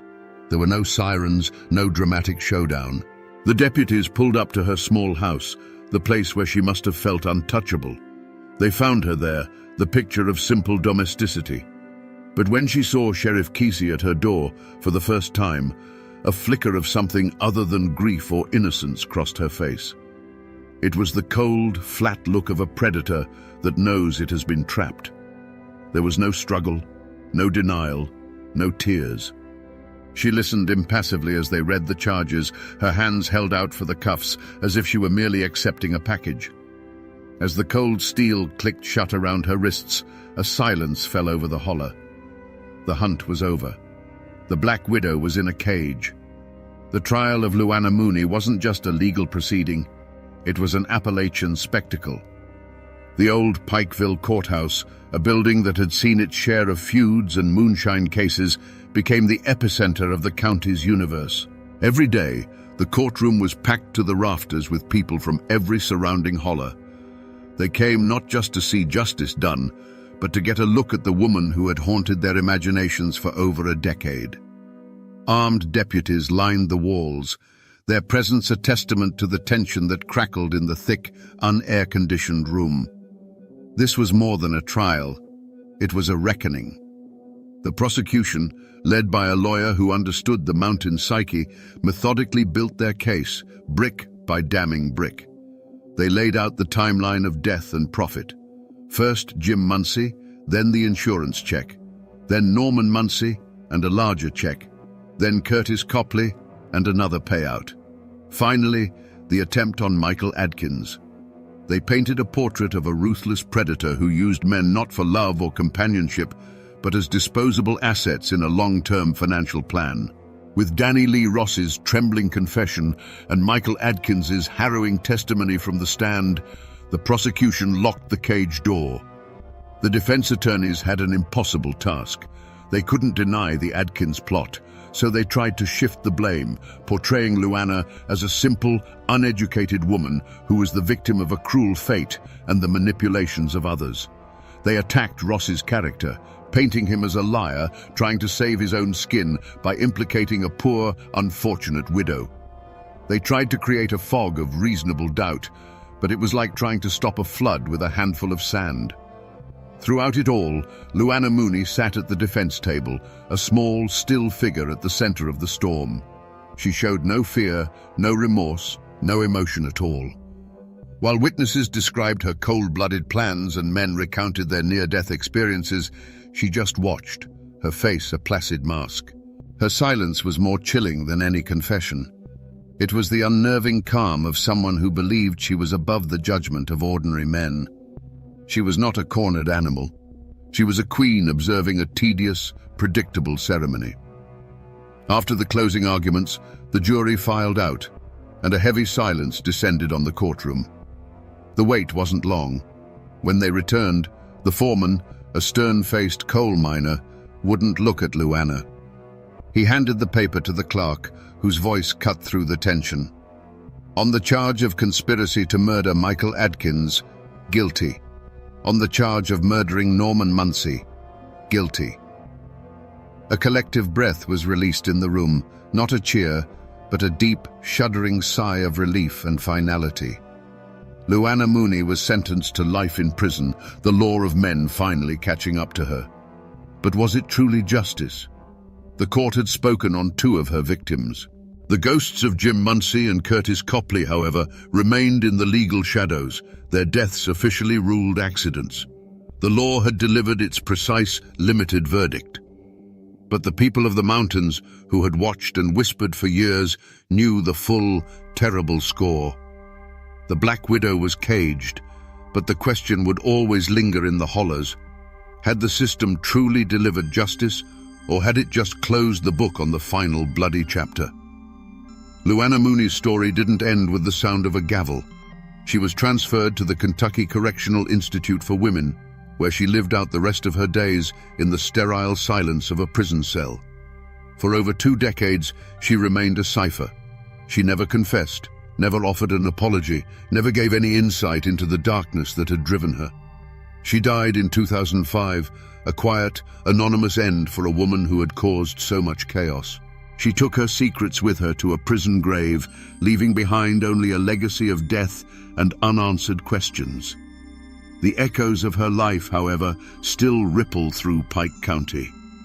Michael Adkins, the man who survived, became a reluctant legend. He was forever known as the one who got away, a living testament to Luana's evil and the one loose thread that unraveled her entire murderous tapestry. Her own children were also victims, forever branded by their mother's sins. Her son Danny, a pawn in her final failed plot, paid for his loyalty with a prison sentence of his own, his life irrevocably broken by the woman who should have protected him. The physical scars on the landscape have faded, but they haven't vanished. The old courthouse still stands in the center of Pikeville, and people will still point to its windows and say, "That's where they finally convicted the Black Widow." The treacherous mountain road where Jim Munsey died still claims cars in the winter ice. And if you ask the right old-timer, they can still show you the overgrown, empty patch of land where a house once burned to the ground, a place that feels colder than the surrounding woods, even on a summer day. But the most indelible trace Luana left behind is her name. In the hollows of eastern Kentucky, Luana Mooney is more than just a name. It's a cautionary tale, a piece of modern folklore. It's a shorthand for a heartless woman, a boogeyman used to warn men about who they trust. Her name has been woven into the very fabric of the place, a dark thread in a rich tapestry of mountain history. And in the old cemeteries, you can still find the weathered tombstones of her husbands, silent stone markers in a story of greed and murder. They stand as quiet, irrefutable proof that even though most of the world has forgotten, the mountains remember everything. So we come back to the question that hung in the air at the very beginning. Was Luana Mooney a woman cursed by fate? Or was she a cold-blooded predator hiding in plain sight? The evidence leaves no room for doubt. There was no mountain hex, no evil eye. The curse was her own calculated greed, a chilling emptiness where a human heart should have been. But the more unsettling question is the one that has no easy answer. Was she born a monster, or was she forged in the crushing poverty of the coal fields? In a world where a man's life was often valued at little more than his next paycheck, perhaps she simply saw her husband's as another dark seam to be mined for profit. The story of the Black Widow of Pikeville is more than just a chilling true crime tale. It is a profoundly Appalachian story about the darkness that can fester behind a quiet, unassuming facade. It's a testament to the fact that for a full decade, the only justice her victims received was in the whispers of the community. The holler knew. The law needed a confession and a survivor, but the people, with their long memories and watchful eyes, had passed their verdict years earlier. It serves as a stark reminder that the most terrifying monsters don't lurk in the shadows of the deep woods. They sit on the front porch, they shop at the same store, and they know your name. This is a story of cruelty, yes, but it is also a story about the resilience of a place and its people. It's a story that has been absorbed by the very mountains that witnessed it all. A cautionary tale that will be told as long as there are campfires to gather around and cold nights to whisper in. The names on the tombstones will fade, but the echo of Luana Mooney's reign of terror serves as a permanent warning. And now, my friends, you know the rest of the story.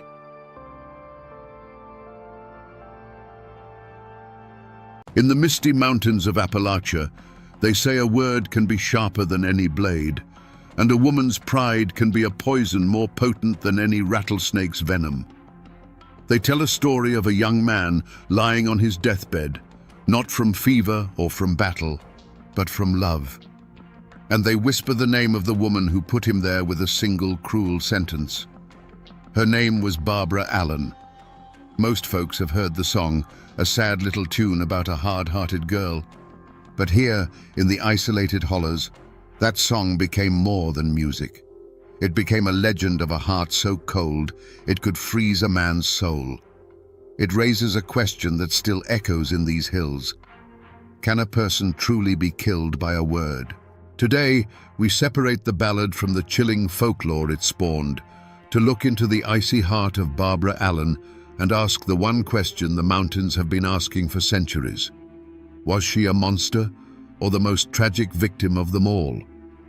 You have to understand what life was like back then, in those hidden pockets of the Appalachians. It was a world carved out of the wilderness by sheer grit and stubbornness. Life wasn't measured in the turning of pages on a calendar, but in the rhythm of the seasons, the spring thaw that swelled the creeks, the long hot summers of planting and tending, the autumn harvest that decided who would eat well and who would go hungry through the biting winter. The mountains weren't just a backdrop, they were a living entity, providing everything you needed, but also capable of taking it all away in a heartbeat with a flash flood or a sudden blizzard. In the heart of one such settlement lived a young man they called Sweet William. The name wasn't just a convenience, it was a description. He was the kind of man who was first to help a neighbor raise a barn and the last to leave a campfire. He had a strength that came from working the hard soil and a laugh that could cut through the thickest mountain fog. He was the future, the promise of another generation surviving and thriving in this unforgiving land. Everyone loved him because he was the best of them, a reflection of the warmth and community that was the only real shield against the cold and the dark. And then there was Barbara Allen. If William was the warm hearth of the community, she was the frost on the window pane. She possessed a beauty that was almost painful to look at, sharp and perfect, like a shard of ice. But it was a remote beauty. She lived with her mother in a small cabin, keeping to herself, her silence often mistaken for arrogance.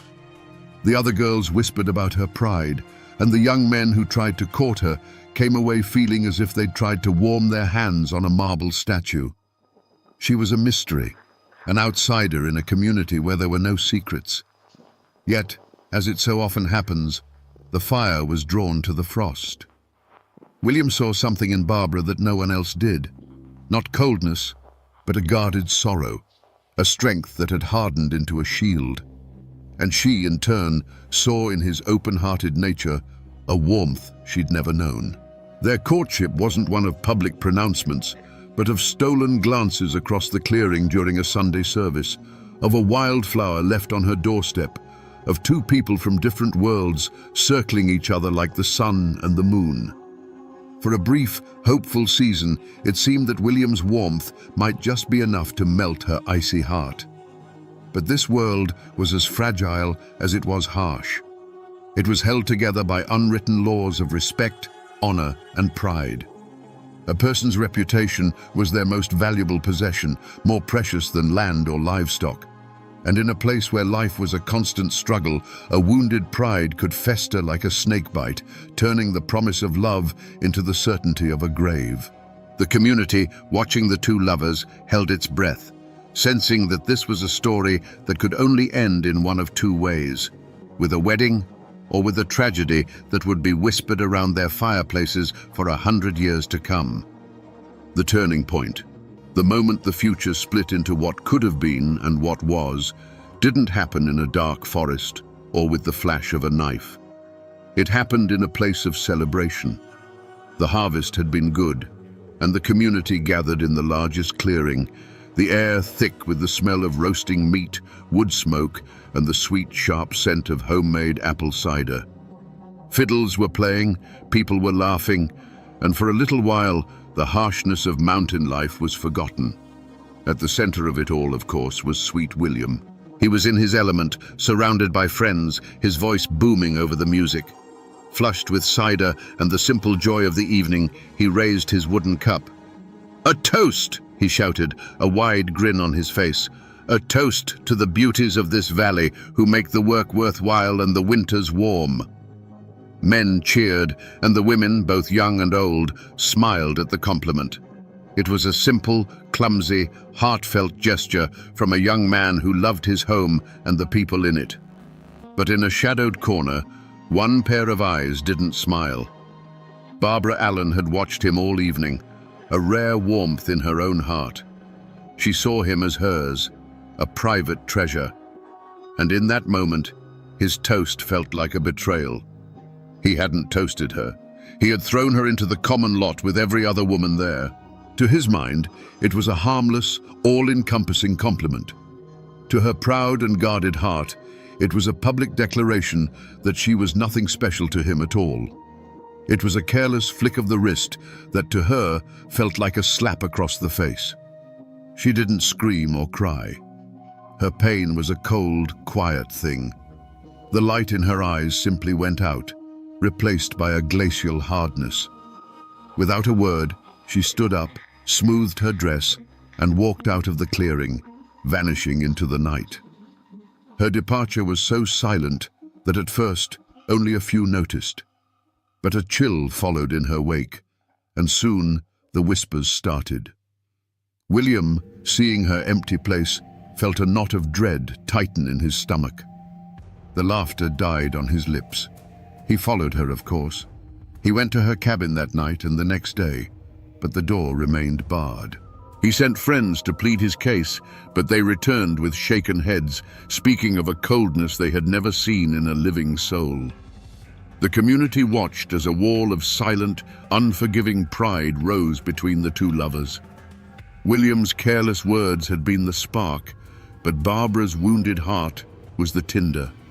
A fire had been lit, a slow, consuming blaze that wouldn't be put out with apologies. It was a fire that would demand a sacrifice. William's life wasn't being taken by disease.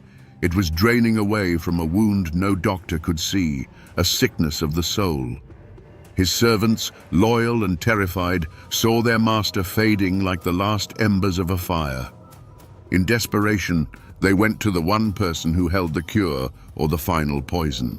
They found Barbara Allen at her cabin, and their message was a raw plea.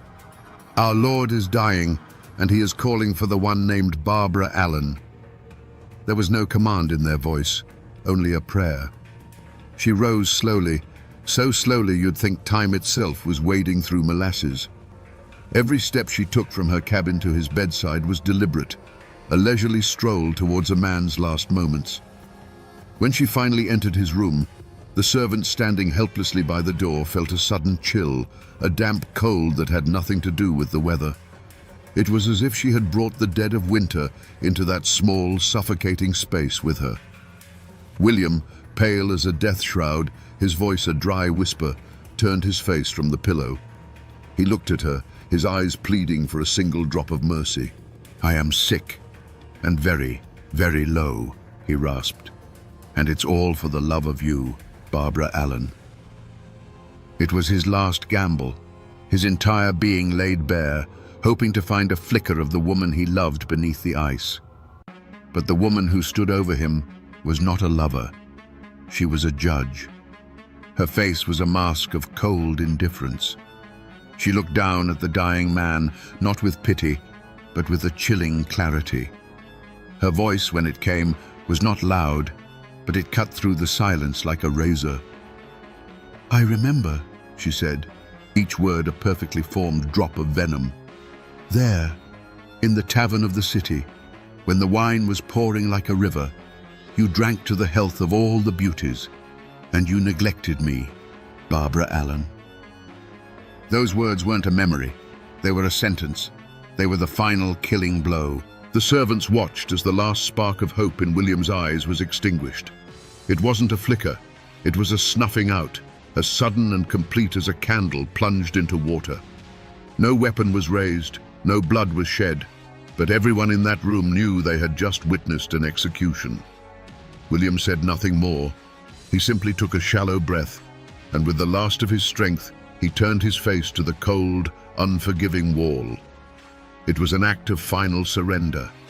He was turning his back not just on her, but on the world itself, a world where the woman he loved had chosen her pride over his life. A moment later, a profound stillness fell upon the room, a silence deeper and more terrible than any scream. Sweet William was gone. Barbara Allen turned and walked out of that room without a backward glance. She left behind a profound silence, a dead man, and the shattered servants who had just witnessed a soul being extinguished by sheer cruelty. She stepped out into the crisp mountain air, her head held high, the victor in a war only she had been fighting. Her pride was satisfied. Her grievance was avenged. She had won. For the first few hundred yards, that cold satisfaction was a shield, protecting her from the truth of what she had done. But she had not gone a mile, just as the path began to wind back towards her own lonely cabin, when a new sound reached her. It was a sound that cut through the rustling leaves and the sighing of the wind. A single, mournful toll of a funeral bell, echoing from the small church in the valley. Dong. It was a sound of finality, a sound of fact. Sweet William was dead. The bell was telling the mountains the news, and that sound pierced her icy armor. The second toll followed the first, and with each resonant peal, a crack appeared in the frozen wall around her heart. It was no longer the sound of her victory, it was the sound of her damnation. The ballad says that the bell seemed to cry out her own name on the wind, a mournful accusation. Hard-hearted Barbara Allen. The pride, the anger, the memory of that silly toast in the tavern, it all evaporated, leaving behind a horrifying, empty void. The realization struck her with the physical force of a blow. The man she loved was in the ground because of her. She had traded his life for a moment of bitter triumph, and the bargain was a fool's one. Her heart, which could not be melted by his love, was now shattered by the sound of his death knell. The community would hear that bell too. The servant's story would spread from cabin to cabin, whispered over cook fires and spinning wheels. There would be no trial, no judge or jury. Her verdict was already being delivered by the hushed, horrified voices of her neighbors. She was no longer just the proud girl. She was the cruel woman, the one who had killed Sweet William with nothing but a handful of cold, unforgiving words. There was no trial held in a courthouse for Barbara Allen. There was no judge in a black robe, no jury of 12 good men and true. What law had she broken? There is no statute against having a heart of stone, no crime on the books for killing a man with a memory and 5 cruel words. The law of men, with its ink and paper, was silent. It had no language to describe what had happened in that death room. But in the mountains, there is another kind of justice, an older and more immediate law. And Barbara Allen's trial had already begun. The courtroom was every cabin, every clearing, every fireside in the valley. The servants who had stood helpless at William's bedside were the sole witnesses, and their testimony, spoken in hushed, horrified tones, was the only evidence needed. The story spread faster than a forest fire, a tale of love turned to poison, of a pride so monstrous it could watch a man die and feel nothing. The community, which had once whispered about her coldness, now spoke of it as a fact, an unnatural blight on the world. The verdict was unanimous. She was guilty. But Barbara wasn't listening to them. She was a prisoner in a different kind of court, the one held in the echoing silence of her own soul. The funeral bell had been the prosecution's opening statement, and it had shattered her every defense. As she ran home, stumbling through the woods, she wasn't fleeing justice. She was rushing to accept her sentence. When she burst through the door of her mother's cabin, her face was a mask of terror and grief. She was no longer a cold-hearted killer. She was a condemned woman. Her confession was not a plea for mercy, but a final, desperate command. She cried out to her mother, the words tumbling from her in a torrent of unbearable guilt. "Mom, Mom, make my bed, make it softly and long. My darling died for me today, and I will die for him tomorrow." In that moment, she was both the accused and the executioner. She understood the ancient law of the mountains, a heart for a heart, a life for a life. Her own pride had demanded William's life as payment, and now her conscience, awakened too late, demanded hers in return. And so the final verdict was delivered, not by the community, who would soon change their condemnation to a sad, shaking pity, but by Barbara Allen herself. She died the next day, not of fever or sickness, but of a broken heart, the very ailment she had inflicted upon her lover. Was it justice? Perhaps it was something more profound. It was a perfect, terrible symmetry. The law of men could never have balanced the scales so precisely. The mountains had rendered their own judgment, leaving 2 fresh graves as a permanent warning that a heart closed to forgiveness is a tomb waiting to be filled. And so they buried them in the old churchyard, side by side. He, the victim of a love too strong, and she, the victim of a pride that had turned to poison. In any other story, that would be the end. 2 graves on a lonely hillside, slowly being reclaimed by the wild grass and the passage of time. But in Appalachia, some stories refuse to stay buried in the ground. They grow. Out of Sweet William's grave, the old-timers say, there grew a rose.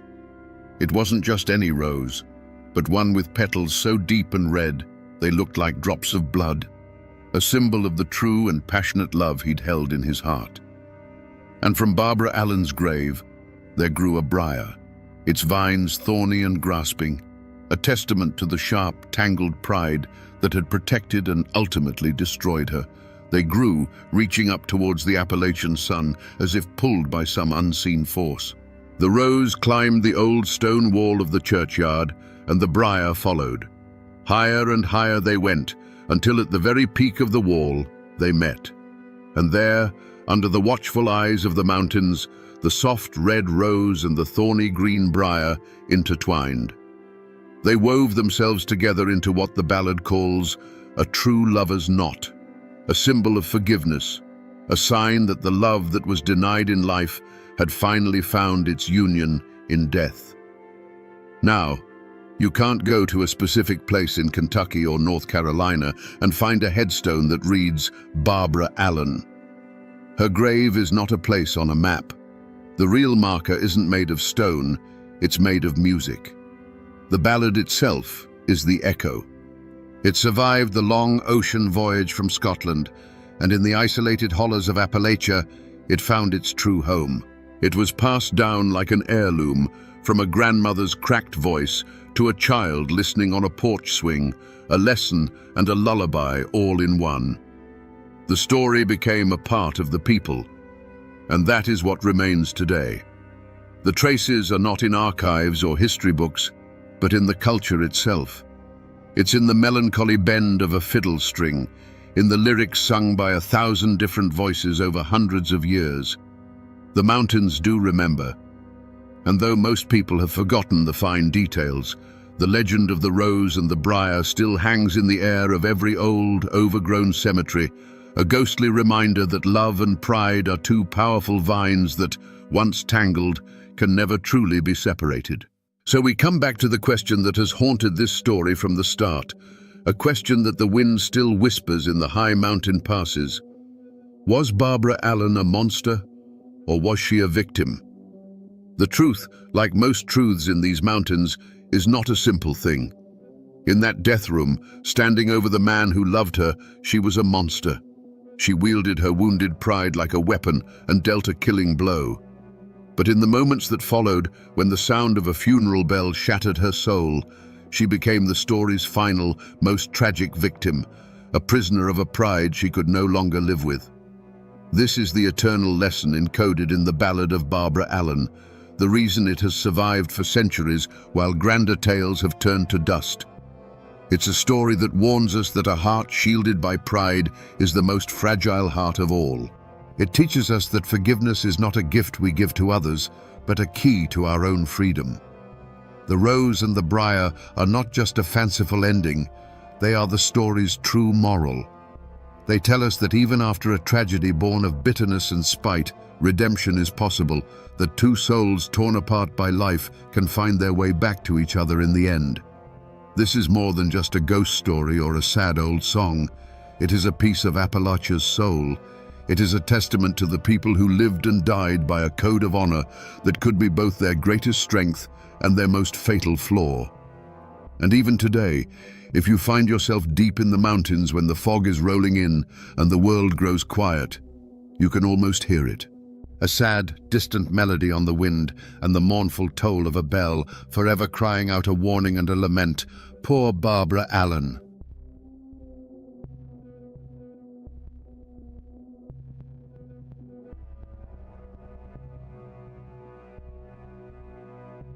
The sound came first. Not a single shot, but a roar. A sudden, deafening crack of rifle fire that shattered the afternoon quiet and the courthouse windows all at once. Glass rained down on the wooden floor like hail. For a half second, there was just stunned silence. The kind of silence where you can hear your own heart hammering against your ribs. Then came the screaming. Splinters of wood exploded from the pews where men had been sitting just moments before. The air, thick with the smell of old paper and dust, was suddenly choked with the bitter metallic fog of gunpowder. More shots rang out, a chaotic cannonade from shotguns and pistols. Men dove for cover, crawling over one another, their faces masks of disbelief and terror. The judge's gavel lay useless on its stand, a forgotten relic from a time of order that had ended precisely 90 seconds ago. This wasn't a battlefield in some far-off war. This was Stagtonville, Georgia, the Eccles County Courthouse, a place of law, a place where disputes were meant to be settled with words and reason. But on that day, reason had fled. And you have to understand, this wasn't a robbery. It wasn't a lone madman. This was an ambush, a coordinated military-style assault planned with cold-blooded precision. It was one family executing a sentence on another. This was a private war, one that had been simmering in the shadows of the Georgia pines for years, that had suddenly, violently, burst into the open. It was a war that would ultimately claim more than a dozen lives, tear a community apart and leave behind a legacy of ghosts and whispered warnings. And the most shocking part? The fact that a conflict so bloody, so total, could be born from something so trivial, it borders on the absurd. The law died that day in a hail of gunfire in a small Georgia courthouse that was supposed to be a symbol of order. But this wasn't the beginning of the story. To understand how neighbors came to slaughter each other over wooden pews, we have to go back. Back to a time before the blood. Back to a place of suffocating heat, endless pine forests, and the sound of barking dogs. South Georgia, in the late 1800s, was a world unto itself. It was a land just one generation removed from the Civil War, a place of immense beauty and unforgiving hardship. The sun beat down with a physical weight, and the air was so thick with humidity you could almost drink it. Life was governed by the seasons, the crops, and a code of honor as rigid and unyielding as the ancient oaks that dotted the landscape. This was the wiregrass region, named for the tough, wiry grass that grew beneath the vast canopies of longleaf pine. It was a place of isolation. The nearest town was a day's ride away, and the law was a distant, often irrelevant concept. Here, a man's reputation was his most valuable possession. His word was his bond, and an insult, no matter how small, was a debt that had to be paid. In this world lived two families, two clans really. On one side, you had the Joneses. Headed by Captain James Jones, they were a family of some means and considerable influence. They were seen as leaders, as men of property and standing in the community. They had land, they had businesses, and they had a deep, unshakable sense of their own importance. They were the kind of people who believed they were the bedrock of the county. On the other side, just a few miles down a dusty, rutted road, were the Lees. The Lees were different. They were frontiersmen, through and through. Led by their patriarch, Needham Lee, they lived closer to the earth. They were hunters, woodsmen, men who knew the swamps and forests like the backs of their hands. They didn't have the Joneses' money or their social standing, but they possessed a fierce, almost feral independence. They bowed to no one. They were proud, hard, and utterly self-reliant. For years, the two families coexisted. They weren't friends, but they were neighbors, bound by the unwritten rules of the rural South. They might cross paths at the general store or see each other at church on a Sunday. A polite nod, a tip of the hat, a quiet understanding. But beneath the surface, there was a difference in philosophy, a subtle friction. The Joneses saw the world as something to be owned and organized. The Lees saw it as something to be survived and conquered. They were men forged by the same hard land, living by the same codes of honor and self-reliance. And that was the problem. Because when two immovable objects are set side by side, it doesn't take a shove to create an earthquake. It only takes a spark. It only takes something small, something personal, to turn that friction into a fire. In this forgotten corner of Georgia, the Joneses and the Lees were like two sticks of dynamite lying dormant in the suffocating heat. All that was missing was the fuse. And in the fall of 1888, that spark was struck. It wasn't over land, or money, or politics. It was over something far more primal, the loyalty of an animal and the pride of its master. It started, as these things so often do, with a simple trespass. In the world of South Georgia hunting, a man's dogs were more than pets. They were his partners. They were his livelihood. A good pack of hunting dogs was the product of years of careful breeding and training, an asset as valuable as a herd of cattle or a plot of fertile land. And every hunter knew the cardinal rule: you do not interfere with another man's dogs. One autumn afternoon, Needham Lee and his sons were out hunting, their pack of prized hounds hot on a trail. The hunt was good. The dogs were in their element, their baying echoing through the pines. But the trail led them across an invisible line. It led them onto property owned by the Jones family. For the Lees, this was simply part of the hunt. The dogs go where the scent leads. That was the nature of the chase. But for the Joneses, it was a violation. Their land, their territory. Soon, a confrontation erupted. It wasn't Captain Jones himself, but one of his sons or farmhands who challenged the Lees. Imagine the scene. Two groups of men, armed, flushed with the adrenaline of the hunt. The air is tense. The dogs are whining, confused. The Jones party claims the Lees are poaching, that their dogs have no right to be there. The Lees, proud and defensive, fire back that no man can tell a dog where to run when it's on a scent. The argument grew heated. Voices were raised. It became less about the law and more about respect. To the Joneses, the Lees were acting like lawless vagabonds, ignoring the sanctity of private property. To the Lees, the Joneses were arrogant landowners, trying to impose rules on the ancient freedom of the hunt. It was a clash of worldviews played out on a patch of dusty ground. This is where the story could have ended. A shouting match, a few bruised egos, and an uneasy ride home. It should have ended there. But pride is a powerful poison. The Joneses, feeling their authority had been challenged, reportedly captured one of the Lees' dogs, holding it as a kind of collateral. This was a grave insult. Taking a man's dog was like taking a piece of his identity. When the Lees demanded the dog back, the Joneses allegedly set a price. A few dollars, maybe for a stray chicken the dog had killed, or perhaps just as a fine for the trespass. The amount was trivial, but the principle was everything. To Needham Lee, paying that fee was an admission of guilt. It was bowing down. It was admitting that the Joneses had the right to seize his property and dictate terms. His pride, his very identity as a free man of the woods, would not allow it. He refused to pay. Words were exchanged. Threats were made, half serious at first. But in this world, a man's word was his bond, and a threat was a promise waiting to be kept. A line had been drawn in the Georgia dirt, and someone was about to cross it. The days that followed were filled with a heavy, watchful silence. The kind of quiet that isn't peaceful, but pregnant with unspoken threats. The two families avoided each other, but the conflict simmered just beneath the surface, a pot of water slowly heating to a boil. The captured dog remained with the Joneses, a living symbol of the stalemate. For the Lees, every day it was gone was a fresh wound to their honor.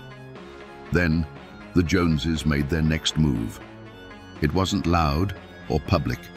It was a quiet, deliberate act of cruelty designed to send an unmistakable message. One evening, the Lee family heard a familiar sound, the whining of their dog. It had been returned, but not as a peace offering. The animal had been brutalized. Some accounts say it had been beaten. Others, more chillingly, claim its ears were cropped or its paws were intentionally injured, ruining it for future hunts. The most extreme versions of the story say the dog was killed and its body left as a gruesome trophy for the Lees to find. Whatever the specific act, the intent was the same: to maim, to humiliate, to escalate. This was the true first shot of the war. Not with a gun, but with a calculated act of violence against a creature the Lees cherished. It was an attack on their pride, their livelihood, and their family identity all at once. The line that had been drawn in the dirt was now drenched in blood. Imagine Needham Lee and his sons standing over their wounded or dead animal, the setting sun casting long, dark shadows through the pines. There's no shouting now, no heated argument, just a cold, hardening resolve. The time for words was over. This was no longer a dispute. It was a blood debt. The Joneses had taken something from them, and the unwritten law of the Wiregrass demanded that the scales be balanced. You have to understand, killing a man's dog in this part of the country wasn't just destroying property. It was a message. It was a profound act of disrespect aimed directly at the heart of a family's honor. It was a formal declaration, more binding than any letter written on paper. It was an invitation to war, and the Lees were about to RSVP. The response from the Lees wasn't immediate. It was quiet, calculated. They didn't ride over to the Joneses' farmstead with guns blazing. That wasn't their way. They were woodsmen, hunters. They knew the value of patience, of watching from the shadows. They let the Joneses think the matter was settled, that their brutal message had been received, and that the Lees were too cowed to respond. But they were simply choosing their moment and their target. The target was Berry Jones. He wasn't the patriarch, Captain Jones, nor was he necessarily the most aggressive of the family. But he was a Jones. And in a blood feud, the name is all that matters. He became a symbol, a piece to be taken off the board. The Lees, masters of the swamp and forest, began to watch him. They learned his routines, his paths, the times he would be alone.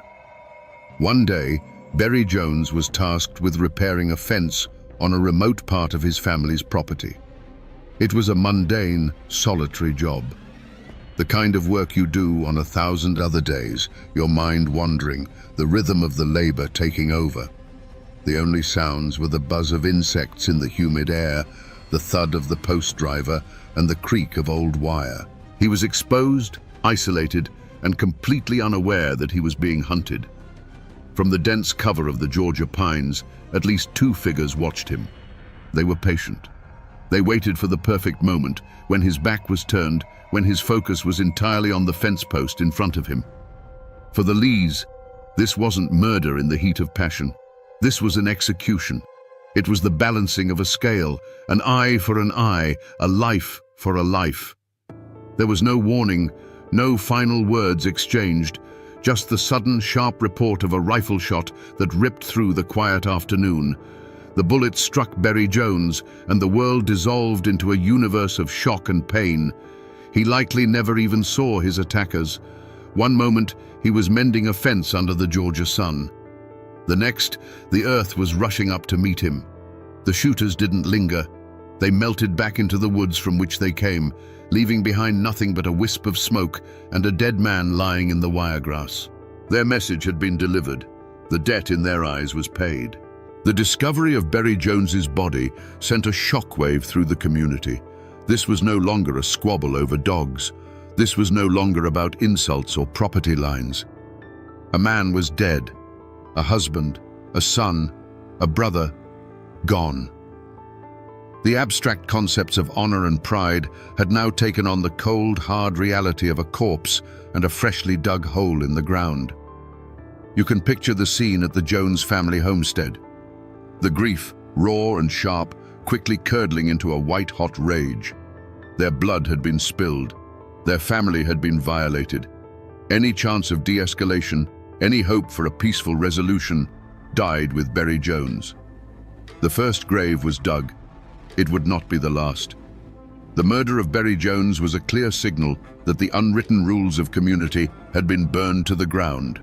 Now, both sides would turn to the official law, but they would soon discover that the law was a hollow shield. In the immediate aftermath of Berry Jones's murder, there was a brief, flickering hope that the official instruments of justice might put a stop to the escalating violence. Warrants were issued. An investigation, such as it was in those days, was launched. Suspicion immediately fell upon the Lee family. It was no secret what had happened to their dog, and in a community this small, secrets were a luxury no one could afford. Needham Lee and several of his sons were arrested and charged with the murder. For the Jones family, this must have felt like a validation. The system was working. The wheels of justice were turning. They would present their case in the Eccles County Courthouse, that same building that would later become a war zone, and the law would punish the guilty. But the American frontier, and the rural South in particular, had a complicated relationship with formal law. Justice was often a matter of who you knew, who you were related to, and who the jury feared more. The trial of the Lees was less a search for truth and more a public test of power. The courtroom was packed. On one side sat the Joneses and their supporters, confident and expecting a conviction. On the other, The Lees, stone-faced and defiant, surrounded by their own network of kin and allies. The air was thick with tension. Witnesses were called to the stand, but their testimony was vague, contradictory. People who might have seen something suddenly couldn't remember. People who might have heard something had been conveniently out of earshot. This wasn't just forgetfulness, it was fear. To testify against the Lees was to paint a target on your own back. In a place where the sheriff was a day's ride away and your nearest neighbor was a mile down the road, you thought very carefully about whose enemy you wanted to become. The Lees' reputation as tough, unforgiving woodsmen served as its own form of witness intimidation. No threat needed to be spoken aloud, it was simply understood. The prosecution's case, built on circumstantial evidence and wavering testimony, began to crumble. The defense argued that there was no hard proof, no one who actually saw a Lee pull the trigger. They painted the Joneses as the aggressors, the ones who had instigated the whole affair by brutalizing a dog. In the end, the jury was faced with a choice: convict a dangerous family on flimsy evidence, or let them walk and keep the peace. They chose to keep the peace. The verdict came back: not guilty. All charges dismissed. The Jones family walked out of the courthouse not with a guilty verdict, but with a realization. There was no one coming to help them. No cavalry, no justice. The system they had put their faith in had failed them completely. If they wanted vengeance for Berry Jones, they would have to claim it themselves. And as they planned their next move, the Lees made a fatal miscalculation. Believing the acquittal had settled the score, Wiregrass Lee and his family tried to return to a normal life. They planned for the holidays. They bought presents. They didn't realize that for the Joneses, the war was just beginning. December 24th, 1889. Christmas Eve. A day that, even in the harshest corners of the world, carries a sense of peace, a promise of goodwill. For the Lee family, the acquittal at the courthouse felt like a closing chapter. They had faced the law and won. They believed the blood debt for their dog had been paid with the life of Berry Jones, and the scales were now balanced. One of the Lee sons, known as Wiregrass Lee, traveled to a nearby town that day with his own young boy, Hamp. They were on a festive errand, buying Christmas supplies, perhaps some candy or a small toy for the children. Imagine the scene: a father and son, their wagon loaded with provisions for the holiday, making their way home as the winter sun began to set. The air is getting crisp. They're likely talking about the morning to come, about family and food, and a rare day of rest. They were less than a mile from their own home, on a familiar stretch of road bordered by dense woods. It was a place they had passed 1,000 times without a second thought. But on this evening, the woods were not empty. The woods were watching.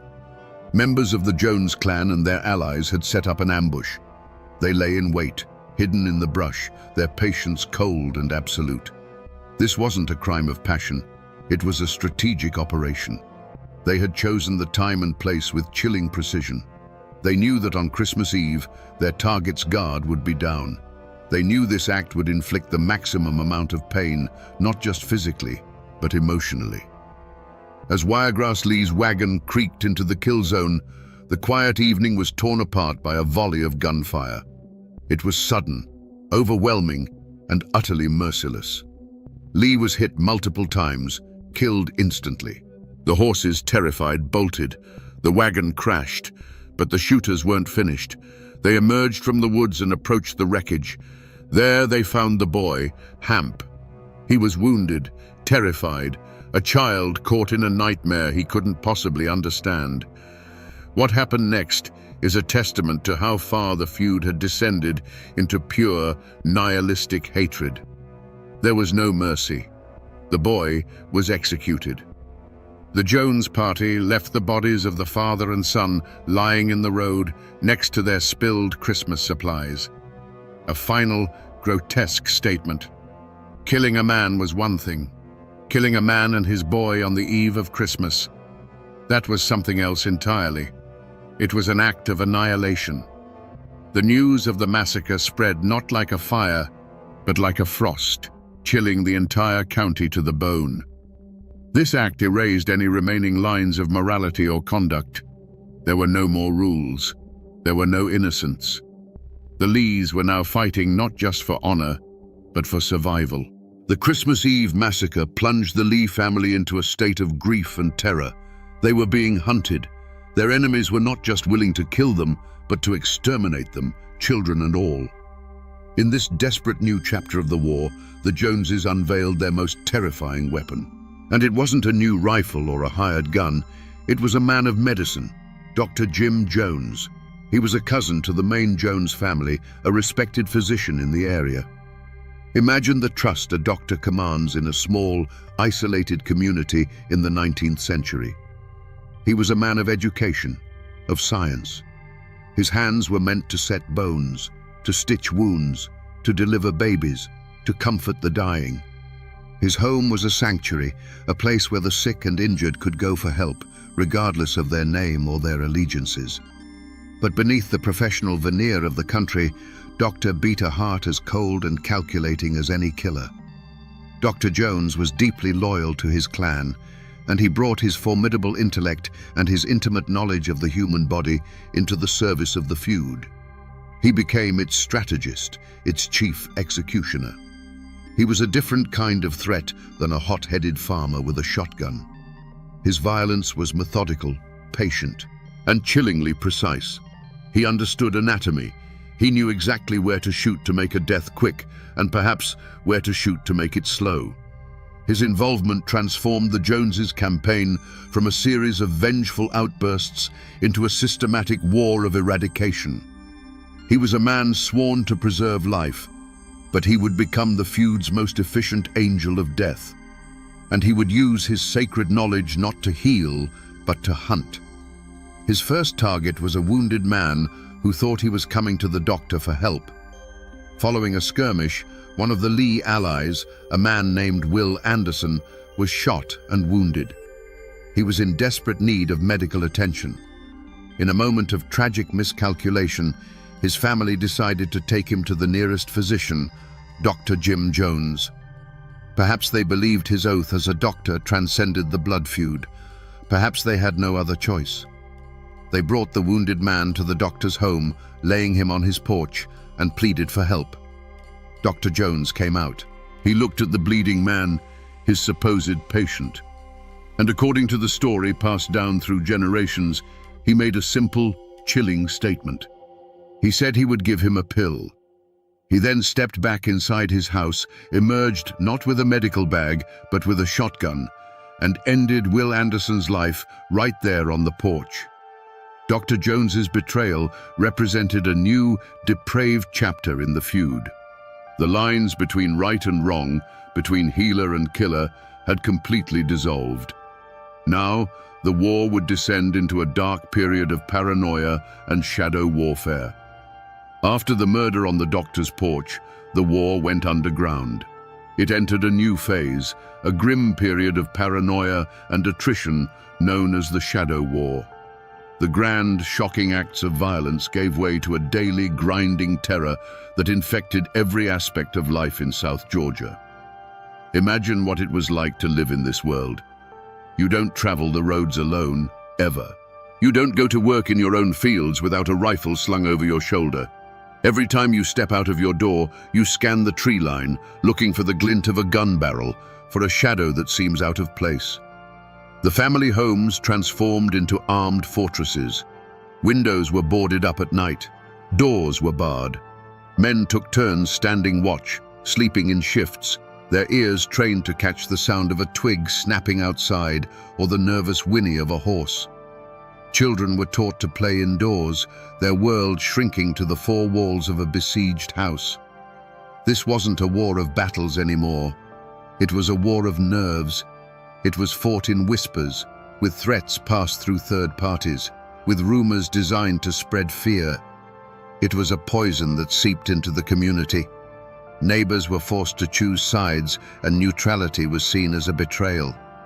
Friendships that had lasted a lifetime were shattered by the question, are you with the Joneses or the Lees? The attacks became more insidious. A barn might mysteriously catch fire in the dead of night. A family's well might be fouled, their livestock sickened. These were acts that couldn't be proven, that left no witnesses, but everyone knew who was responsible. It was a way of bleeding the enemy, of wearing them down, of making their lives a living hell, day by day, inch by inch. There were still ambushes, of course. Sudden, frantic exchanges of gunfire on a remote logging trail that left men wounded, but not always dead. A lone rider taking a shot from the woods, the bullet tearing through his hat, a warning that could have just as easily been a death sentence. Each incident was another log on the fire, another reason to hate, another reason to keep fighting. Living like this takes a toll that is hard to comprehend. The constant stress, the lack of sleep, the ever-present fear. It grinds a person down, hollowing them out until nothing is left but the exhaustion and the hatred. The feud was no longer about a dog or even about the men who had been killed.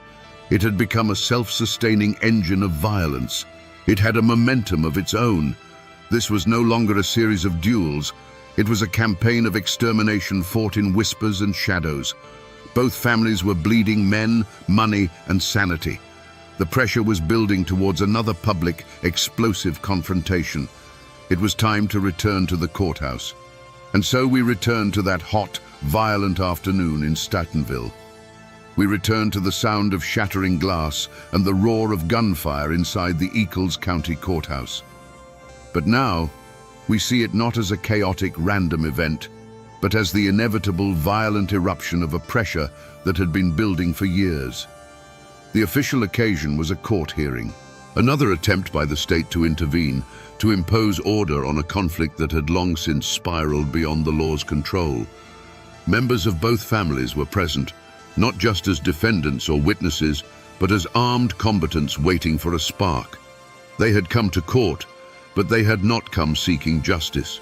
They had come seeking an opportunity. The Jones clan, led by the calculating Dr. Jim Jones, had a plan. They weren't there to win a legal argument. They were there to finish the war, right in the symbolic heart of their enemy's previous victory. They smuggled weapons into the courthouse, positioning their men in strategic locations. This was not a trial, it was a trap. When the shooting started, it was the Joneses who fired first. It was a coordinated, disciplined volley aimed at the Lee family and their key allies. Now, the screams and the splintering wood from the opening of our story make a terrifying kind of sense. We understand the hunted look in the eyes of the Lee men as they dive for cover. We understand the cold determination of the Joneses as they methodically fire, reload, and fire again. Joe Lee, a pivotal figure in the Lee clan, was one of the first to be hit. He was gunned down in a hail of bullets, his death a major blow to the family's morale and its ability to fight. Another Lee ally fell beside him. The courtroom, a place of order, had become an abattoir. But the Lees were not men who would die without a fight. Those who were still alive, still able, returned fire. Pistols were drawn, and a frantic close-quarters gunfight broke out among the pews and aisles. For several minutes, the courthouse was a scene of utter pandemonium. It was a microcosm of the entire feud, brutal, personal, and fought with a desperate, savage intensity. When the smoke finally began to clear, the cost was laid bare. Joe Lee and another of his faction were dead or dying. Several of the Jones clan were wounded, including one of the family's patriarchs, Captain Jones, who was shot in the fighting. The lawmen present were either hiding or completely overwhelmed. The judge had fled. The scales of justice lay shattered on the floor. The battle in the courthouse left bodies on both sides, but it settled nothing.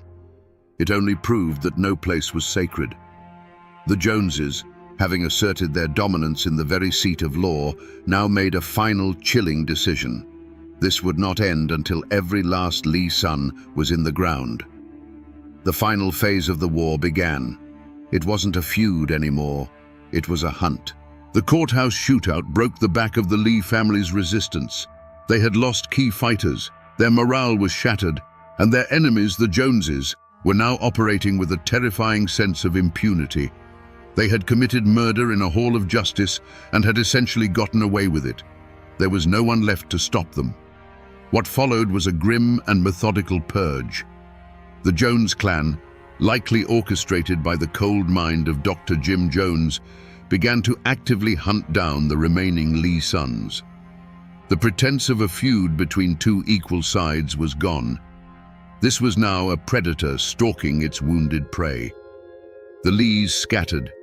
They went into hiding, seeking refuge with distant relatives or disappearing into the deep wilderness of the Okefenokee swamp. But the Joneses had informants, they had resources, and they had an unquenchable thirst for a final, absolute victory. One by one, they were found. The stories of each death are clouded by time and legend, but the pattern is clear. One Lee son was reportedly tracked to a logging camp where he was ambushed while working. Another was said to have been gunned down on the road while trying to flee the state. Each killing was a deliberate act of erasure. The Joneses were not just eliminating threats, they were eliminating a bloodline. Imagine the psychological torment for the Lees who were still alive. They were fugitives in their own homeland. Every stranger's face was a potential threat. Every knock on the door could be their last. They were cut off from their families, living in constant fear, knowing that a network of hunters was patiently, relentlessly searching for them. The community, once a neutral battleground, was now largely under the Joneses' control. Fear had silenced any opposition. People who might have helped the Lees now turned a blind eye, terrified of becoming the next target. The Lees were utterly alone, picked off one by one in the dark corners of the county. This was not a war fought for honor anymore. It was beyond vengeance. It had become a grim, obsessive task, like felling the last trees in a forest. The Joneses were driven by a need to finish the story, to ensure that no Lee son would be left to carry on the fight, to seek revenge in a future generation. They were salting the earth. One by one, the Lee boys fell. Each death was another nail in the coffin of a family name.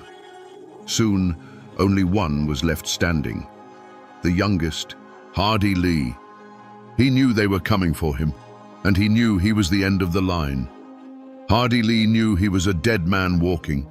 His brothers were gone. His father and uncles were in the ground. The entire weight of the Joneses' victory machine was now bearing down on him, the last remaining son of his family's line. He was no longer fighting for honor or for vengeance. He was a survivor, moving through the shadows of a world that no longer had a place for him. He was cornered, taking refuge at a relative small, isolated farm. He had been there for days, starting at every sound, the weight of the gun in his hands a constant cold reminder of his fate. He must have known it was only a matter of time. And one afternoon, time ran out. A posse of Jones' men and their allies surrounded the farmhouse. They didn't storm it. There was no rush. They were methodical, taking up positions, cutting off any chance of escape. Imagine Hardy Lee inside, peering through a crack in the wall, seeing the figures moving in the tree line. The final, terrifying checkmate. There were no negotiations, no calls for surrender. The first shot came from the house, a desperate, defiant act from a man with nothing left to lose. He had chosen to die on his feet, not on his knees. The response was overwhelming. A fusillade of rifle and shotgun fire tore into the small wooden farmhouse, the air filled with the sounds of splintering wood and shattering glass. It wasn't a battle, it was an eradication. Hardy returned fire, a lone gunman against an army, his shots becoming more sporadic as the Joneses' volley continued relentlessly. And then, after a few frantic, violent minutes, it stopped. A single final shot echoed across the fields. Then, silence. The posse advanced cautiously on the bullet-riddled house. Inside, they found him. Hardy Lee, the last of the fighting Lee men, was dead. The war was over. The Joneses stood over the body of their final enemy. But there were no cheers, no celebration, just the ringing in their ears and the smell of gunpowder. They had done it. They had won. They had avenged their dead and erased their rivals from the earth. They had achieved everything they had set out to do. With the death of the last Lee brother, a silence fell over the pine forests of South Georgia. The Joneses had won. They had achieved total victory. So why didn't it feel like a victory at all? The shooting stopped. The ambushes ended. The war was over. But what happens the morning after? What do you do when the enemy you have dedicated your life to destroying is finally gone? Victory is supposed to feel like something. Relief, triumph, justification. But for the Jones family, in the quiet days that followed the death of Hardy Lee, there was only a profound and unsettling emptiness. The silence they had fought so hard to create was not peaceful. It was deafening. They had won the war, but they had lost the world. The feud had demanded a total commitment of their resources, both material and moral. Their farms had been neglected, fields left fallow as the men focused on ambushes instead of harvests. Their businesses had withered. The money that should have been spent on building a legacy for their children was instead poured into ammunition, legal fees, and the currency of violence. They were financially ruined, but the social cost was even greater. They were not celebrated as victors. They were feared. They were pariahs. In the nearby towns, people would fall silent when they entered a room. Old friends would cross the street to avoid making eye contact. They had made themselves the monsters in their own community's story. They had power, yes, but it was the power of a rattlesnake, something to be avoided, never embraced. And what of the men themselves? What does it do to a person to dedicate years of his life to the systematic destruction of another family? The hatred that had fueled them for so long was a fire that had burned away everything else inside them. Now that the fire was out, they were left charred and hollow. Think of Dr. Jim Jones, a man of science and healing. How does a man like that reconcile the lives he took with the oath he once swore? Does he wash his hands and see only blood? Does he lie awake at night, the faces of the men he killed replaying in his mind? The war might have ended on the outside, but for the men who did the killing, it would rage on within them for the rest of their days. Their singular purpose, the all-consuming goal of destroying the Lees, was gone. And in its place was a void. They had defined themselves by their enemy, and now, without that enemy, they had to face who they had become in the process. They were no longer just farmers or doctors or community leaders. They were killers. And that is a title that can never be unwritten. The men who fought were dead or broken. But what about the women, the mothers, wives, and daughters who watched their world burn? Their story is the unspoken tragedy of the feud. The story of a war is always written by the men who fight it, but the cost of a war is paid by everyone. For every man who fell in the Georgia pines, there was a woman who received the news, a wife who became a widow, a mother who buried her son. For the men, the war was fought in ambushes and courtrooms. For the women, it was fought in the kitchen, in the nursery, and in the long, dark hours before dawn, waiting for the sound of footsteps that might never return. Their battle was one of survival. They were the ones who had to quiet the crying children when the gunshots echoed in the distance. They were the ones who had to stretch the dwindling food supplies, trying to maintain a sliver of normalcy in a world gone mad. Imagine being one of the Lee women after the Christmas Eve massacre. One moment, you are preparing for a holiday. The next, your husband and your son are brought home, their bodies wrapped in bloody blankets. There is no trial. There is no justice. There is only the overwhelming physical work of grief, washing the bodies, preparing them for burial, and finding the words to explain to the other children what has happened. They became experts in the alchemy of grief, turning raw anguish into the quiet resolve needed to get through another day. They did this over and over again with each new death. While the men were consumed with taking lives, the women were desperately trying to nurture them, shielding their children from a hatred they were too young to understand. But the children saw. They heard the whispers. They felt the tension that hung in the air like smoke. They learned to live with fear as a constant companion. The feud stole their innocence, replacing it with a hard, premature understanding of violence and loss. A boy who should have been learning to farm from his father was instead learning how to load a shotgun. A girl who should have been playing in the yard was instead learning how to be invisible. After the final shot was fired and the last grave was filled, the men who survived were ghosts. But the women had to go on living. They were left to manage the broken pieces of their families, to raise fatherless sons and daughters in the shadow of a devastating legacy. They ran the ruined farms, faced the creditors, and held the family name together, whether it was one of victory or defeat. They couldn't fight, but they could remember. They became the keepers of the graves and the storytellers of the tragedy. The official history might be found in dusty court records, but the true history, the human history, was passed down from mother to daughter in hushed tones as a warning. And in their memories, the feud never truly ended. Decades passed. The grass grew over the unmarked graves. The story of the Jones-Lee feud began to fade from history into local legend, a ghost story whispered to children. But what can this forgotten war teach us now? Today, if you travel to Eccles County, Georgia, you will not find any monuments to the Jones-Lee feud. There are no plaques, no statues, no tour guides pointing out the key locations. The war has been mostly reclaimed by the land and by the silence of time. You can drive down the old roads where the ambushes took place. They are paved now. The dense, threatening woods have been thinned by logging and development. The sun shines through the pines onto a peaceful, rural landscape. It is almost impossible to imagine these quiet roads as the site of so much bloodshed and terror.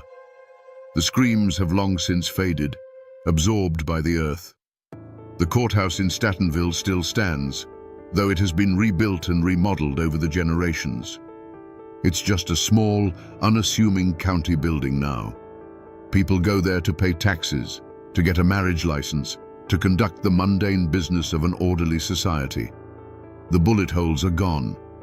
The bloodstains were washed away more than a century ago. But if you stand there long enough, you can't help but feel the weight of what happened within those walls. The old homesteads are mostly gone too.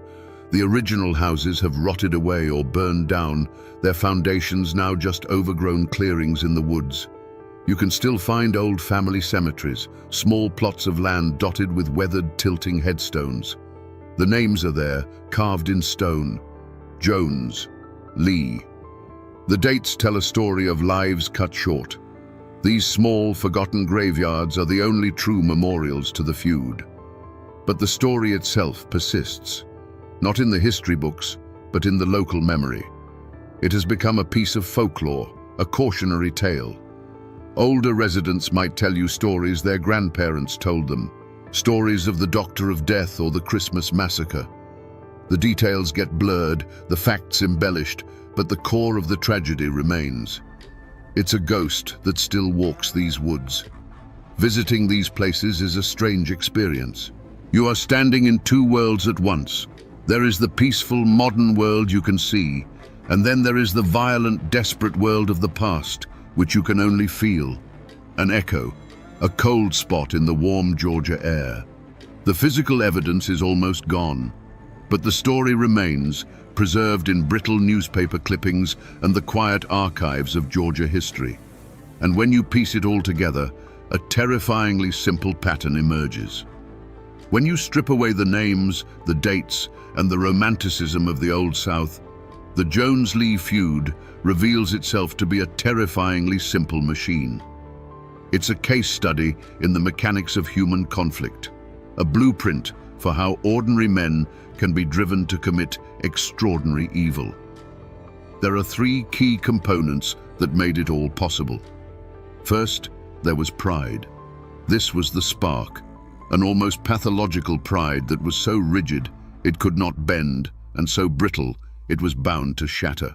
For both the Joneses and the Lees, backing down from the initial dispute over a dog was seen as a fate worse than death. It was a public admission of weakness, an unbearable stain on their honor and their family name. This pride created a debt that could only be paid in humiliation or in blood, and they chose blood every single time. Second, there was isolation. This was the fuel. The feud took place in a world where formal institutions were weak and distant. The law was not a reliable protector, as the failed murder trial proved. There was no trusted authority to mediate the dispute.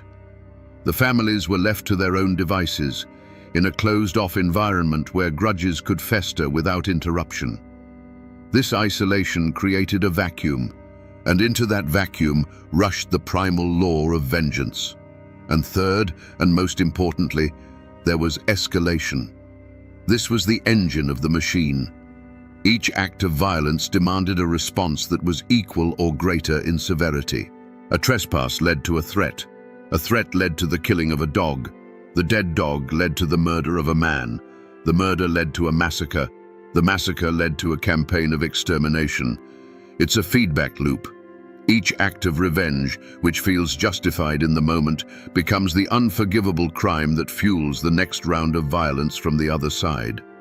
Once this engine starts, it is almost impossible to stop. Pride, isolation, and escalation. These three forces working together created a perfect storm of violence. They took a trivial argument and methodically, predictably, turned it into a multi-generational war that ended in total annihilation for one side and moral ruin for the other.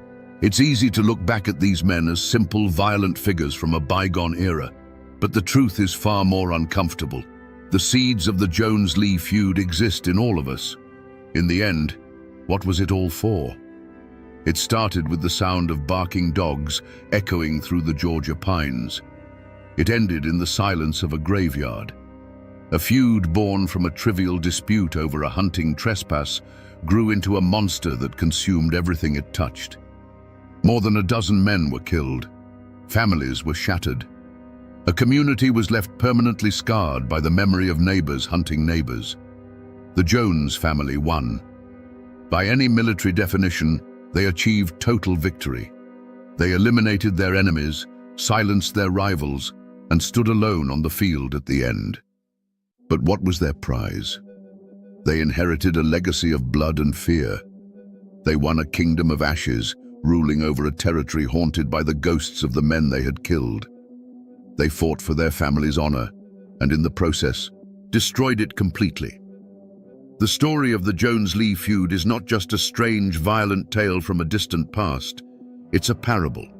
It is a timeless and brutal reminder of where the path of pride leads.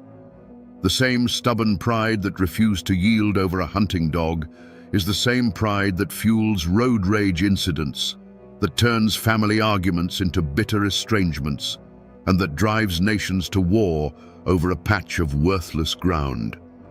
The feud shows us how shockingly easy it is to lose everything simply because we refuse to lose an argument. It's a testament to the terrifying momentum of revenge and the profound, empty silence that waits at the end of that road. And it leaves us with one final, uncomfortable question. How much are we willing to lose just to prove we are right?